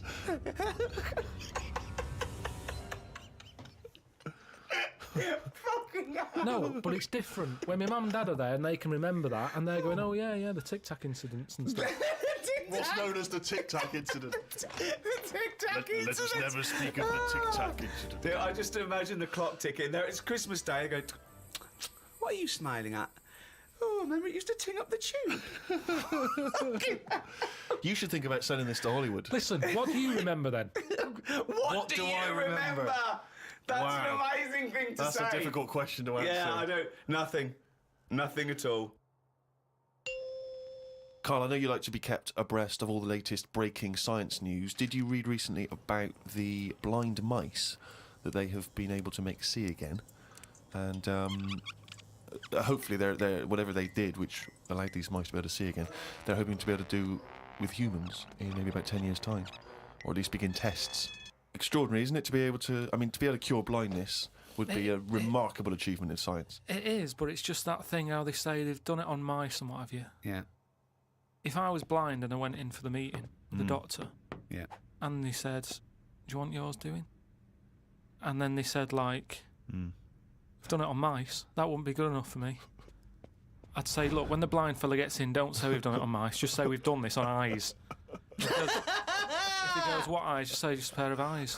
Yeah. As soon as you say mouse's eyes, it's like, well, it's not the same, and it would make me go, I'll leave it. Yeah. And then you wake up and you can see, but you've got very tiny eyes right in the. You've put in mice eyes. I'm scared of cats. It's just eyes. I think I just don't like having my eyes messed with, and even if I was blind, I wouldn't like it. Right. And I think mine are more active than most. My eyes. What do you mean? Well, I went for a what's her name, Steve. You don't know. I've had problems with my legs. Oh. Christ almighty. He's the same. What are you, 33? He's a hypochondriac. And you talk like you're a 70-year-old honestly, the slightest thing, he's got time off work for this. We went to the dentist 3 times in 1 week. He goes, no, his leg's rubbed 2 times a week for some reason. I don't. In and out of the kidney hospital, and they're going, there's no kidney stone, Mr. Pilkington. He's going, oh, right.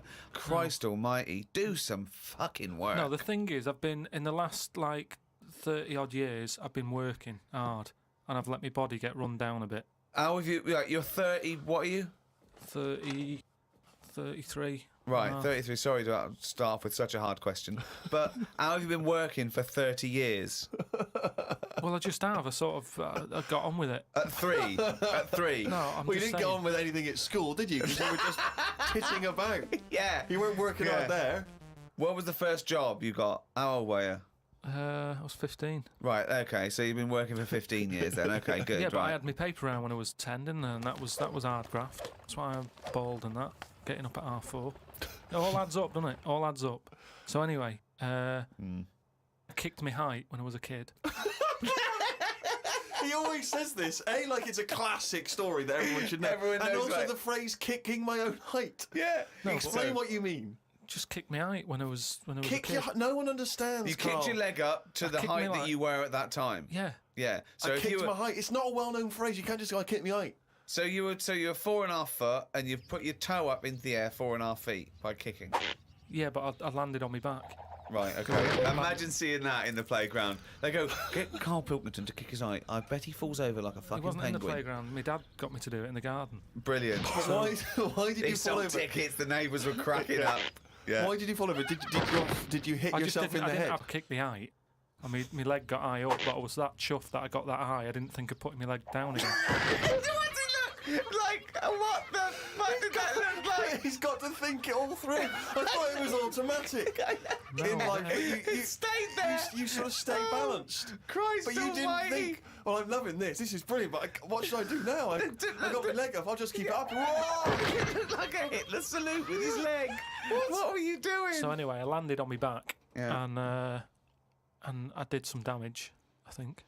And it's because Definitely. of that. You sure you didn't land on your head? And it's because of that, all them years and what have you. Yeah. I've had like a trapped nerve in my leg. Right. So I thought, right, now's the time to have it done. Because when you get older, I mean, it was the kidney stone thing. Once you've sort of looked at, death and what have you, it just makes you think, got to start looking after Do you your think you body. could die of the slightly bad leg that you've had for 15 years? Well, Do you think that'll eventually kill you? well, it could do if I can't run away from danger quick enough. Right. Again, you're thinking of Jurassic Park coming true. Well, whatever then. I'm just saying, you've got Yeah. to look after yourself. If there's anyone listening could out always there hop. who's got a problem, get it sorted. I'll tell you That's what, all though, I'm saying. if you have to fight off danger and you kick them, put the leg back down immediately after. So anyway, I went to see this fella, to like a professional leg rubber. Professional leg rubber. Yeah. And he sort of said a few things that were quite interesting. Remember that time when we had a chat on the last lot of podcasts? I said, am I in charge of my brain, or is my brain in charge of me? Yeah, do you remember what I said? That's the most stupid thing you've ever said. Yeah, well, listen to this then. So I go and see this leg rubber, Professional leg rubber, yeah. right? And he is professional. Yeah. Right, so Remember, leg rubber. You haven't said doctor at any point in this conversation. leg rubber. So this whatever, however profound this is, it came from a man who is self-confessed professionally leg rubbing. Not just legs. Does he do back, left and right? Or? back rubbing as well. He does it all. Right. Right. So I'm in Professional there, rubber. and I didn't mention about how I thought my brain was in charge of me and stuff. I'm lying there. He's bending me about and what have you. The first problem he came across is that my nerves aren't long enough in my Right. body. I don't know. My nerves aren't long enough for your body. He was lifting my legs up and I was going, right, whoa, stop that a minute, that's hurting that. He's like, what do you mean? He said, I've only got them like just about... Well, that's your tendons. No, but your nerves are in your legs as well. And your tendons don't hurt, it's your nerves that kick in.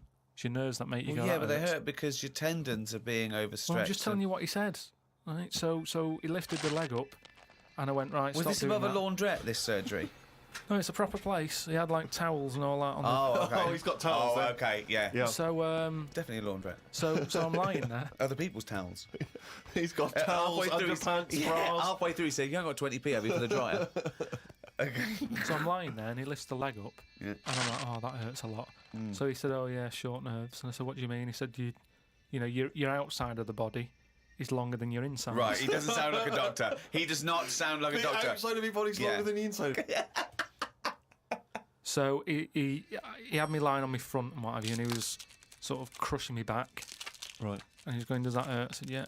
It was like 48 quid this as well. Putting me through all this pain and what have you. Well, you've got some good advice, though. He said, you're pretty stressed. And I said, yeah. So it's, you know, I've quite a bit of stress in my life. And I explained to him about the kidney stones and that. I said, oh, you know, that's He probably went, oh, shut the fuck up. He probably said that. He said that's where you were probably got a lot of tenseness. And A lot of tenseness. Is that the phrase he used as a trained professional rubber? Or? He's a doctor. He's definitely a doctor. So anyway, he said, do you relax much? You haven't got any Lenore, have you? I want these sheets to come out nice and soft. He said, do you, you know, you should learn to meditate or something. He said, because you're all tensed up. We're living in a stressful world, as he told me about it. So when I was telling him that I have problems relaxing, he said, that you're obviously the sort of person Who's gullible enough to spend 46 quid for this hokum?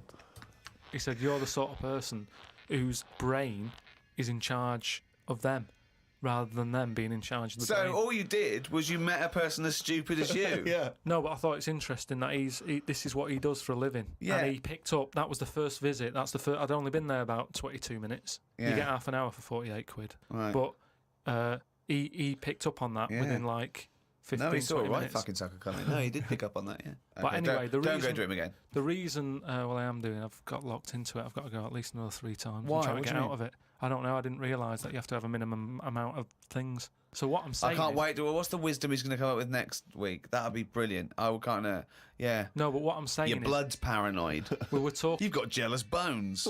You're the sort of person whose stomach's hungrier than you. What absolute fucking nonsense. Yeah. Do you know, like how we were talking about eyes, weren't we? He said the thing is, you know, you've got to be able to relax, and the way to do it is to focus. Right? He said, I said, what do you mean? He said, when you go to sleep. You're the sort of person whose eyes can see further than you can. He said, when you go to sleep.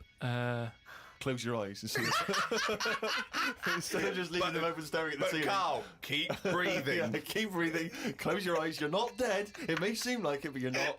You're just asleep. So he said. Oh, fuck me. He said, what you've got to do when you go to sleep, focus on your toe. Right?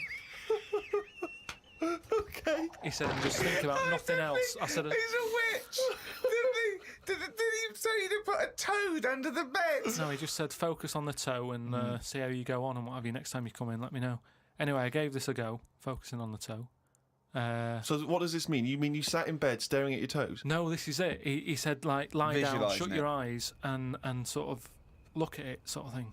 So I was lying there. It just wasn't working because Oh, Carl, this isn't medicine. I was, You even were though my thinking eyes, of a finger. Well, no, He found out he was thinking of someone else's toe.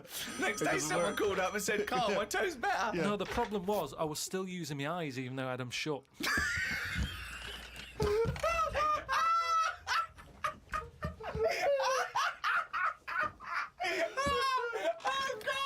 Oh, God. Just when I think he could never come up with something stupid, he pulls that one out of the bag. Right. So what does that mean? Oh, God. You were still even though they were shut. What does that mean? I was straining them. I had them shut, but I was sort of looking down at my foot. You were trying to see through your eyelids at your toe. Well, I was looking down, so I'm thinking that's where the foot is. Because of that, I was straining them and they were stinging, so I had to pack it in. I'm going to die. I am going to die. Why, out of interest though, and this will sound naive, why don't we remember the very early moments of our lives? Why is it? Is it because it would be too harrowing to remember the point at which we sort of born? Because I don't really remember anything from those first few years. Why is it? Is it just because the brain's not fully formed at that moment? I don't know. The memory's not sufficiently developed? I honestly, It's got to be trauma, hasn't it? It's the things. Again, we were talking about me being younger, and the youngest I could remember back to was 1978. How old were you then? When were you born? 72. What? You couldn't remember earlier than 6? You can remember back to about 2 or 3, most people. What? No way. No way. My mum and dad don't even remember me then. Because you're not doing anything. This is what I'm saying. Mum and Dad don't even remember me then. That's amazing. Because they pinpoint They remember things. all the Tic Tacs they've ever eaten. Yeah. Do you remember when Carl was 6? Of course I do. 5? Yeah. 4? Yeah. 3? No. 2? No. Because you're not doing anything, are you? My mum and Dad don't even remember me then. And it's weird. I remember, must have been about 2, sitting on a potty surrounded by Lego. I remember that. Very strong image I have of that. No, I don't remember that. No, you wouldn't remember that, were you? Would you weren't there, were you? What do you mean? What, you don't remember Steve sitting on a potty surrounded by Lego? No, I mean, I can't remember having a potty. I remember having one of them. I'm not suggesting you have the You same used to go memory. in a fucking litter tray. Now I know why, to eat a Tic Tac while you're having a shit. But, okay, so what is your very first memory? The one that cropped up the other day was having my eyes sort of glued together by... Gangsters. Where's the fucking Tic Tacs? No, I We was, lost our truck for you, yeah. when I was on holiday and I slept near the window and the window was open and I used to wake up in the morning with my eyes shut. My mum and dad thought I was having a lovely lie-in. I just couldn't open my eyes. But whoa, I don't understand. Why were they... I'm gonna burst. Whoa. What do you mean? Why were they glued? Why were they... What do you mean they were glued? Wait, but why didn't you say, Mum, Dad, I'm not asleep. My eyes are glued together. It's just that you get a build-up on the eyelashes. Yeah. And it all... But when they came in and you could sense them looking I didn't know at they you. were there.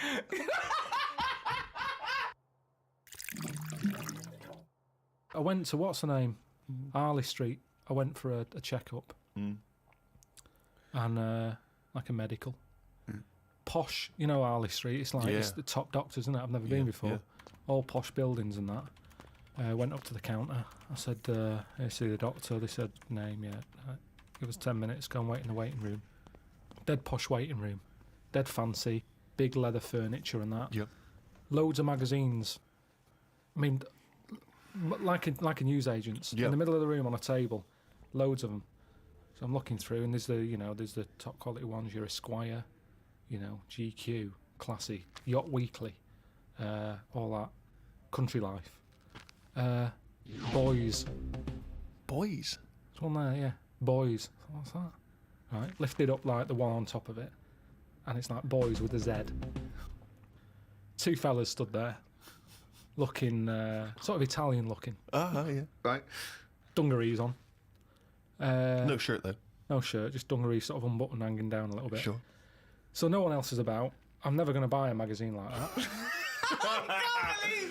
You're going to tell us you looked through a can't have a magazine? I had a little look just because I thought, like I say, it's one You're always chance. looking to learn, aren't you? You're always looking to learn. Yeah. Always open. There might have been something in there that I go, right, I get it now. I understand why they like doing that or whatever. Yeah. Right. So she said I was going to, 10-minute wait. I can have a quick flick through. Picked it up, had a look. Still none the wiser. Why? Well, what did you see when you opened it up? Just loads of... like I've said to you before about, I don't know why you like looking at knobs when they've got one of their own. Right. There's no surprises there. You're not going to go, Sure, that's yeah. nice. Some had like car oil on the face. Knob out. Yeah. There was someone sat on one of them square things of hay. Oh, yeah. Sat there, like sort of sat on it, straddling it. Yeah. That must have been uncomfortable. Again, knob out. Yeah, just looking like it's normal. That's Sort of crazy. like No that. farmer walks around like that. What was the other one? There was motorbike. They always like them. Yeah. No, I'm going through and then like the content is all puns. Right. Everything was to do with knob. Right. That's the only bit they're interested in the male body. Look at this bloke It's straddling not- this huge throbbing thing. The bike's not bad either. Yeah, Yeah, all that, yeah. loads of them. It was just cock, just 100%. Like let's just talk about the knob. That's a good name for a gay magazine. 100% cock. 100% cock. Did it not at any moment sort of maybe slightly unnerve you that the doctor might come in and see you reading boys? No, because I wasn't. What about if I walked through? Because I remember once when you were in hospital about to have a tube going down your knob and you were sitting in your pants with stockings on and I walked through and you were horrified. So what if I'd have walked in then and went, Yeah, Carl, what are you I doing? would have just said, look at this. Look at this, it's free. And I said, why did you bring that with you? No, I would have just said, look, does it look like I brought it with me? Look Yeah, at this. yes, it does. Well, Because I've never, what? So you because look I would never see, you would never see a gay magazine in a doctor's waiting room. So I think you bought that and pretended that it was there. That's the thing. I was amazed by that because there was no there was no Mayfair or anything. They just catered for like if you wanted a bit of knob action. It was really, I could have complained. So if you're gonna have this, where's a bit of the other? Yeah. Yeah, you had a bit of this. Where's a bit of the other? I know one of the things that they had, and I thought they're really struggling with like ideas. They had a Sukoko. As in Sudoku. Yeah. Sukoko. Surely Sadico is better. No, because it was like Sukoko. Yeah, but it's Dick as well. Subdico. Yeah. What? And it was still a Sudoku style puzzle, but it just had that name. Yeah. Yeah. It's just So everything. It was just Sudoku, but called Coco. That's amazing. That is amazing. Now, if I was gay, do you know like Let's they have say? a game of Lubo. Let's have a game of Knobopoly. Noberation. Knoberation. Let's have a game of chess. Cock.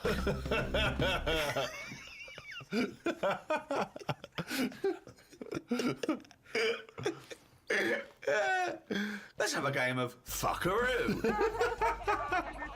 Well, that works for either sex. Yeah, that's true. That's how we spend our Okay then, Christmases. fuck a poo. Oh, God. The number of times I find a theory that he said in gobbledygook, but it's true. I think that I think he's been dealt a bad hand in the brain department. Do you know what I mean? Yeah. Thoughts, Carl? Well, your brain's in two bits, isn't it? Yeah. And I wonder if one half is really good, the other half's messing it up. Yeah. That's how That I could be feel the case. sometimes. That could be the case. Yeah. Well, it is split into two. Yeah, and they are responsible for different things. Yeah.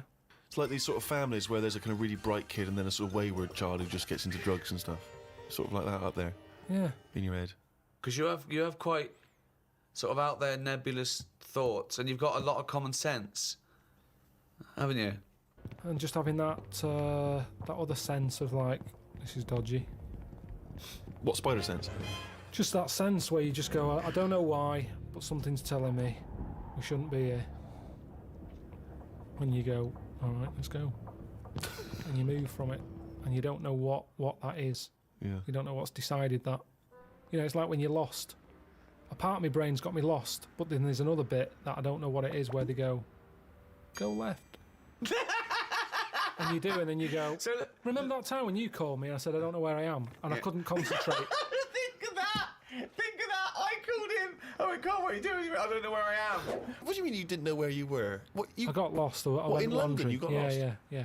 And I went wandering, and then I It's was when like, he first moved into his new place. He was walking back from his old place to his new place, and he didn't know where he was. He How tried can to you take a ever short. really get lost in London though? I'm just it's a cabbie. well, yeah, I don't want to do that because you feel bad pulling one over and then saying, where am I? Yeah, they don't appreciate that, do they? But I found my way back, didn't I? Yeah. But you told me 20 one minutes. time that you much prefer getting lost. You love wandering around and getting lost. You Yeah, said that's much better. Going around the It was a cold cul-de-sac. day. It was a cold day. I just wanted to be at home. I had things to do. There's a time and place to be lost. Well, go on. Well, a place What's you the don't place? know. What's and the place to be lost? Somewhere you don't know. Right, good. Okay. And the specific. time? The time. Time when you're not in a rush. Right. But that time I was in a rush. And I was And- cold. So a typical argument in your head is what? I'm lost. I'll do one side of the brain. You do the other side of the brain. Okay, in your head. Okay. Carl, What? This isn't where we should be. You want to go home, didn't you? This isn't your house, because it's a field. You live in a house, don't you? Why are we standing in a field? This isn't your house. You're meant to go home, but you've walked into a field. No, but that wouldn't. I've never been that lost. When I'm walking across a field, at the edge of the field, I'd go, hang on a minute, this isn't right. I wouldn't get in the middle. I wouldn't go that far. I'd go, right, I definitely shouldn't be here. You did once. You were in the middle of a field, and your dad had to rescue you Yeah, and carry you that's when through I was the a kid, because I was reading as I was walking. That's...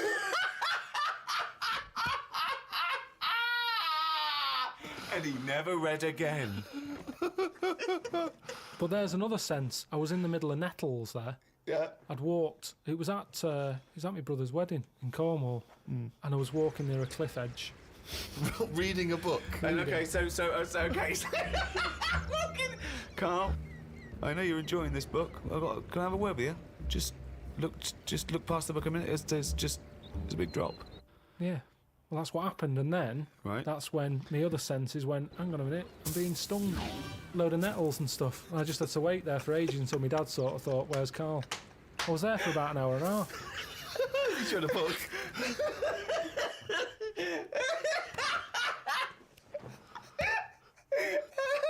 Fuck me like a cartoon. But why are you wandering off reading a book when it's your brother's wedding? No, this was like, we were in, I think it was St Ives in Cornwall. Yeah. Yeah, it was in St Ives, and just, you know, it was a nice day and that. There was no telly in the place. It was a horrible house. It was haunted, actually. No, honestly. No, not honestly. It wasn't haunted. There's no such thing as ghosts. So you saying honestly it was haunted means fuck all. It's the weirdest place and weirdest sensation I've ever had. I spoke to a woman called Mrs. Battersby, Right. who sat on my bed keeping me up all night. My mum came up, she said, you look shattered. I said, yeah, I haven't had a kip all night. She said, why? I said, I've been talking to Mrs. Battersby. She said, who's that? I said, no, some old woman. Now, I can't remember it now, but that's what I did then. And then... Sorry. So Mrs. Battersby didn't exist. Is that what you're saying? She was the ghost? Yeah. Wasn't the landlady? No, there's no landlady. It's a big house, about 12 bedrooms in it. Right. Dead cheap to stay there because it was a wreck. My Were mum you and dad ill? went out Were you one ill? night. Did you have flu at the No, time? I had nothing like that. I just... So you were sitting up, and you were awake, and you were having a conversation with Mrs. Battersby. What did she look like? I can't remember. I can't even remember having the chat now. Right, But so- at the time, I was like, oh, she just doesn't shut up. Chatting all night. So you don't remember this happening? Or you do remember it happening? No, I remember that, like, if I see my mum now and I mention St. Ives, she'll go, oh, yeah, Mrs. Battersby. She remembers coming in, because she was older than me, wasn't she? So to Who? her, my mum. Was she? Yeah. How old was Mrs. Battersby? She was older than both She of you. was old because I'm calling her Mrs. Battersby. If she was my age, I'd probably say, oh, it's Susan or whatever. Right, sure, You Miss call older Miss people Battersby. by the surname, don't you? Yeah. Anyway, so she kept How me old up all were you? night. You know, I'm thinking of pictures at the wedding. Why do you have to go through other things to just have a memory? How old do you reckon you were? I don't understand why you haven't got direct access to your memories. How old do you reckon you were? Your mum was older, though, yeah? You must have a vague idea of when this I'm event thinking was. about it now. I'm thinking. I'm Okay. picturing the picture of myself at this wedding. Okay. And how old are you? What are you doing? How tall were I'd say I you? look about. How were you? I say I look about 7 or 8. Looking at the picture. Right, okay. Yeah. Right, okay. So Mrs. Battersby is chatting away to you. You don't remember what she said, but you do remember having the conversation. No, he doesn't remember it I at don't all. remember the chat now. Well, then So- why are you telling? It's You not must your remember it memory. because you're telling us about It's not it. your Because it's a memory. memory. My mum's reminded me of it. Yeah, but all it says is, this is so far removed. This is hearsay that your mum said you spoke to a ghost once, and you don't even remember the ghost. Mrs. Battersby. No, Yeah, you no, but remember you the don't name remember only because her. your mum reminded you of In a it. court of law, if there was a ghost court, they go hearsay, thrown out of court.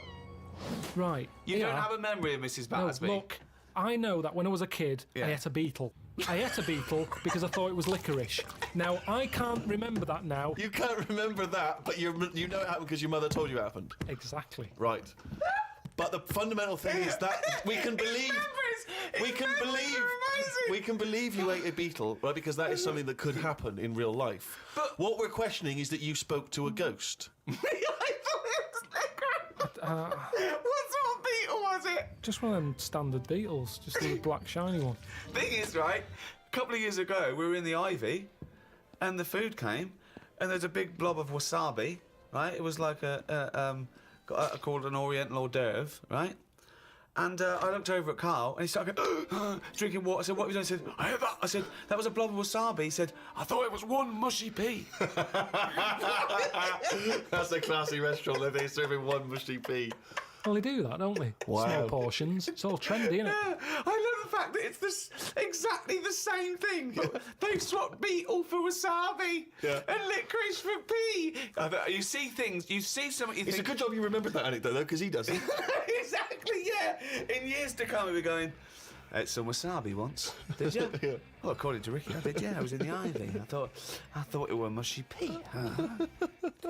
So hang on, I just want to go back to Mrs. Battersby because you confidently said it was haunted. It was the most haunted place. Yeah. But you've got no real evidence for it because even you claim you had this encounter, you don't even remember it. But you don't remember everything in life, But you do you? supposedly had a conversation with a ghost. I know, but I didn't know. When I was younger, I But you didn't think remember that the was a specifics ghost. of an ant walking around. Yeah, so you thought, so I see. If you'd have had the memory, it would just be a nice old lady on the end of your bed all night. Right. And then... Then when I mentioned it, my mum was saying, what do you mean, Mrs. Battersby? Who's Mrs. Battersby? Right. When you're a kid, you're not terrified, are you? No. Nothing scares I mean, you. I'm beginning to think, who the fuck is Mrs. Battersby, I must admit. But So, yeah, that was... but it was a weird place. I mean, there was no telly. All they had for sort of company was a calculator. Carl, you are the strangest little man that's ever lived. Company. No. There goes Carl with his friend. What's his friend? Oh, it's a little... It's a Sanyo 4197G. I love that. That's amazing. Oh, calculator, do that boobs thing again. My mum and dad used to go out. I stayed in there. Just shots of him with his calculator on the beach. My only friend was a calculator. Oh, God. Just imagine shots of him in Vietnam just carrying Tommy. When the batteries died, they had to have a funeral for him. His barrels are all over the floor. Oh, fucking hell. The only company was a calculator. Before that, I used to knock around with a brick. Oh, God. Oh, fuck me. We have to face facts here. Go on. The world is old. Hold on. Right, okay. Yeah, world's old. The world is that old. is a fact. Yep, That is a fact. It's the same as if you've got a gran who's 70. Yeah. There's not much you can do for her. You can say you're warm, but at the end of the day, she's still going to be shitting her pants. She's still going to be, forgetting things and all the rest of it. And you might be taking care of her, but at the end of the day, the good days are gone. Right. Yeah. So, in a way, like the world, it's got to a point that it's old. And yeah, we can say turn the tap off, turn the lights off, close the windows, stop letting heat out. The earth, metaphorically, is shitting its pants. We are not the same as the first man that nature made. No. No, we're not, no. And that's where we went wrong. And if we didn't interfere at that point, we might have been more suited to the conditions now. Auntie Nora, I'm cold. She doesn't want double glazing. Why not? Just because she's worried that when people come round and sort of knock on the door, she won't hear them because it's all sort of double glazed. But they're knocking on the door. No, but she said that she didn't like a bell. It makes her jump too much. Well, It's hard, how do they get in now?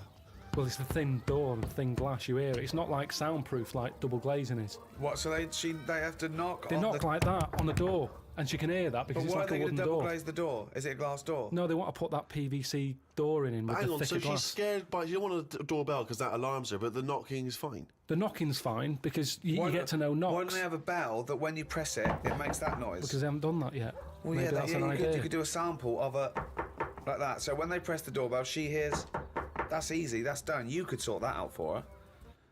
Well, I don't want to start getting dragged into it because... Why did you make Auntie Nora a bell that knocks? Well, it could be done. But the fact of the matter is it isn't, and that's why she didn't want double glazing. But why didn't you tell her, say, Auntie Nora, have double glazing, be warm, be safe. Hear the knock. Hear the knock of the bell on the doubly door.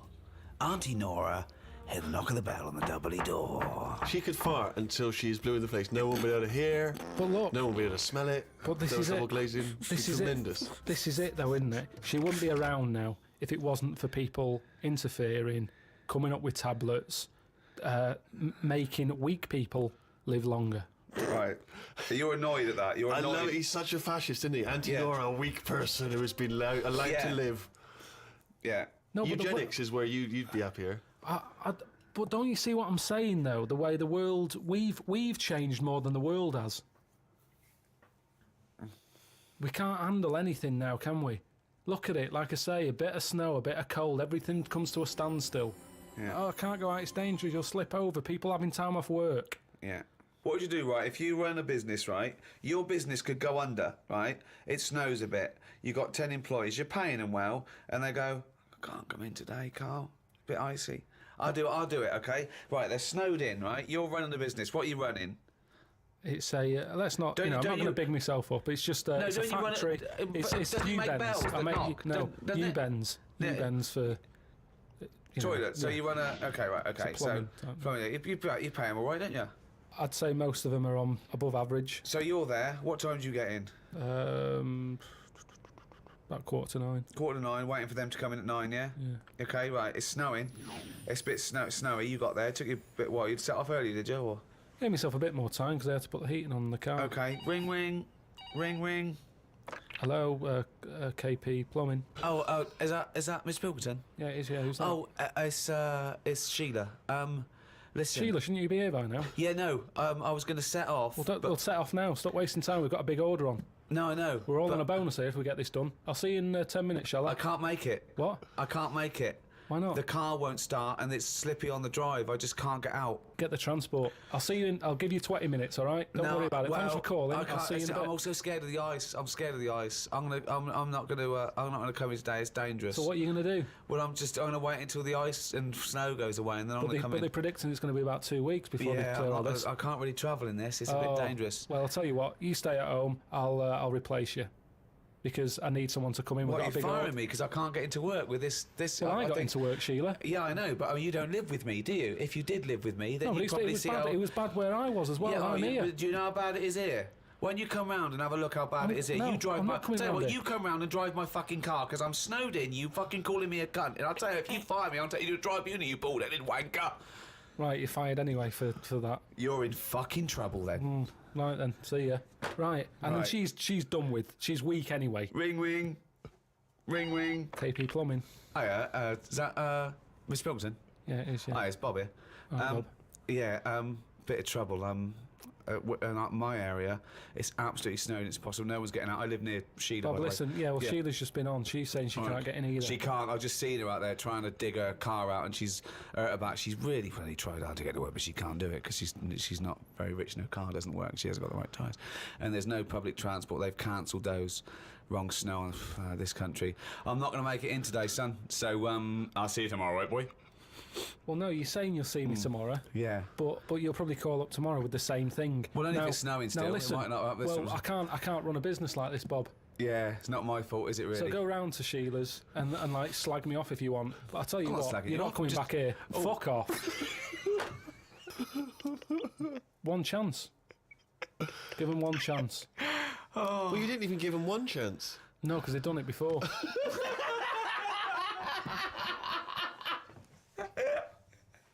Oh, fucking hell. Just annoys me.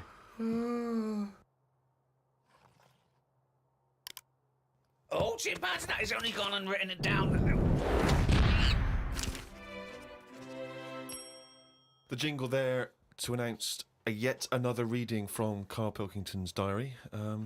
My mum called me to ask me to look in some of the magazine shops in London for a magazine that she can't find. It's called UFO Data.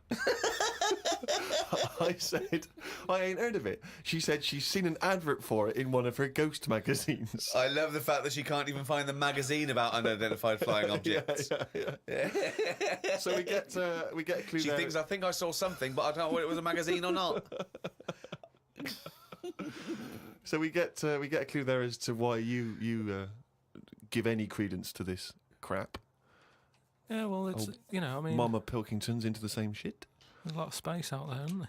She said that this magazine has got news story about how Aldrin (brackets astronaut) has got some evidence that aliens exist. Yeah. I told her that I found out today that the days are about 36 minutes longer on Mars. We chatted about how this is how they are more advanced than us. Do you mean the Martians? Yeah, if they've got a longer day, that's more time that they're awake working on stuff. Right, yeah, we know that makes no difference at all. No, it does. Think about it. Think about it. Look, think about it. 6 o'clock here. Yeah. People are going, see you tomorrow. I'm going home. They'll be going, oh, another half hour. They've got a longer day. Productive. And that's why they're able to fly. That's why they're whizzing around. It adds up, doesn't it, over the years? Christ almighty, what drivel. Suzanne got in from work at 11:30. I told her about the UFOs in Mars.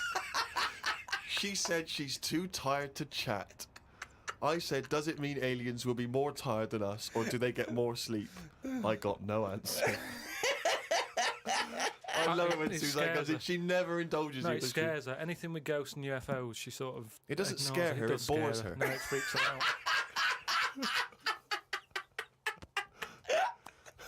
Scares her. Okay. Read about a pub that is getting some stick because they've stopped a horse going in. It's been the horse's regular for ages, but there's been some new owners who've taken over the pub and they said they're serving fresh food and don't want a horse in there anymore.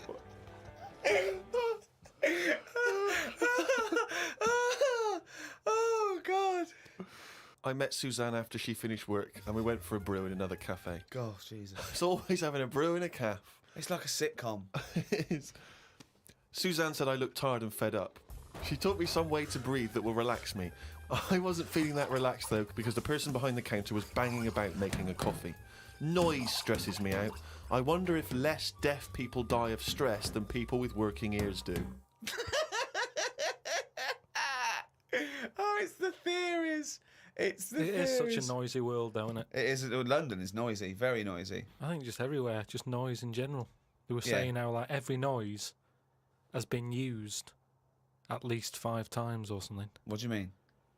Because there's only so many noises in the world. I don't know what you're talking about. I don't know what you're talking about. No, there's only so many What noises. do you mean every noise has been used 5 times? I don't know what that means. I don't know what it means. Because Every noise once has been used at least 5 times. there's only so many noises. It's like a piano, isn't there? There's only so many notes. Yeah, And there's only so many noises. right. But because there's so much stuff, the same noises are being used again. I don't know what that means. By whom? Who's reusing the noise? By whatever. So a you'll have- woodpecker when it's woodpecking? Yeah. Some birds make noises that would sound like a Ford Escort, just because there's only so many noises that people can use. What is he talking about? Noises are a byproduct. Outside an instrument, Yeah. noises are a byproduct. A machine, they don't go, watch me make this noise, make this machine. It makes the noise it makes when it's doing But something. why does it make that noise? Why not pick another noise? They don't pick Well, the who's noise. picking the noise? The That's printing press makes the noise because it's the sound of the thing Yeah. going down. Yeah, you so know, the printing- a hammer makes that noise because that's what it does. No one's going, oh, can we make this make a different noise? No, it's a byproduct. I It's- know. So there's only so many noises. I don't know what you mean. When Stevenson's Rocket came and I went, can you make it go? It's that's the noise it made. I know, but then, say like a new frog comes out. Oh, what do you mean a new frog comes out? They find a new type of frog. Right. It makes a noise, and Yeah. they'll go, "Yeah, I knew it was going to sound like that." What are you talking Because about? there's only so many noises. No animal comes out and makes like a weird noise, and you go, "I've never heard that noise before." They go, "Oh, that sounds like a chicken," or "It sounds like a Ford Escort," or there's only so many What noises. frog sounds like a Ford Escort? Well, No, there but there'll be can't be some many animal. because you've used Ford Escort twice as an analogy here. So you're running out of noises. You've come up with chicken and Escort so far. I can't But explain the problem it. is, a Ford Escort sounds a bit like an Austin Allegro. So I don't know, yeah. And a chicken, you're ripping off the turkey, you cunt.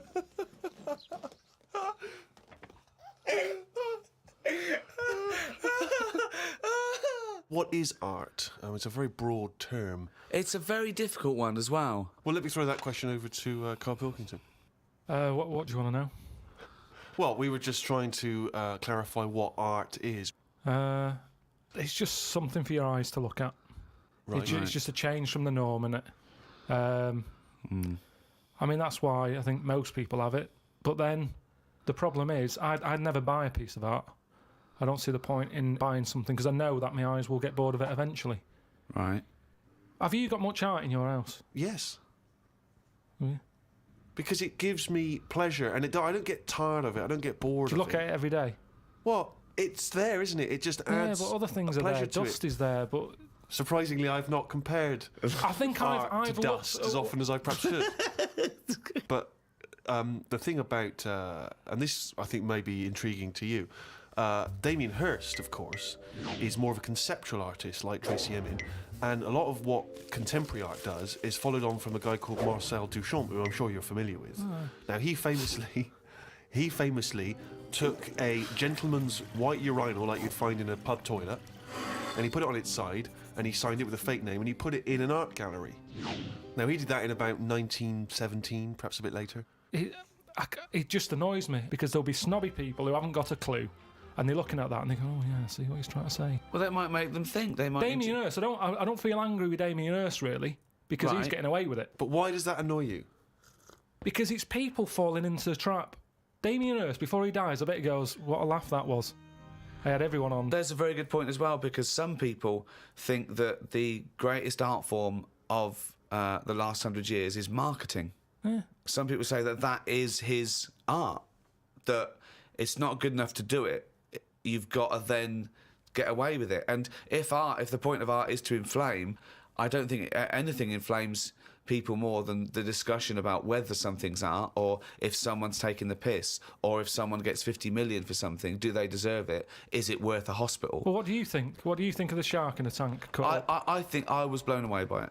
I thought the I'd Shark never seen Tank anything like was- it before. It was sort of spectacular because it is so huge and so vast, and to have put a shark, in formaldehyde and to have hung it in an art gallery, it's very striking when you see it. Yeah, it's it a is. remarkable achievement. But what is he? Is he an artist or a fishmonger? What he's done, anyone could have done what he did. Yes, but not everyone did it. He did it. Now, this is an interesting point that you raise. It's the same old point you always raise. Not anyone could have done it. That's always the same point you make. Anyone could have done it. Carl, But they didn't do it. You could say the same about Michelangelo. Is he an artist or a painter and decorator? Well, it hasn't caught on, has it? Like the crying boy photograph. No one's having them in their house. No one's gone, "Oh, have you seen this? Have you seen the new trend, a shark in a tank?" No one's got the room. No one wants it.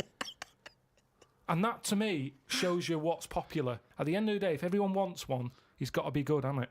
But I think if people were given a chance to appreciate more sophisticated things, then they would. And I just think that's true in all walks of life. It's an acquired taste, and the best things are an acquired taste. I mean, I haven't got pictures in our flat because of that mirrored wall I've got. Yeah. Right. So I mean, it's tiny. You've been in it. Got windows on one wall, door to get in on the other, kitchen on the other, mirrored wall on the other. So there's No nowhere space for there. art. There's no space for art. I'm intrigued how you sit at home. Where's the sofa? At home, Yeah. facing the mirror. So you sit looking at yourself all night, Yeah. as opposed to a painting. Yeah, but at least that changes each day. No, it doesn't. It does. The picture No, changes. it's not. It's round and miserable every fucking day. No, honestly, it's good to, because you don't look at yourself otherwise. Especially me, I haven't got any hair to comb or anything, so I don't look in the mirror as much as the normal person. So, whereas now, I'm looking there every day. So you're sat at home staring at yourself? No, because the telly's in front of the mirror. But are you not distracted by yourself? Yeah, you do. When the adverts are on, you look up, and if Suzanne's sat next to me, I tend to talk to her through the mirror. What do you mean? So why don't you look at her when you talk to her? Well, you don't have to turn your neck or anything. There's no neck usage going on. I can just look forward. I look at the telly, lift the eyes up, look in the mirror, look at me, look at her. What does she do? No, Look back at you we're in the used to mirror. it. There's nothing wrong with that. It's like there's more people in the room in a way. It's like, And they're further away. there's nothing odd about that. Why wouldn't you use... It doesn't matter. Your Sorry, eyes, remember, your why eyes wouldn't are you still... talk to your girlfriend via a mirror all the time? Is that your question? Well, no, I think it's quite normal. If your head is facing a mirror where you can see everything in that room, remember, it's a small flat, I can see everything that's going on in there without moving my head. Stephen Hawking would be well happy. So I can look forward, she's sat next to me. If I'm watching the telly, I can say something. Now, she's getting the sound from me still because she's sat close. Yeah. But yeah, we're further away, but things look better from a distance anyway. So that's how you managed to keep this relationship alive? Maybe. You're such an odd little man. But no, it's not odd. You see, there was a woman on the estate who did use... Have I told you about Miss Peggy before? No. It rings a bell. Go on. think I told you ages ago, it's this fat woman who used to be on the estate. She had a 3-wheeler bike. And her Push husband's- bike, pedal bike. Yeah, like a tricycle thing, but a big one. Right. She used to sit her husband in the basket in the back. Cycle about, what have you. Yeah. She was known as Miss Piggy. Anyway. Oh, is this the one that she used to beat him up so your dad pretended to be a policeman? Yeah, that's it. Anyway, well, the way she used to communicate, she used to always go in quick save and nick biscuits. And if anyone went up to her to say, stop nicking the biscuits, she'd pull out like a little mirror out of a bag and she'd look in it, but talk to you via the mirror. Oh, man. What? This So she was place insane. It's weird, isn't it? It's It was like- really weird. Like It used to scare me. It's like a Salvador Dali painting. you exist in there. Yeah. It's really, really So weird. hang on. So she used to talk to people through the mirror because she was mental. I couldn't sit, watch the telly, and look at me watching the telly in the mirror all night. No, That's no, weird. that would be Why? really weird. It's really weird, Carl. I'd be very conscious of myself. No, yeah, conscious I of the think way it I'm gives you, sad. it gives you confidence and that. And if you are Gives you sort of... confidence. Well, yeah, because you're seeing yourself more and you pick up what habits you do and stuff like that. So what have you changed through your viewing of yourself? I sort of grew a beard the other week, just something different to look at for a bit. And then you get sick of that. It's like a piece of art. Change that, have a bit of a shave. Can you see the back of the telly in the mirror? A little bit, yeah. If the flat's a mess, it's a mess twice. Oh, God. Oh. Sculptures. What do you think of sculptures? I mean, because that's something that really is getting into the 3D world there, isn't it? No longer do you have to represent something as 3D. You can make something. You know, is it, you know, the statues are amazing, aren't they? They're clever, aren't they? I mean, they always look the same. Well, that's not true, is it? Because recently there was quite a controversial one, a huge one in London, the pregnant thalidomide woman. What do you think of that? Oh, yeah, I saw that. Thoughts? I wouldn't have it in my house. Well, there wouldn't be room because it would just be you, Suzanne, and a pregnant thalidomide watching telly. I don't know what he was trying to say. It's... Maybe she was saying, OK, we've had the human form. This is an example of the human form. Yeah, but do you think she started off trying to do normal and it was like, oh, I've chipped a bit off?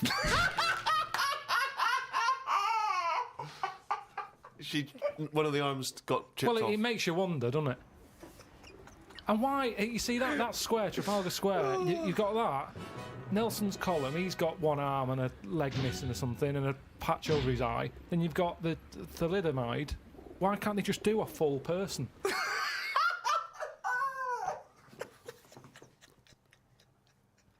Well, that was what they saw. That was what the artist saw. It's about confronting us with certain preconceptions of what we expect of the human form, what we expect of sculpture. And it's probably a little ironic comment as well on the famous Rodin. It's wrapped up with all kinds of ideas of maternity, of the human form, of what sculpture is. Why wouldn't you put that in a big public place? But what about the subject? Did you think, who's that subject? Who is that woman? No, not really, because thalidomides are around and we've all seen one. It's not like a shocking image. It's one of life's little things that it chucks out. There's some out there, so Amazing. it's not Amazing. shocking, is it? I don't understand what you mean. I think what I thought is it just goes to show we're sort of running out of ideas. What do you think of people who are so angry at art they try and censor it or they try and destroy it? Do you think art should ever be censored? It's where you put it. If it's in a gallery, then it doesn't have to be censored. If it's in Trafalgar Square, where everyone's wandering around having a nice time, you don't want a 12-foot cock. So it's all about where you put it. I think some art looks better because of where it is. Angel in the North, that's a bit of art, but it's a bit of a surprise, isn't it? You're driving along a miserable motorway. Yeah. Oh, what's that over there? Gives you something for your eyes to look at again. Motorways are the most boring place to drive. But you go, oh, look, there's a bit of art over there. Yeah, but Stick that then Angel again, in should the you be North. looking at art when you're going at 70 miles an hour along a motorway? Well, yeah, because it's really big. You can keep your eye on it and Look in the mirror. You can. It's not a problem. Wait till you go past it and look in the mirror like normal. So you like the Angel of the North? Because it's something in the middle of nothing. Right, but if you put it somewhere else... Stick it in Trafalgar Square, you'd go, oh, more clutter.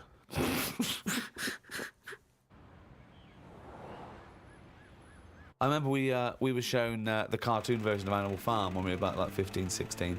We were discussing it afterwards about, Napoleon, oh yeah, great, oh yeah, communism versus, the poor proletariat and all this. And this bloke went, you lot make me sick. It was just a nice film about some animals. Brilliant. Yeah. What's your take on that, Carl? No, go on, what's your point? Because you can see the irony there, can't you? I haven't seen it. No. If you want to do a serious point, don't use animals.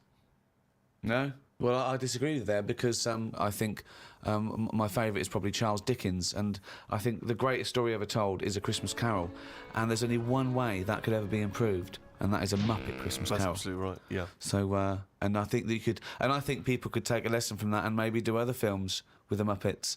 A Muppet Schindler's List. Yeah. I mean, you could make it so moving, couldn't you? Schindler's List in space. Miss Piggy's Choice. Have we talked about that? What? About things like that in art as well. Do you think that bringing something so serious to the masses, like films do, things like the Holocaust and like Sophie's Choice, where she has to choose which child lives and dies. Why did she have to pick? Well, because the Nazis were horrible, nasty, evil people. And which one did she pick? I don't think that's the point. I don't think that's the point. I love the idea that this is not a betting game. No, but I imagine this is like Deal No Deal. It's kind of you down to the last two. Which one are you going to go for? God. But why did you ask which one did she choose? Because even if he'd said the names, Robert and Alison, what difference would it make? You don't know the story. Why is No, it because that then you've I'd ask more then. If you said Alison, I'd go, what was it with Alison? What did she have over Robert? That's what films are meant to do. You question it. Whenever I watch a film with Suzanne, I always say at the end, what was going on there? That's because you're an idiot. Christ! That's because you've just watched Muppet Christmas Carol and you can't understand why a frog's able to talk. I'm all for films with a good storyline. Yeah. Brilliant. That's a perfect point. One extraordinary point. He's gonna follow this up, mate. He's gonna follow He's got this up. something there. He's got something here. Carl, go on then. What's your No. take on films? Films are really good. You can get lost in them. Right.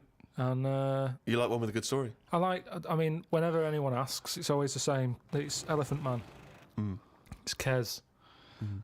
Mission Impossible 2. Mission Impossible 2. These are what you consider the great works No, I'm of just film saying art. these are ones that I've enjoyed recently. There's so many films that I haven't seen, yet you always say, oh, have you seen so-and-so? You What, love Mission it. Impossible 1? And there's good news for you. 3's out. That's true. One of the most striking art exhibitions that I ever attended, Carl, was an exhibition of outsider art. Something I'm sure you're very familiar with. Outsider art, of course, is work that is made by people who are often institutionalised for mental health problems, or they are just incredibly, the people who aren't in any way part of the art establishment. Well, right up to psychopathic murderers, clinically insane mass murderers would count as outsider art. I went to an outsider art exhibition in New York. It was incredible, and I bought a painting of this guy. He's a chronic schizophrenic, and he paints in tar, like road tar, that he gets from roads, and he paints in that on wood he finds in sort of skips, and it's incredible because it's sort of like scratched in, and it's amazing. And there's this thing of Jesus being helped down off the cross. Admittedly, I was walking around there going, this is fucking mental. And James was going, you've got to stop saying that. Because, of course, some of the people are mental. There was one bloke doing a sculpture of a skull, right? And underneath, it was like a little head with his teeth. Underneath, he'd put a sign that said real teeth. Where did he get the real teeth from? What I think is interesting about that is how much therapy it provides for these often mentally unstable people, which is another important value of art, of course. People's self-expression, people being able to give a little piece of themselves through their work. Do you not see any value in that? How do you express yourself? Whistle. You whistle. Yeah, I found over Christmas I whistled a lot more than I usually do. And I think that was just freedom. What do you mean freedom? Sort of Right, freedom. expand on this point, if you would. Well, that's what art is, isn't it? It's you being free of all the world's heaviness on your shoulders. See, that's a great quote, that. That's great, that. For art is freedom. I love that, because I think you've really hit on something there. Would you include the free of all the world's heaviness? Well, I love the know quote what as you well, meant. or I know would what you meant there. Would you include that one in it? I mean, I would include the world's heaviness in my freedom. You know, some artists are attracted to the dark side, the heaviness of the world. But I just want to return to you whistling as your Yeah. artistic expression of freedom. I mean, why did you find yourself whistling more? That's what was weird. So a just few take us days through a typical day. When would the whistling begin? So this was that you spent Christmas down in Kent with Suzanne and her parents. Yeah. Yeah. Could I suggest something? Your freedom was thinking, I'm in my own place now. I'm going to annoy them. Well, it was mainly it's when we were playing Scrabble, and they were taking ages to have their go, and couldn't have the radio on because the boiler affects the radio. You got boiler problems down in Kent as well? It works. It just gives something off every time it kicks in. The radio goes all staticky. Right. So I just was sort of supplying the soundtrack. And what kind of things would you be whistling? It was like I just sort of did a whistle medley. It was going from one thing to another. A Wedley. And a man was impressed. She was like, "Oh, you can whistle, can't you?" I was going, "Yeah." And then she was saying, "How loud can you go?" I was just doing all different levels. Sorry, this sounds like a scene from One Flew Over the Cuckoo's Nest. The boiler's setting off the radio. I can whistle. Oh, you're good whistling, aren't you? Oh, yeah, Scrabble. Talk about outsider art. I love the fact that Carl's life is like living in a home when you're in your 80s. Yeah. But you felt that this was your way of expressing yourself. I just found it odd because I don't whistle that much. I think just because I think I'm fed up most of the time when I'm in London, and you don't whistle when you're fed up. Whistling's a happy thing. You never get an angry man suddenly breaking into a Well, whistle. the people who aren't whistling are usually pissed off. But yeah, the bloke who's whistling, it's like, it's the least. He's the least annoyed person in the room when someone's whistling. Same as holding a drill. The only person that noise doesn't annoy is the bloke who's drilling. Everyone else wants to punch his face in. Same with whistling. Whistling, Goes to show there's no point in whistling. No, there is. No, there's not. Don't know. I mean, our window cleaner was known as like, that's how you knew he was there. He always whistled. And in the end, he fell off his ladder, broke his front teeth, retired. What, because he couldn't whistle? That was it. It was like, He can't whistled all the time. Can't whistle, Well, yeah. can't clean windows. It's a bit tragic. Could he take along a whistle? Just pop that in his mouth. Yeah, I suppose he could have done. I didn't think of that. What about a flute? Or a recorder? Not London's burning again. Fucking clean the windows and then fuck off. He didn't really think this through, did he? He retired at the age of 28. And his whole family were bankrupt. With no teeth. Yeah. And just a bucket and a Why aren't squeegee. you working, Dad? Because I can't whistle. I can't whistle anymore. And if the day you give up whistling is the day I give up window cleaning. So you never whistle? No. I can't really whistle very well. No. I don't whistle, but I can whistle better than that. What, you did this for hours on end while playing Scrabble? About 2 hours. 2 hours? Put my word down. And then- this, sorry, can we just hear that again? Can we hear it? So you were whistling after you had your go as Oh, well? yeah. Fucking hell, Carl. But hang on, let's just hear a bit. That is Carl's self-expression. That is his artistic self-expression right there. A name. No tune, no nothing.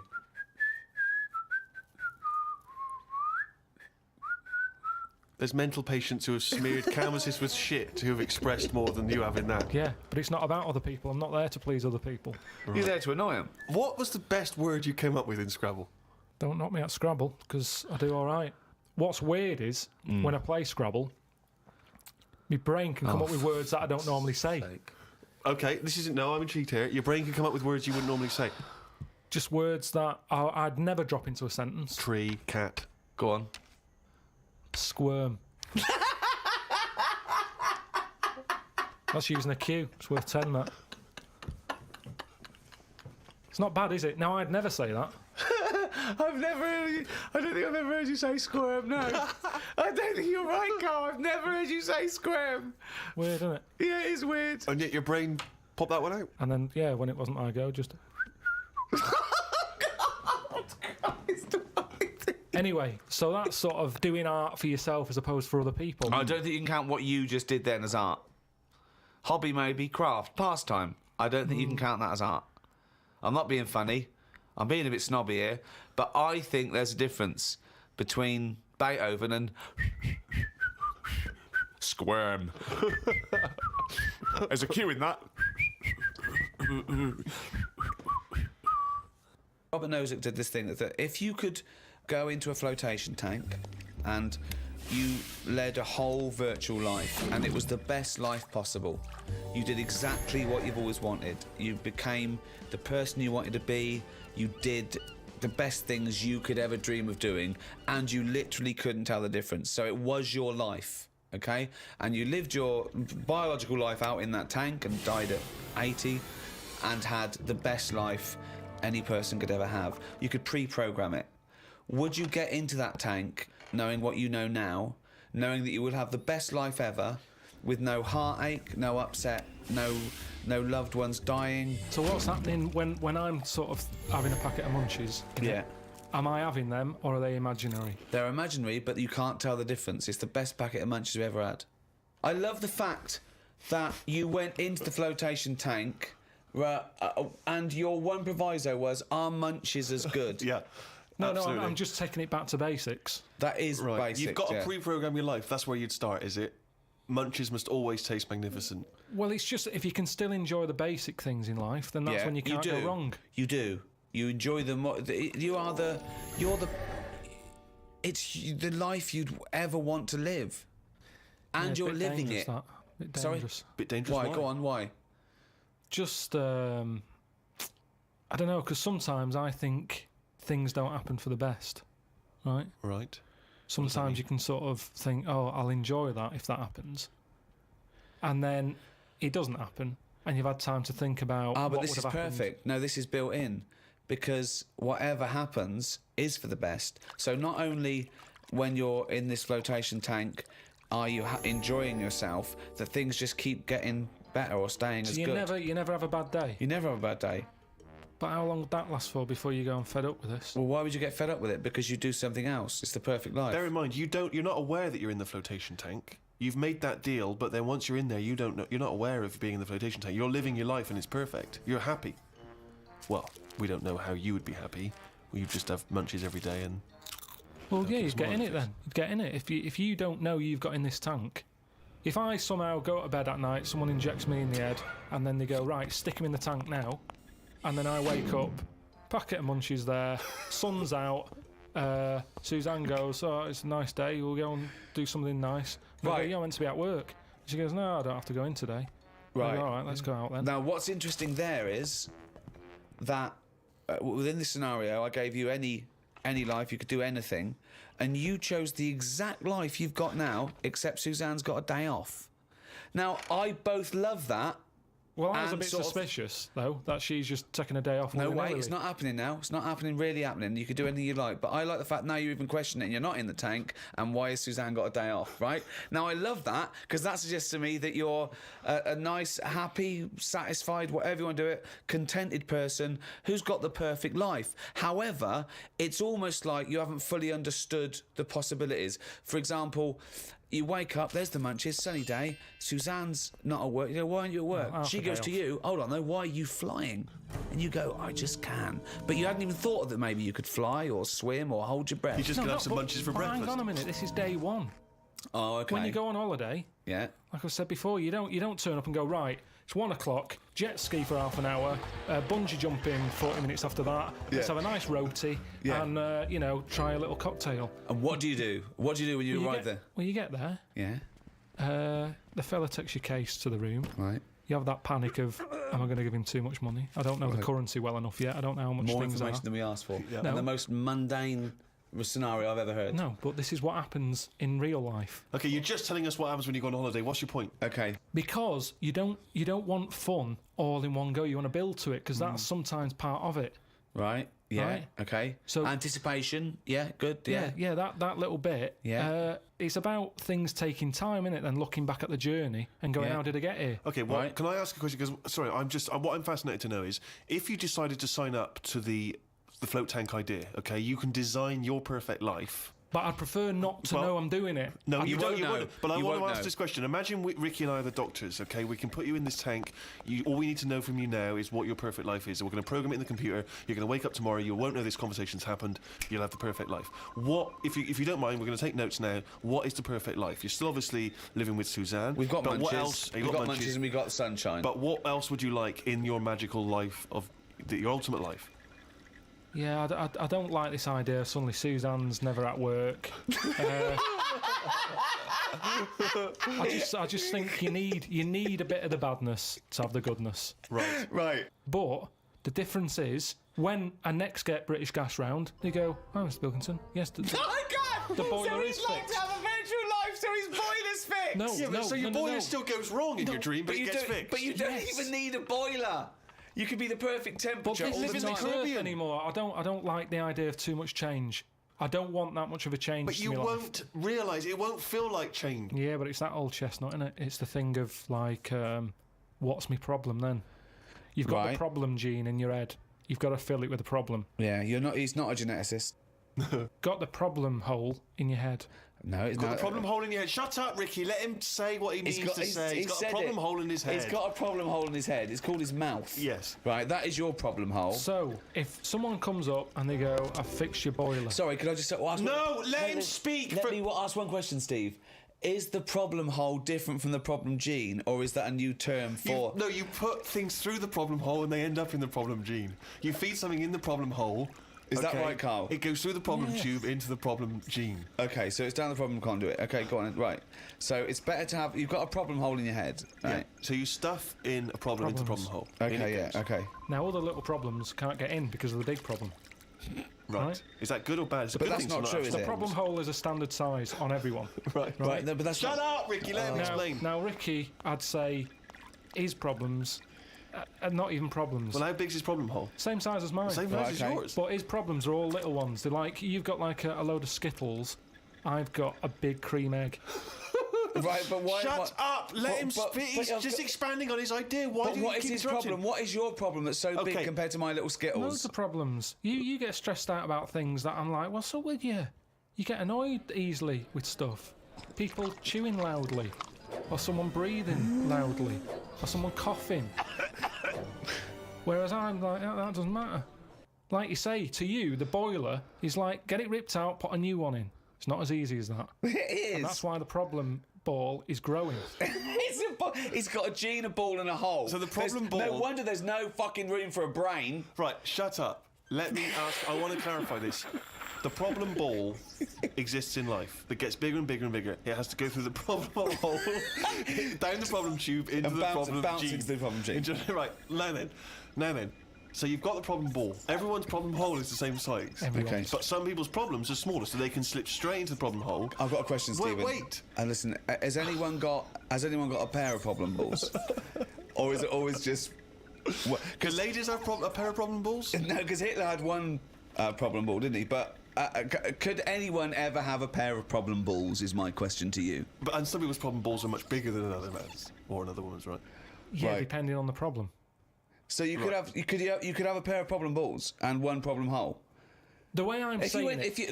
Listen. Supposing I came to you and said, listen. But a man starving in a foreign country might have huge problem balls. He might have, but if I went to a doctor and said I've got a problem hole, and the doctor said, "Well, let me see it," and he said, "Well, let me see your problem hole," and hanging down in front of my problem hole was a huge pair of problem balls. What would he treat first? Is my question. Well, would he look into the problem hole? He said, he'd say, take your problem genes off. Right? I want to see your problem hole clearly. But he would put his hand or his finger into the problem hole to try and remove the problem He ball, would. wouldn't he? Or the problem- He could feel the problem balls, but he'd have to insert his finger into the problem hole, wouldn't he? Right. Okay, so Carl, go on then. I'll just get in a tank.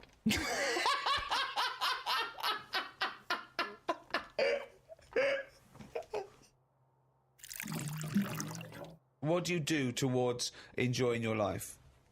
I don't normally enjoy the thing when I'm doing it. It's after. It's like that holiday. When I was on holiday. What do you mean? You don't enjoy the thing when you're doing it, it's after? What's an example of not enjoying the thing at the moment, but you do after? You didn't enjoy the holiday? Say like the holiday. I've just So been you enjoyed away. coming off holiday? What? I want to hear it. You enjoyed the holiday. You didn't enjoy the When holiday. I'm there, I had fleas biting me. Yeah. I had mosquitoes biting me. Yeah. There was a funny smell of damp in the bathroom. I was worrying, getting in the sea, thinking, is there stonefish in it? Right? Now, you've got all that going on. Yeah. When you get back, you forget about the damp smell.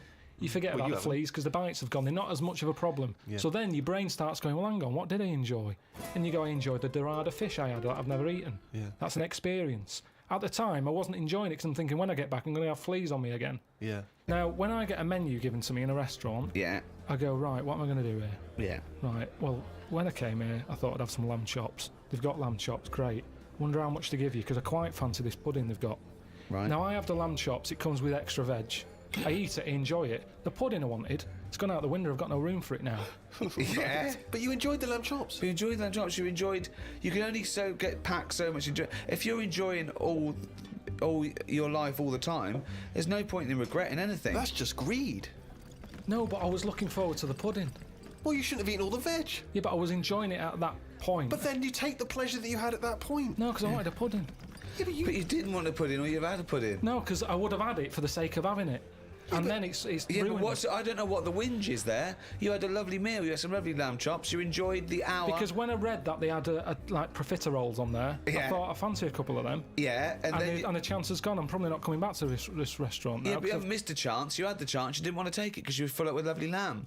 It's What's not like the you problem? didn't... I had a spicy sausage in the Caribbean. Right. Now, the problem was, I was enjoying it, but I thought this is the spiciest sausage I've ever eaten. Right. Now, I could only enjoy that the next day night when I knew that it's gone through my body, there hasn't been a problem. So I go, that was a nice sausage, I'd have one of them again. Right. That was a nice sausage. But then the next time, surely you'd be enjoying it because you wouldn't have the trauma of the next night because you'd lived through it, and now you're just enjoying But the the lovely problem- spiciness and the sausaginess of the spicy sausage. Yeah, but the problem is, once you've enjoyed something, it's very difficult to replace what you got from that spicy sausage the first time. Then why are you looking forward to having another one? Because let me tell you, Go on. Auntie Nora, I've told you she prepares all the food, right? She's got them all in bags in a freezer, Monday, Tuesday, Wednesday, Thursday, Friday. Yeah. Right. Now, what she normally does, she makes a big pot of curry. Right. She goes, what I'll do, I'll pop that in the Monday bag and I'll pop it in the Thursday bag. It's the same curry. Now, she has it on the Monday. Yeah. She loves it. She thinks I got the mix just right there. The spices are good. The chicken was tasty. I'm looking forward to Thursday. I'm looking forward to Thursday. I can't wait for Thursday. Yeah. I'll call her up on the Thursday evening. I'll go, how was the curry that you had on Monday that you said you were having again on Thursday that you enjoyed? Didn't enjoy it. Why is that? Don't know. Just want the same. She was expecting too much. And that's the problem. If I had that spicy sausage again, it's never going to live up to it. So forget the spicy sausage. I've had it. I've experienced it. So you if never someone another one? says, well, it depends. So do you have anything twice ever? Maybe not. But this is insane, Carl, But this because is- aside from you and your Auntie Norma and presumably all the other Pilkington clan, or all as weird as one another, why you phone her up and ask her what she's having for tea, I don't know. Yeah, that's one thing. What, and That then shows not you that- only what is that- happening on Monday, but what you're going to do on Thursday as well. I'll make a note of it in the Auntie Norma food diary. That's proof that you really aren't enjoying your life now. Exactly. To go, right, oh, fucking Well, hell. what else do you say But to then other he's people? phoning her up again late on the Friday to find out how the Thursday curry went down. I know, exactly. Yeah. That's two calls that week. Unbelievable. Well, it's just Just good to- read her journal. Now, the question is it better to enjoy something once and not again than not at all? But you're an What do you idiot mean? because No, you're the that's only not the person who choice. experiences this. That's not the choice. That's not the choice for normal people. You can either never enjoy summer or only enjoy it once. You can enjoy things loads of times. you can't. That's what a hobby is. A hobby is enjoying things over and over again. I haven't got a hobby ever. That's why. I've had loads of hobbies in the past. I did the dancing, I did the boxing, I did... what else have I done? That is it. I think that's what. But that's what I'm saying now. I soon get bored. And it's like how you enjoy, I love Munchies, Yeah. but I always enjoy the last one more than... But that doesn't make sense. That goes totally counter to your argument. No, because it's from one packet. What? It's from one packet. What difference does that make? The So first you- one's surely so- your favourite. No, So hold it's on. not. So if you were to have one munchie, I'll go as a munchie, mate. You No. go, I'm not going to take one unless I can have all of them, particularly the last one.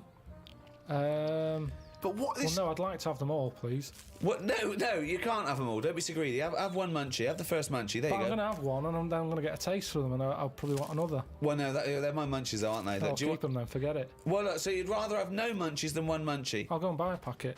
I'd prefer to go, do you know what? I fancy a packet of them. But why do you enjoy the Okay, why wait. do you enjoy the last munchie more than the first? Whereas you know you that's the enjoy the last first one. curry, but not the But second you know it's curry. the last one. Because I'm eating them all in one sitting. I'm not going, that's for Monday, that's for Tuesday, that's for Wednesday. I'm Right. talking about a packet of munchies. Right. I eat them. There's probably about 12 in a packet. Okay. I shove the first 4 in without even thinking what I'm eating. Greedy bastard. You shoved the first 4 in! Without even Right. thinking about what I'm Right. eating. Now, then when you're getting towards the end, you make them last more. You might bite the top off them. You look what's inside them. You go, I'm liking this. But You know hold that on, last what, one? every time? What, every time you buy a packet of munchies? I Yeah. think? Yeah. So, hold on, though. You must enjoy a packet of munchies regularly, then? Not as often as you think. They have Well, I an don't offer know. of- Well, No it's not opinion. as I think. I don't know. So tell me how often you enjoy a packet of munchies. Normally after sort of maybe once a month. So, every month, you look forward to a lovely packet of munchies. And the same experience. Yeah, You but like at the the first end, I one. like the last one. The only thing you know you enjoy, look forward to enjoy, and it fulfills all those expectations is a fucking packet of munchies once a month. Fuck me. What do you think happiness is? Again, you only know the happiness because of the badness. You've got Well- to have a yin and a yang. Well, I know what you mean there. I agree with you on this because it's sort of no good to be handed it on a plate. I mean, just from my own experience, working for someone does feel better because you've got a pride and a satisfaction. I genuinely think it's better to start a business, struggle, go bust, come back, than win the lottery. Yeah, I genuinely believe that. but you need the mixture, don't you? So you find out what your favourite thing is. It's like a bag of Revels. Yeah, but you can't cherish guilt or shame. Did you just say can life is like a bag of Revels? Isn't that dangerously close to life's like a box of chocolates? In Forrest Gump over there, yeah. No, Jesus, but it is, isn't it? There's one or two in there that I don't like. like what? The raisin. The raisin no. with chocolate. Yeah, no. Now, what I'm saying is- metaphorically, what's the Yeah, well, I'm actually using- named what Revel he doesn't like? Yeah, well, I'm telling you because it works in life. Go on then. But the Revel You don't like is raisins? there. Go on. Well, maybe if you have What? enough raisin ones, Yeah. you eventually go, do you know what? They're not that bad. What? And that's the thing in life. What would you have written to Jim will fix it to fix for you? What would have given you pleasure as a kid? Dear Jim, can you fix it for me to do what?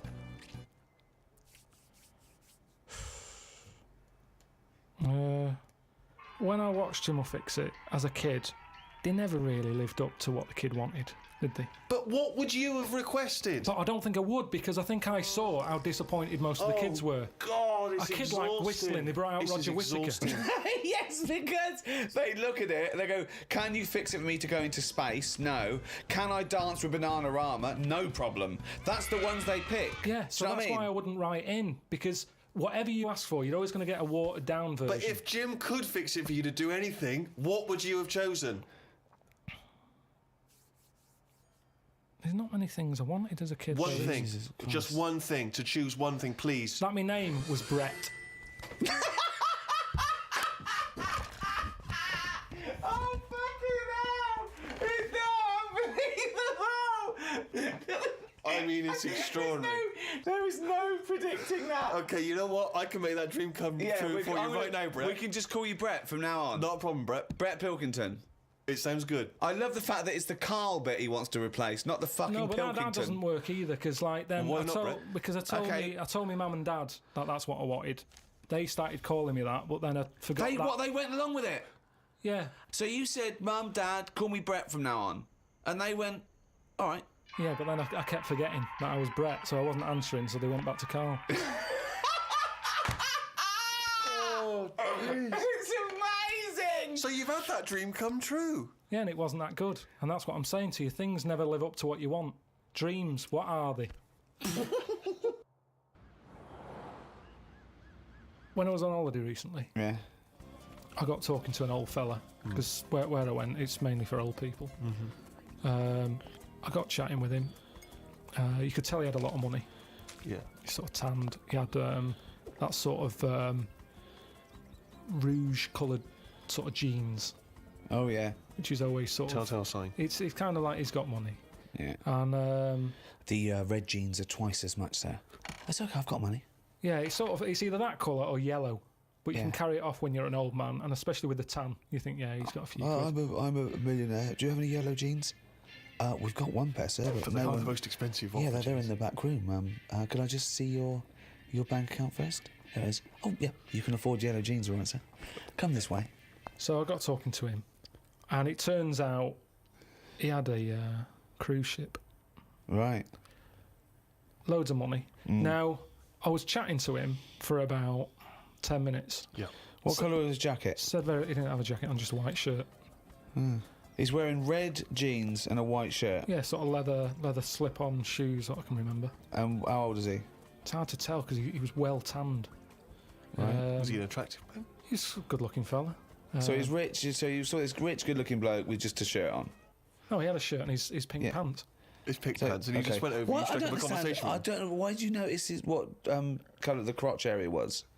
What? Why did you notice what You were colour looking the... very much at the arse I of the can see crotch why area. you could see if you're looking at his face, you could see a white shirt. I'll But tell why you could you why. see I'll tell you what why. colour This is what I'm the telling you. fabric around his This is what I'm testicles saying. were? You saw a good-looking old man sat at the bar. You went out and bought him a drink. Right? Yeah, you I was waiting noticed for the it- barbecue to open. Right. Okay. And I you got noticed a there man's. early. So you noticed So a it was man's 9 in the morning. trousers. No. Yeah. No. I was annoyed. I Right. don't like late nights on holiday. Right, With okay. jet lag. Suzanne said, let's go down there early tonight. Right. I get there, I find out the barbecue's not for another 40-odd minutes. What time was The it? holiday rep.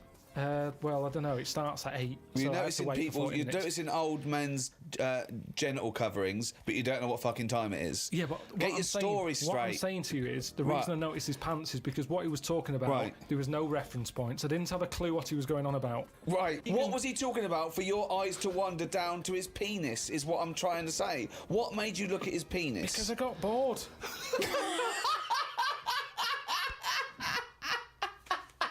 I didn't know. What I'm trying to say to you is reference points. I had no idea what what was he he was going on talking about. about? When you're talking to a stranger, aren't you meant to keep it Above the waist, keep it looking at his bollocks, to erect.